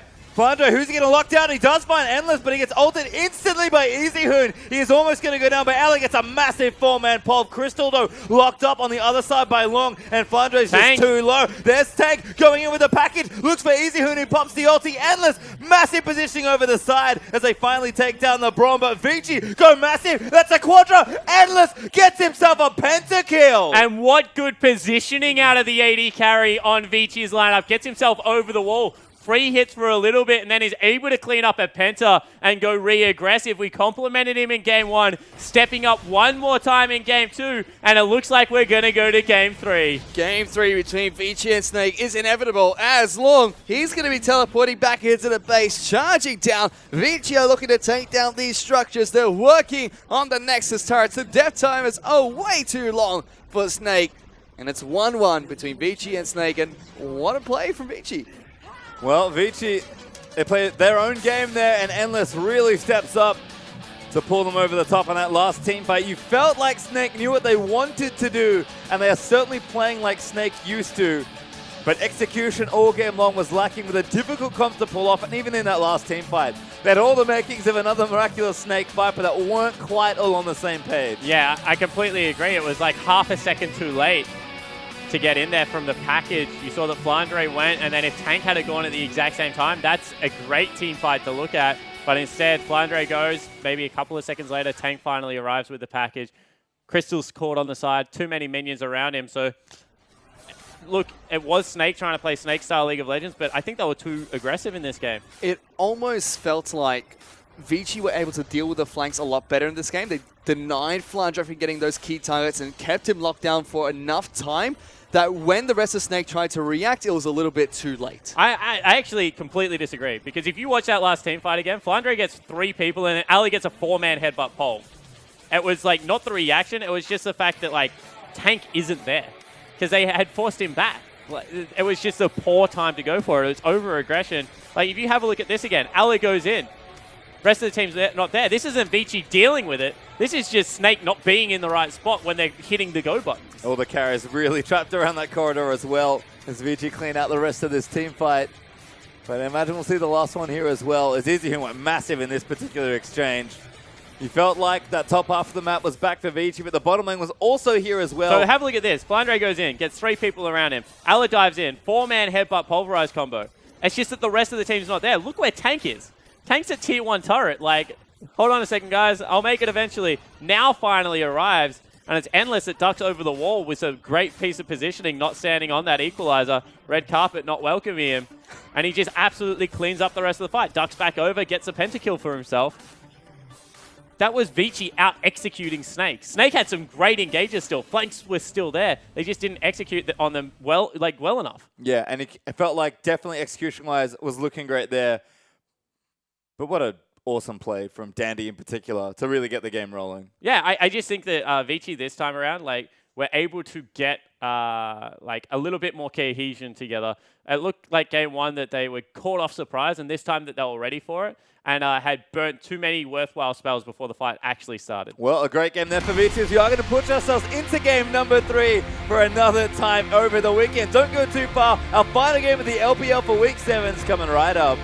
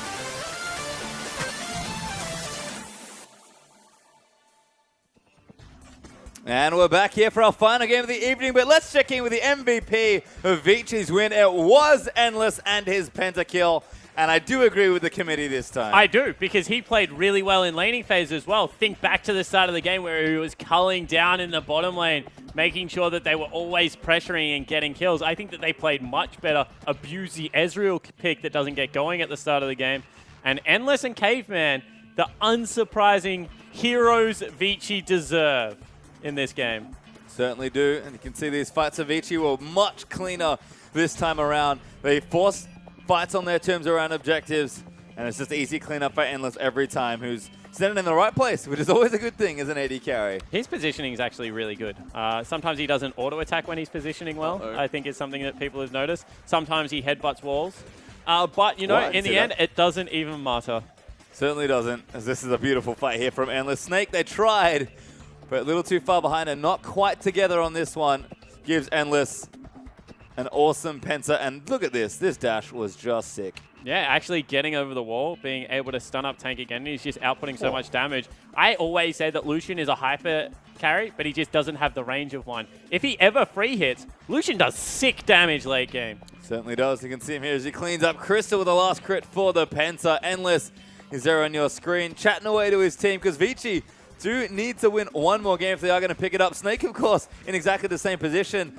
Last game, in fact, of our cross-group play. They seem to have to go back to their regular groups after this.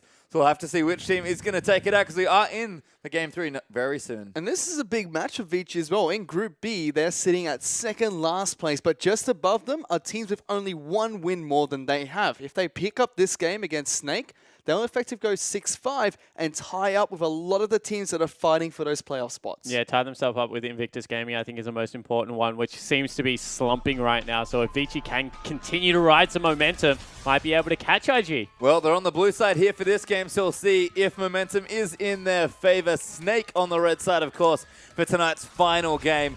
Only one of two series went to 3 games tonight, gents, so not as lucky as last night, perhaps. EDG. Like, when I see that I'm casting EDG, I am happy for 2 reasons. Because they're a fun team to cast, right? So I like that. But they either win or lose really quickly. Like, they don't screw around. They get in there and they fight, and then they either win the game and they're like, all right, cool, let's go home. Or they lose the game and they're like, we don't know what happened, but we lost, so let's go home. Must be a tight scrim schedule, because they get in and out of the office They have very dinner quickly. appointments. They're like, oh. Well, we'll see. We expect this game certainly to go a little longer, because Vici and Snake are very deliberate teams. LGD used to do that as well. Remember when LGD at a point would, like, they would fall behind, they would just have one team fight. If they lost, they would surrender. Yep. Like, LGD were, like, quintessential the team that were playing on a clock. EDG not to that extreme, but... Hey, man, got to stick to the schedule. People are waiting, as we do see the bans almost done for both sides now. Gragas, Lucian, Elise out for Vici, so actually some adaptations there.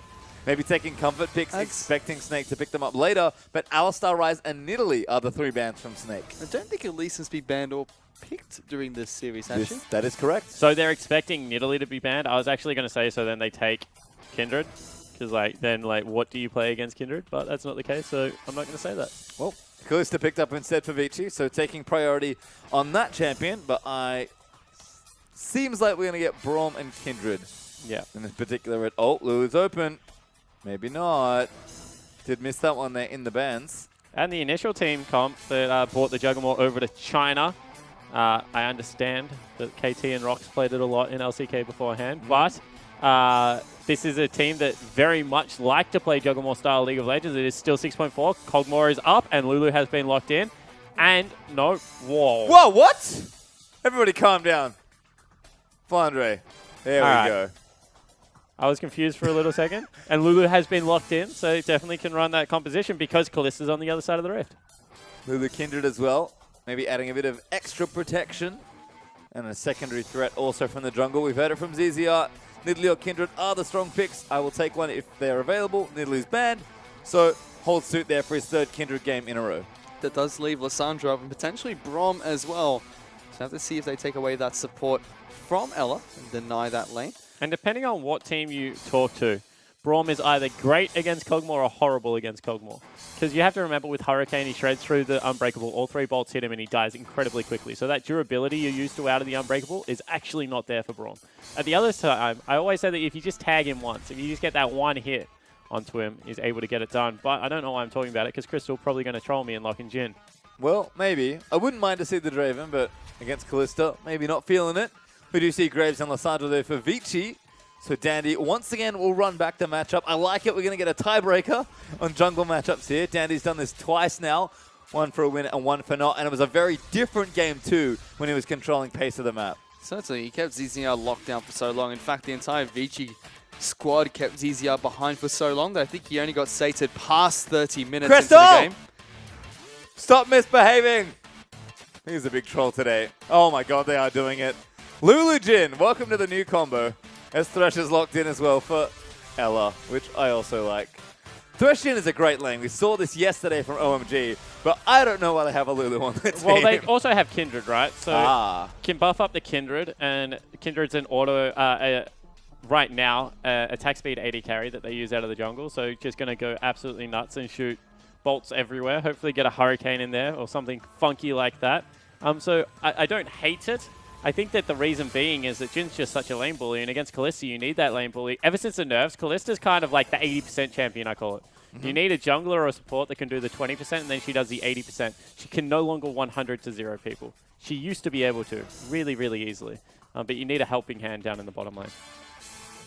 Well, Vici looking to finish off this draft. I do like the Nautilus. Good against a lot of these less mobile 80 carries. Kalista is the usual example. Jin fits right in, though, with that particular profile. And Braum and Nautilus are going to be the picks here. So big aggressive bottom lanes on both sides of the rift. We saw both Crystal and Endless with their respective support partners do good things all series long. So see if we get a 2v2 and a lot of action in that potential lane. As it could be Tank taking that Lulu into EasyHoon. Might have wanted to deny it as well, so there's definitely that potential. But Trundle was banned, I believe, in game number 1. Maybe Flandre fancies it. Does look like that will be the pick for Snake. We'll have to see if they lock it in for Flandre up in the top lane. Could potentially still be a flex pickup of this Lulu. It could be thrown into top lane or in the mid lane. We don't know until we see what the final pick from Snake is, but I'm really liking Vici's lineup so far. What do you like about it, Fish? I like the fact that they have a lot of strong picks in the team. I like the fact that they've taken the Lissandra away from Tank, especially because they had a great game on that. Game number 1. Picked up the game-winning team fight especially. On top of that, they've got powerful meta picks. Like they've got Nautilus up in the top lane. They've got a really, really strong bottom lane of Kalista and Braum, which gives you a lot of engaged potential. And Dandy back on his Graves. He's played it 3 games in a row. Shows he's really comfortable on a champion. Provides that little bit of extra damage that I felt like they were missing with all these engaged potential champions. Yeah, I agree. I think they have a really nice team comp. The one worry I have is they are running Soul Tank, and now there is a Trundle on the lineup that maybe Flandre can pick on a little bit. I think that once again, both teams have very strong team fight compositions. And Flandre, he might be able to split push, but I expect him to team fight the way he normally does, and us to get quite calmly to 20 minutes one more time, and then let the fun begin from there. It's actually been a very predictable, a really fun series for that exact reason. Very safe, really objective focus, play around the map, lane swap mode, which we haven't seen yet, hilariously enough. And then they're like, all right, 20 minutes, no rush. The 20 minutes has expired. Let's go. And they're actually both team fighting really well. Imagine if League of Legends had a 20-minute no rush rule. That would be awful. Wouldn't be great. I mean, if you could just like, I'm sure there's a game mode in there where you can just like, hey, start with like way more gold and then just do funny things. It is kind of what it feels like sometimes. Except with skills and not gold. I don't know. I'm not going to go for the obvious joke. No, I appreciate that. Well, coaches are going to shake hands. We'll see which team's going to win this series because it should be a close one. Let's go onto the rift for our final map. It's Vici versus Snake. Almost.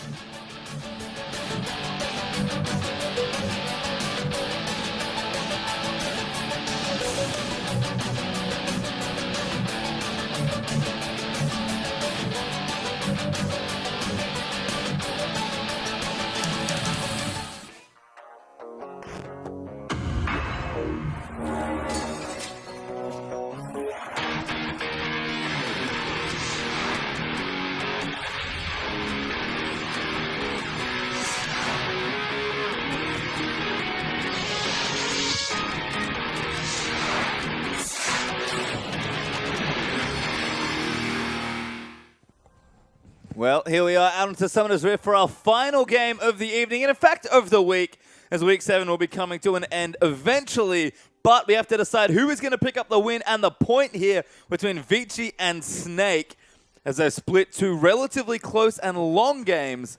We'll check out the Keystone Masteries. Looks like standard across the board. Crystal is aware of the power of death by a touch. There's a fight early on as Caveman tags Ella. Crystal going to try and shoot them down, but the stun's already landed. Rend is there ready. Exhaust also down. The Rend's going to be there for the slow. Ella forced to burn some summoners, but it's just the flash. So one summoner spell used from each support. It is the aggressive summoner spell in the exhaust out of Caveman versus a flash out of Ella. We'll be able to go back to base.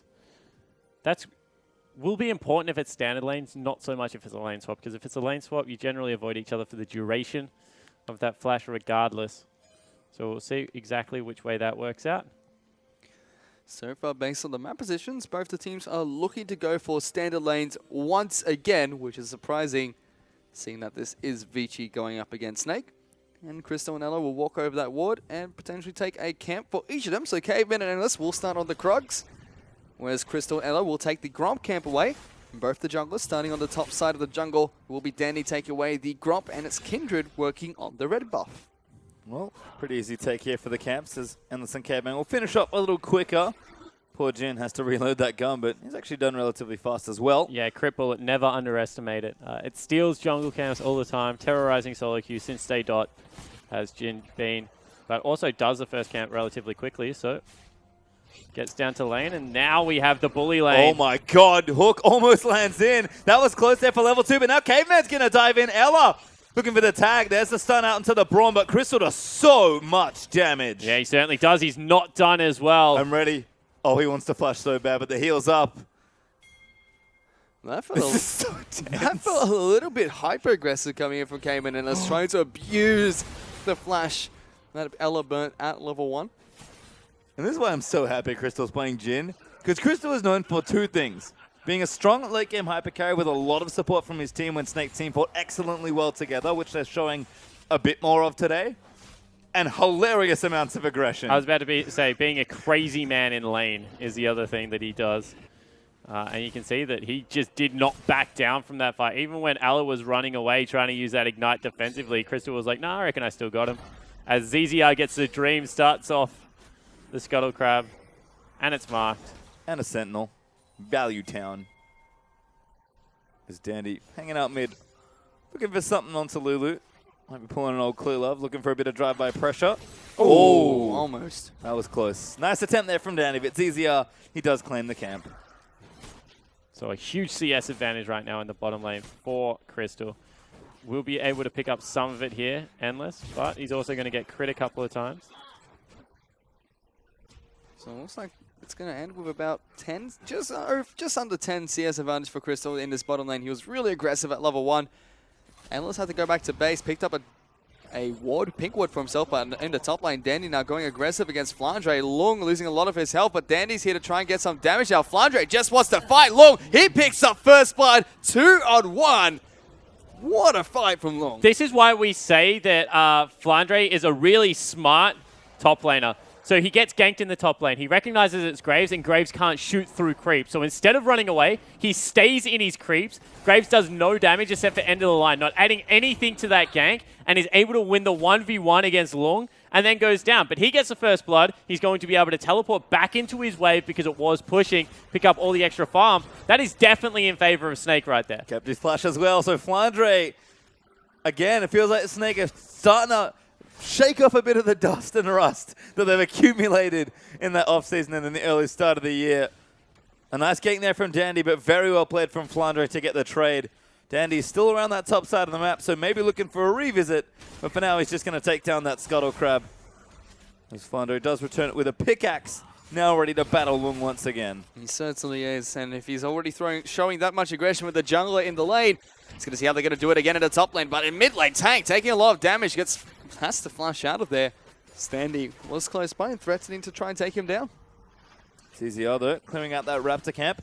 Is Dandy going to help push through this mid lane, give a bit of additional pressure to Easy Hoon's lane. Easy Hoon looking good, big wave tonight. Oh, no, Tank stayed. Very cheeky. wanting to pick up those creeps, but will not be punished for it as Crystal takes out another Sentinel. We'll see just how aggressive the Jhin Thresh lane can be. We've seen that it is a big bully lane, and Endless is certainly struggling after those initial trades. Crystal and Ella still trying to push this one into the turret.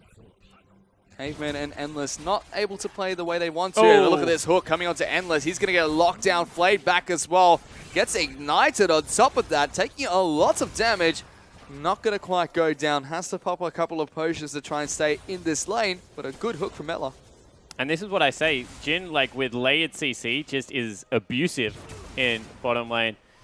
Takes a very long time for you to get back any form of control against him once he gets his fingers into the lane. And that annoying walk is just going to haunt Endless till the end of his days.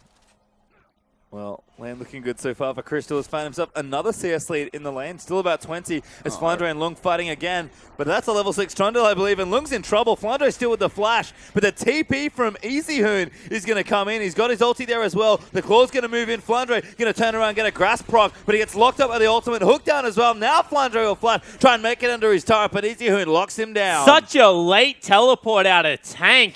Very greedy use of the summoner spell, and it's still on cooldown. Great play out of EasyHoon to turn that gank, but Tank should have been there at the same time, saving his top laner.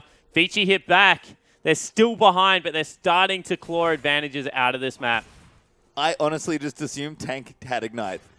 Because I just can't believe he didn't join the fight, but we have trouble here. Bottom lane, Ella's going to get jumped on. He gets the lockdown, has no flash to try and get away. Burns it, trying to get away from this gank right here, but it will be Endless that picks up the kill. Suddenly, Vici have 3 kills. They're not done yet, though. ZZR looking to try and come in, but a teleport this time to defensively make the rest of Snake back off. Yeah, so Lung burns his summoner spell. He knows that Flandre doesn't have it right now.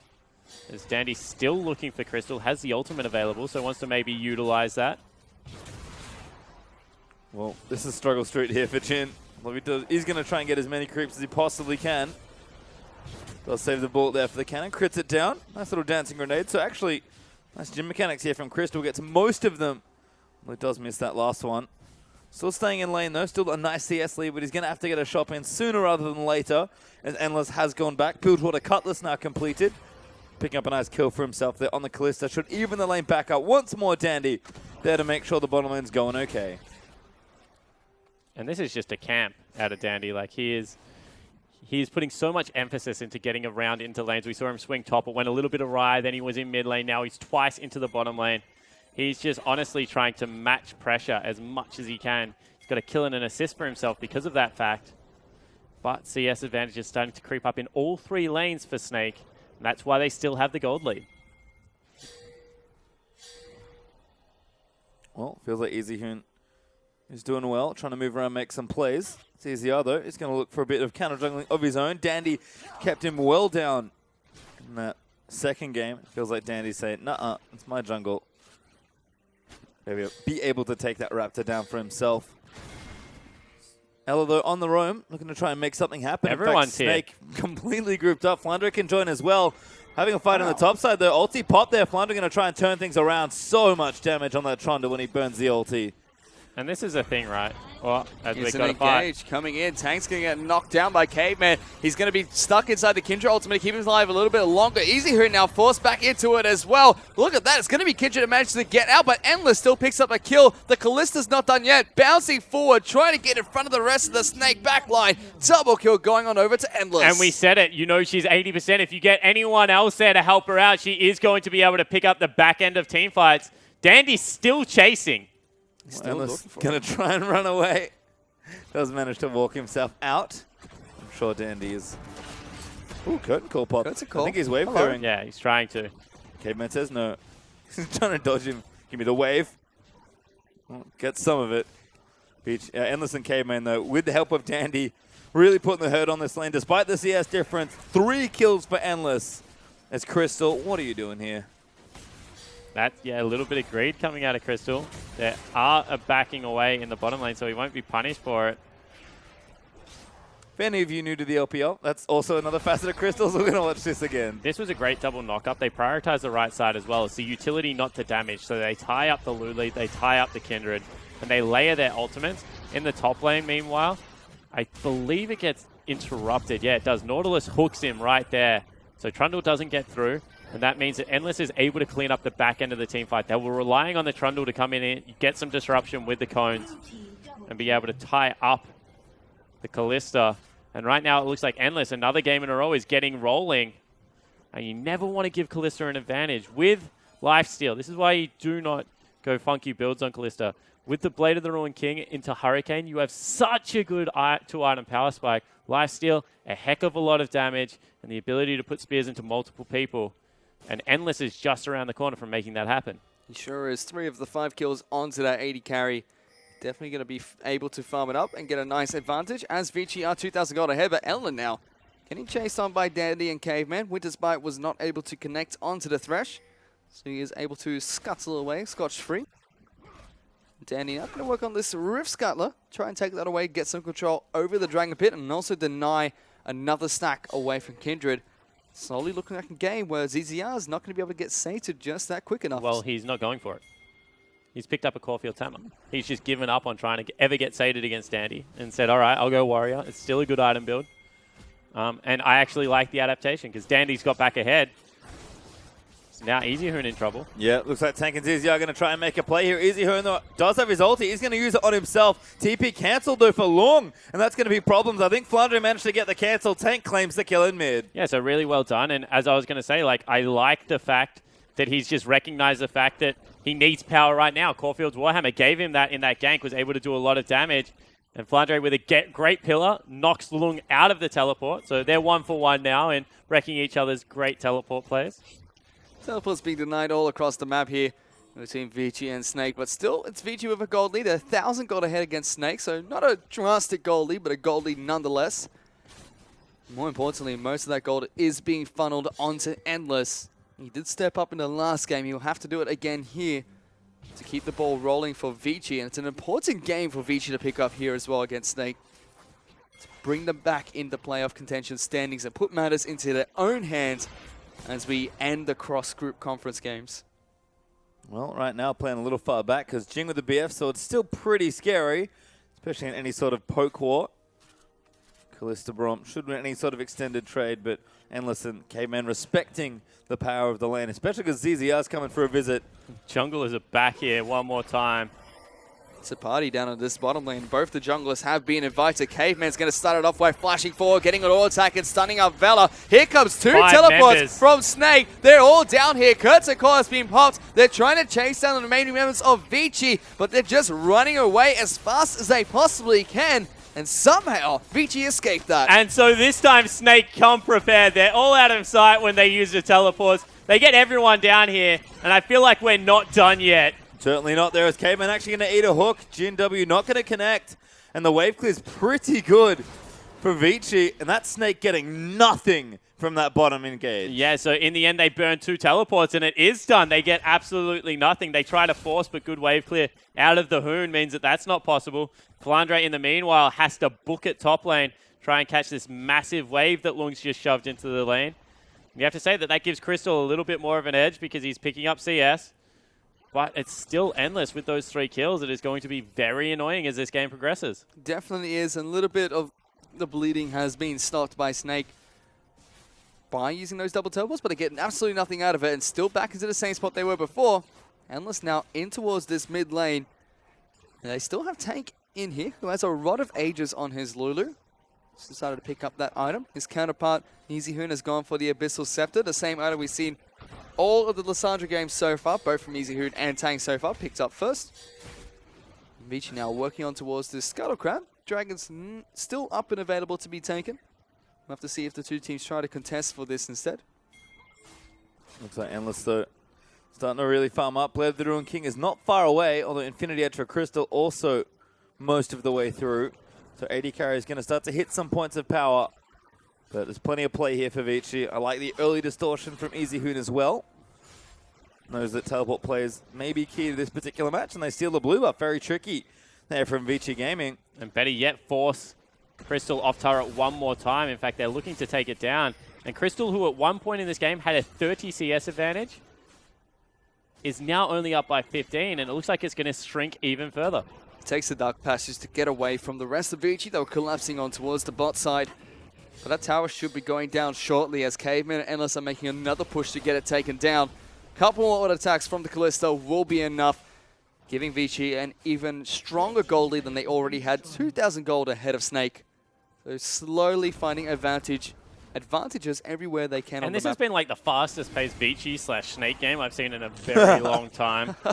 15 minutes in, we got 7 kills. And you can see that they're starting up the Dragon now, just denying even more away. Oh, Vici are well and truly into their mid game now. We'll be able to go back, pick up some good items on their carries. In fact, they want to make another play onto Jin because he is really far overextended. Yeah, like I said, Crystal's greed often cost him. Ella going to try and get him out. And that is actually a good little play there from the support. Fate's Call was used, but Caveman just pops back and hits the recall button. Crystal and Ella going to do the same. Could be Infinity Edge jump for Crystal, and is. So now has that item to his name, but Blade finish there for Endless. Game on in a lot of ways now. 100%. It's like Flandre against the clock right now. How quick can Flandre get massive enough to really 1v5 tank this entire Vici lineup with Lung's stats? So Lung being tanky actually isn't a horrible thing for Flandre right now because he wants to steal as many of them as possible and just see what he can get done. But as far as the AD carries go, definitely in Endless's favor right now because he's got that lifesteal, got the Bork. Unless Crystal gets some really clutch crits out here, it's going to be a hard game to claw back from. You mentioned he has the Blade of the Ruin King picked up. Infinity Edge on the other side for Crystal, which we see is moving up towards the top lane now. Both the 2 outer turrets are still up and standing here. In fact, only 1 turret has dropped on Summoner's Rift so far, and that would be in favor of Vici. Down in the bottom lane, the push we saw Endless come up with earlier, who's now farming up in the mid lane once again. The rest of Vici now grouping up towards the top side of the map, and instead sending Long down into the bottom lane to match Flandre. Well, I'm not sure Long was having too much fun in the 1v1 beforehand. Ooh, good hook. Endless. He's going to now eat the curtain call, but Caveman jumps in front of him. Going to get the stun down as well. Actually pops the ulti. That's a weird ulti. Like, Crystal wasn't even hurting him. It does execute damage. Sure, the 4th one crits, but he hasn't got that much AD. So, a little bit strange there out of Caveman, burning a crucial ultimate. Just gives some initiative over to Crystal and Alla right now. They're actually getting a decent amount of work done here in the top half of the map. Endless and Caveman, though, are going to work on this mending wave. Turret does fall in mid lane. Vici able to pick that one up, but ZZO is going in for it. Gets locked up instantly by the ulti. Dandy burns everything to try and burst him down. Lands just by pop, but ZZR might not live for too much longer. Wild Growth is used. Thunder will get a turret out of it, but now Tank has to run away. Hooked up there by the Nautilus. Easy Hoon going to snare him down. And that's another kill for the Hoon. Yeah, great play there out of Vici. They chase the person that doesn't have the flash. Much easier play to execute on. So in the end, it will be another kill going over to Vici, and they can't really defend this turret either. They're going to look for the hook onto Caveman. They get it, but immediately called away by Endless. They're still getting a lot of damage down onto this turret. But Flandre is doing work in the bottom lane. It's actually going to be Easy Hoon that meets him down there. Throws out the claw. Not going to get anything out of it, but look at this. Flandre is turning around immediately. Whoa. Flashes on top of Easy Hoon. He has to flash away from the troll. As soon as Easy Hoon used the claw then, Flandre was like, I will fight you. Teleport coming in. Flandre, where's he going? Home. Home. Okay. Because Hey, man, Nautilus quick was cheating recall. down. So it is going to, in the end, get him back to safety. You can see how strong the Trundle is already becoming in this split push. He nearly got the tier 2 turret. Endless, in the meanwhile, will pick up tier 1, but needs to be careful because now teleport in the top lane. Could be problems here. Tank actually going to make his way up here. Good play there from Ella. Hook not going to connect, but Endless has to sort of stand and fight here. Caveman, though, maybe saves him as Dandy's up here as well. Tank able to take him out with a burst from Lulu. But the snare just misses there from Crystal's Jin, and the rest of Vici will get away. Yeah, so indecisive. They're actually happy feeding around here. I thought that Snake could have continued to try and take that one. But in the end, it is Vici with a good disengage. Still 2,000 gold. And they're trying to get some stuff done in the mid lane. Harold will go back to the Void. It's now Snake are looking to try and take down another turret for themselves. Flandre putting work onto all of these turrets so far. Takes down the middle lane turret with the help of ZZR, who, like you said earlier, went for the Warriors enchant, has a Zeal, looking for a Zeal item next. And I'll tell you right now, Flandre at the end of this game may have some sick turrets destroyed stat hanging out in that post-game screen. Because I've seen this Snake game before. Crystal looks good in lane, but gets, aggressed on or camped and falls behind and can't do too much. Tank, I guess it was a different player last year, but, more utility-based champion needs to enable the rest of his team. So Flandre is on the split pusher. What does he do? Go as big as he can, be a nuisance, and try and split push Snake to victory. Teleport if you think you'll find a good fight, but the formula's been there for over a year now for Snake. And Flandre, I hate to break it to you, my friend, but I think the onus is on this game is for you to carry it. Yeah, 100%. I completely agree. I think that this is going to be as close to Zatai playstyle as we see out of Flandre. And because Flandre kind of did it, and then Zatai watched it once and was like, I'm going to do this every game until you stop me. And teams did start banning it away from him. So it will be interesting to see whether Flandre can just go full hero and just split push to the end of the earth. Taking a look at the items really quickly, we've seen a lot of different builds on Lulus in the LPL and in competitive play in general. This is one I haven't seen just yet either. Tank going for the Rod of Ages and then an Athene's Unholy Grail as his next pickup. On the flip side, it's going to be Easy Hoon picking up his Abyssal Scepter and a Zhonya's Hourglass as well. Iceborne Gauntlet on the Nautilus up in the top lane. That's his first item. With Negatron Clock next. And speaking of the top lane, Easy Hoon, he's getting jumped on by Flandre. ZZR, he has come up as well. The Hoon has to pop the ultimate on top of himself, but ZZR is just waiting now. He's the one that's going to be taking up the turret. Has to use the claw to get away. Slows ZZR down slightly, but he's still hopping on forward. Can't just quite get the last few auto attacks down. No, certainly can't, but they might be able to get a turret here if Flandre does stick around. Looks like it's going to be the case, so they trade tier 1 for tier 2. If they can defend the bottom, still enable Snake current game plan of opening up the map and allowing Flandre to split push. But it is starting to get risky because you don't want to give away more than what you're getting right now. Hook goes wide from long, and they will be able to defend. Yeah, the Vici rotation's looking strong, but good hold there from Snake. Flandre does take out that turret in top side. So 4-3 up in structures right now for Vici. Going to look to take a second dragon for themselves as well. Have to think tier 2 in bottom might have died if I had the buff. But I think Snake want to fight here. Ella looks for a hook. Does land one onto Lung. Locked down there as well. And they will charge in for it. Flay box in for Ella. Going to try and lock down the front of that fight. And now Dandy, bit mispositioned. Forced to quick draw over a wall to safety. Flandre makes his way down. But Curtain calls one. There's two. Long. Third bullet blocked by Easy Hoon. Fourth bullet also blocked by Easy Hoon. And he's going to get flayed, but not out of the glacial path. Snake chasing to the end of the earth for this particular one. But Vici give them nothing. Yeah, so in the end, Vici successfully disengaged one more time, but it is by the skin of their teeth. And you can see that Snake have somehow clawed their way back within like 2,000 gold. And that was nearly disastrous. This rapid fire cannon, i.e. Jin, is starting to put in work. And it doesn't get better from here. Jin is so good late game. And we're going to get to see if Crystal can play it to full effect. We'll have to see what Endless can do on this Callista as well, because he now has his Hurricane built up along with that Blade of the Ruin King. Had those 3 early kills, but now falling behind in terms of CS against Crystal, who is up by 40 now against Endless, who is now farming out in the mid lane, trying to push this one up. And Snake, honestly, even though they're out behind in terms of gold, they'd be trying to bring the fights to Vici at every chance they get. We saw the double teleports in the bottom lane earlier. We saw the fight take place just then. And we also see Flandre trying to destroy every single structure that the troll sets his eyes on. And I know that he flashed us the Draven in Champ Select, but there's just some Draven-esque quality about Jin. Maybe it's just the way Crystal's playing. Maybe it's just a confirmation bias in my head. But it does suit him the more I see him play it. A good lane bully with good late game scaling that you have to manage like a pretty specific system in order to use effectively. I don't know if we'll go full double Mikhails on this particular game, but Crystal may be set up to do some work here as well. It is nice to see him playing well back in the lineup. Snake, though, still got a bit of uphill climbing to do. Gold actually ahead technically for Snake, so even right back up, but the Baron is a real threat here. Vici are the first ones with control. And every time that Vici beats Snake to a certain part of the map, it looks like they're in control of it, so have to see whether that is a continued trend. They do back away from this. Flandre is massive right now, and I really disagree with the build path out of Long. That is an Abyssal Scepter picked up, and I think that is a horrible item pickup against the Trundle. It just makes zero sense. You're not going to beat him in a fight anyway. You're not really going to blow Crystal up either. That is Easy Hoon's job. You just need to be tanky, and if anything, you need is a Rock Portal so you can put it behind your tower so Trundle can stop killing it. Lung's definitely going to have a difficult time trying to split push against Flandre, who is doing exactly that. He is down in the bottom lane. Vici tried to respond by sending everyone towards the Baron pit, trying to catch someone else.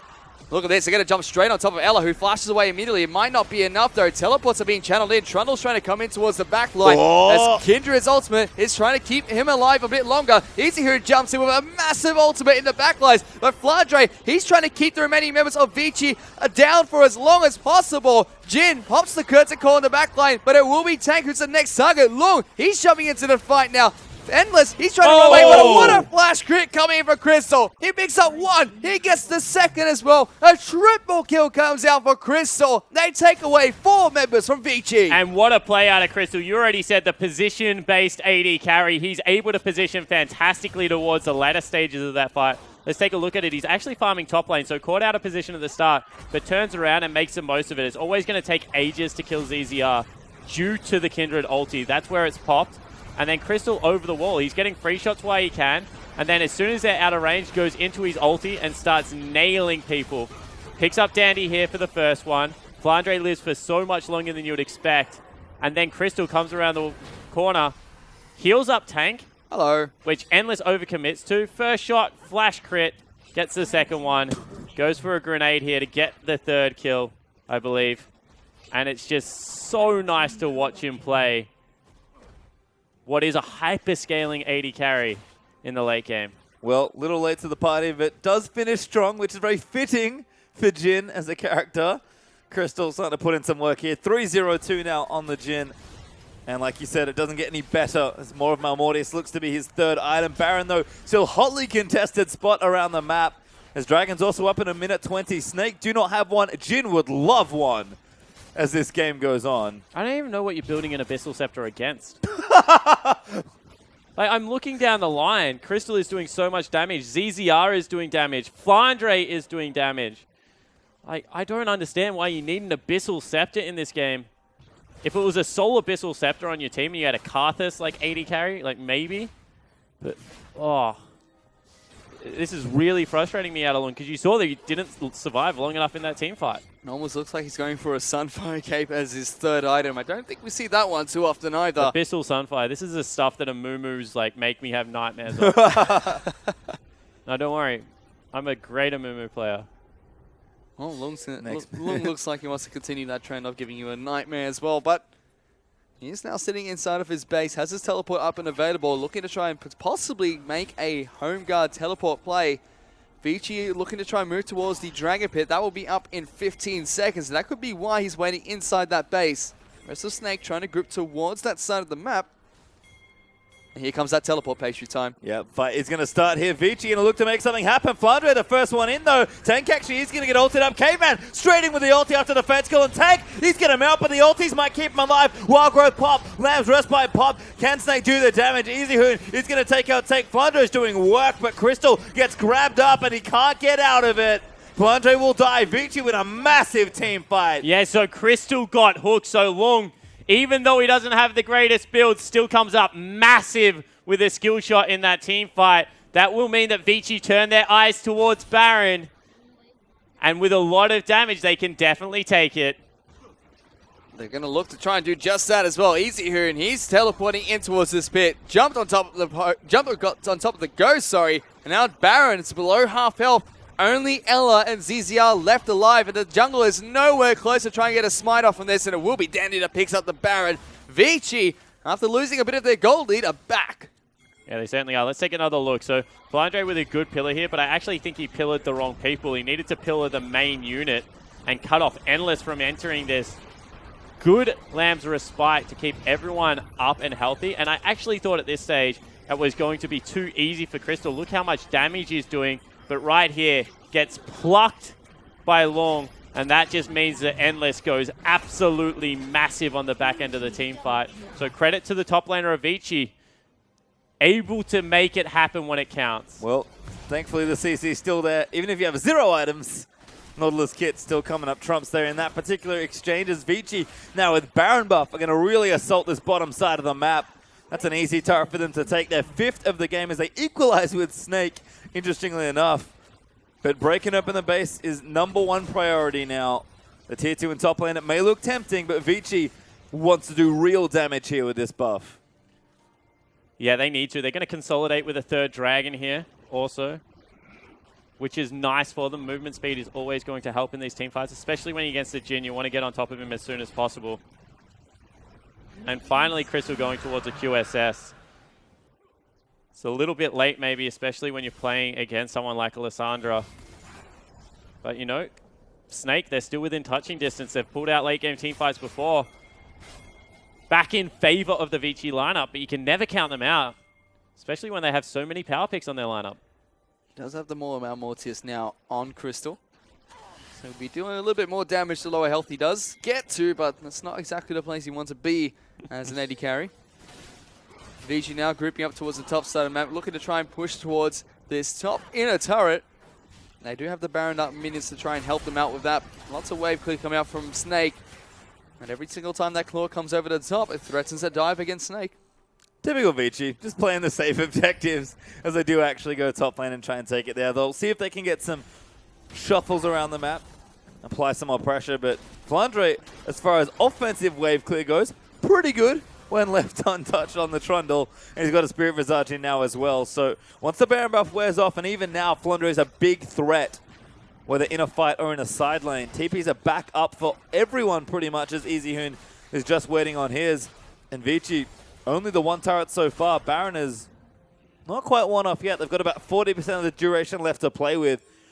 But again, Vici, ever the patient squad, going to play it safe here. It's just steal the blue buff. Yeah, Vici are done with the Baron buff. They got the one turret. It got them the gold lead back in their favor. It's still about 3,000.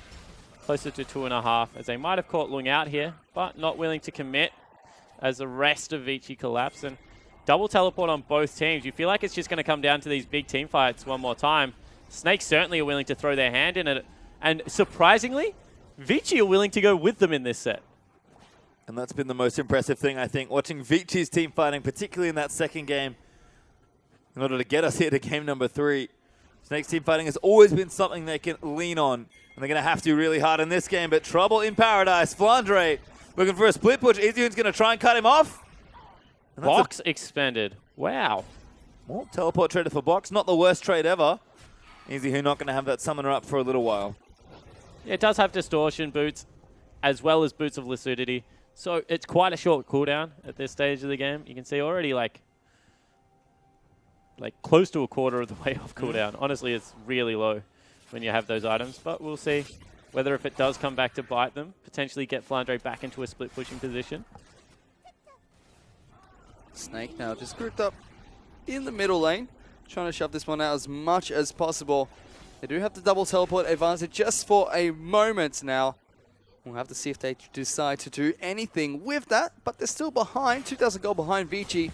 Levitate on the scoreboard, both of them have 5 turrets each. But 3 dragons on over to Vici. That could definitely be the next point of contention on this map. Might not want to get number 4 away, but look at this. A massive engage from Easy here. Jumps straight out to Crystal. He gets the ultimate from Luna to keep himself alive. But there's the ultimate from Nautilus as well. They're jumping up to Jhin. They have no mercy for the AD carry as the rest of Vici are just chasing down the remaining members of Snake. They're going to take down Tank. They're going to take down Flandre. And Vici come out huge in this team fight. And what an engage out of EasyHoon.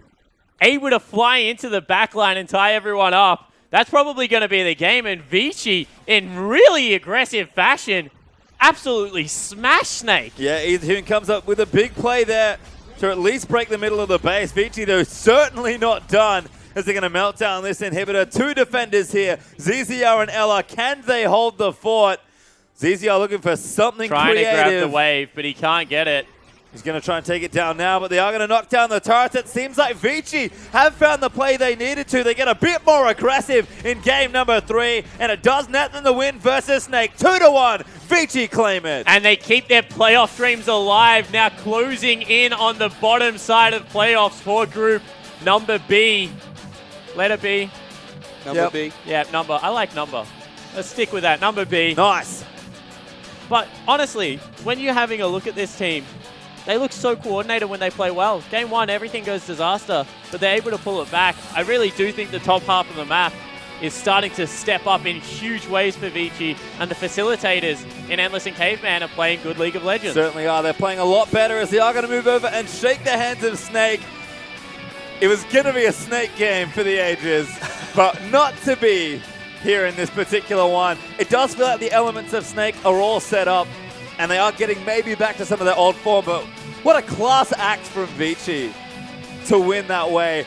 A great series there going the distance. They are going to take a bow, and it just feels like the little team that could have always been Vici Gaming, starting to grow up real fast, and that is scary for these top LPL teams. The impressive thing is that they were willing to team fight. That every single time they thought they had an advantage, they were willing to step up and team fight. Vici normally beat you around the map and take your stuff away from you, control your jungle.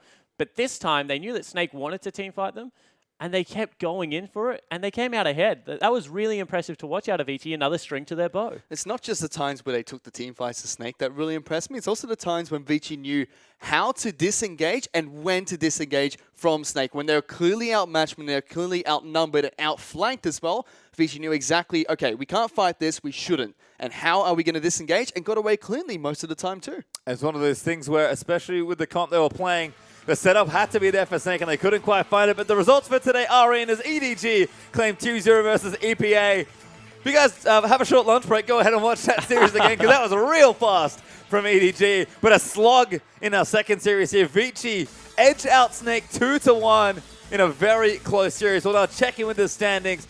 Xiaogu still on top of Group A, of course. Snake 6-5 now, so under World Elite. And maybe clear by the looks of things. M3 and LGD still a couple games up, but World Elite's starting to gain some headroom up in that particular group.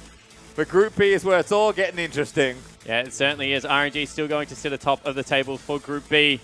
EDG now clear second, but as you have a look, OMG, IG, Vici, and you have to say that OMG and Vici are probably the two teams that look in form rounding out that group. 2 weeks ago, Invictus were atop of that group. They certainly were. They have dropped so many games since then. Yep, and that's a clear top, kind of that in RNG. Pretty murky second, I'm going to say. And then a three-way tie for third between three teams. So we'll have a look at our schedule coming up, of course. LPL Week 8 will commence March 21st. HYG versus EDG, and then Vici versus Invictus Gaming will be our first best of three. Then following on Friday, QG versus LGD, which will be interesting to watch, a rematch of the final from last year's playoffs. World Elite and EPA will play there in the next one as our triple match day will be IG, EDG, HYG, OMG, and RNG Vici for some pretty awesome ones there. We'll round the week out, though, with a three-setter once again. EPA, LGD, Snake, Xiaogu, and World Elite M3. I hope you guys are enjoying the LPL because we have plenty of League of Legends as we move in towards the last few stages. And some surprisingly good games. QG versus LGD is going to be so fun to watch because LGD, they look like they're getting some form back, and maybe they're going to try and sneak a win over QG because God knows they need one. But QG at the moment still look like a dominant powerhouse within the LPL. They sure do. And this week was the final week of cross-conference, so now the team's going back into the group stages, going back and playing against the teams whereby their games directly affect the rankings. Their losses show and their wins show too. Well, here's our MVP. It was Easy Hoon, making the big plays all series long, but really clutching out that game for his team.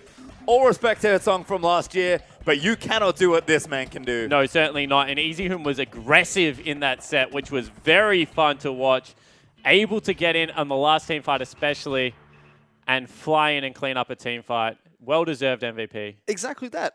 It almost feels like everyone tells me, Easy Hoon is this late game carry. You get him to 60 minutes, he's going to just dominate everybody. But both of the times they gave him Lissandra there, he was not afraid to jump into the team, lock down people, and play phenomenally. Well, we'll see the Hoon here in the highlights for Game 3 because his Lissandra is horrifying. There's a reason people ban an awful lot of champions against him because when he gets the ones he likes, he does devastating things. I think it was 2 list games this series, but this game in particular, it's just Easy Hoon Clinic. Yeah, it certainly was. And this was where it started getting impressive. Flying in, locking down Crystal. Able to really tie up the back end of the team fight. And the repetitive spell use out of Lissandra is very much underrated because you can see that Long ties him up and he gets another massive combo through him, which just helps kill down the hyper carry. And once Crystal fell, House of Cards style, everything fell apart for Snake. Yep. Again, very low mobility AD carry on Jhin. You could see where the game plan was for Snake, but we talked about how it was necessary for both these teams to get careful setup to win their fights. I feel like in the last fight there, Vici threw that all out the window because there was no setup required. Just Easyhoon flies in, gets, sacks the quarterback, and then we're done. Yeah, 100%. And, like at that stage of the game, it pretty much was late game, and Vici were willing to make the play there, and that's what's impressive. Vici last year wouldn't have made that play. They would have tried to jockey for position, get another Baron, close it out clinically. This time they see an opportunity, fly in there, snap it up as quickly as possible, delete Crystal, and delete the game out of Snake's hands. And it almost felt like Snake didn't expect that either. They were not ready for Easyhoon to jump straight on top of Crystal and try and take him down just like that. And they had all this utility to try and protect him on Jhin as well. It just wasn't enough to get rid of all the burst that Vici provided. I love how you say all that utility. Like Snake has thrown way more utility at Crystal in the past, and he still died. The game where they played Draven with double Mikhails is like the game that comes to mind straight away, and he was still dying. Crystal's positioning is god-awful at times. I love watching him play League of Legends. He's a really fun player, but that positioning in the last team fight was abysmal. And he loses the game for his team because he gets caught out by the Lissandra. And that was the biggest thing, I think, in the series overall for Snake. I said it, it feels like glimmers of old Snake are coming back with these new plays, which is really refreshing to see. But it's just not as crisp as it was last time.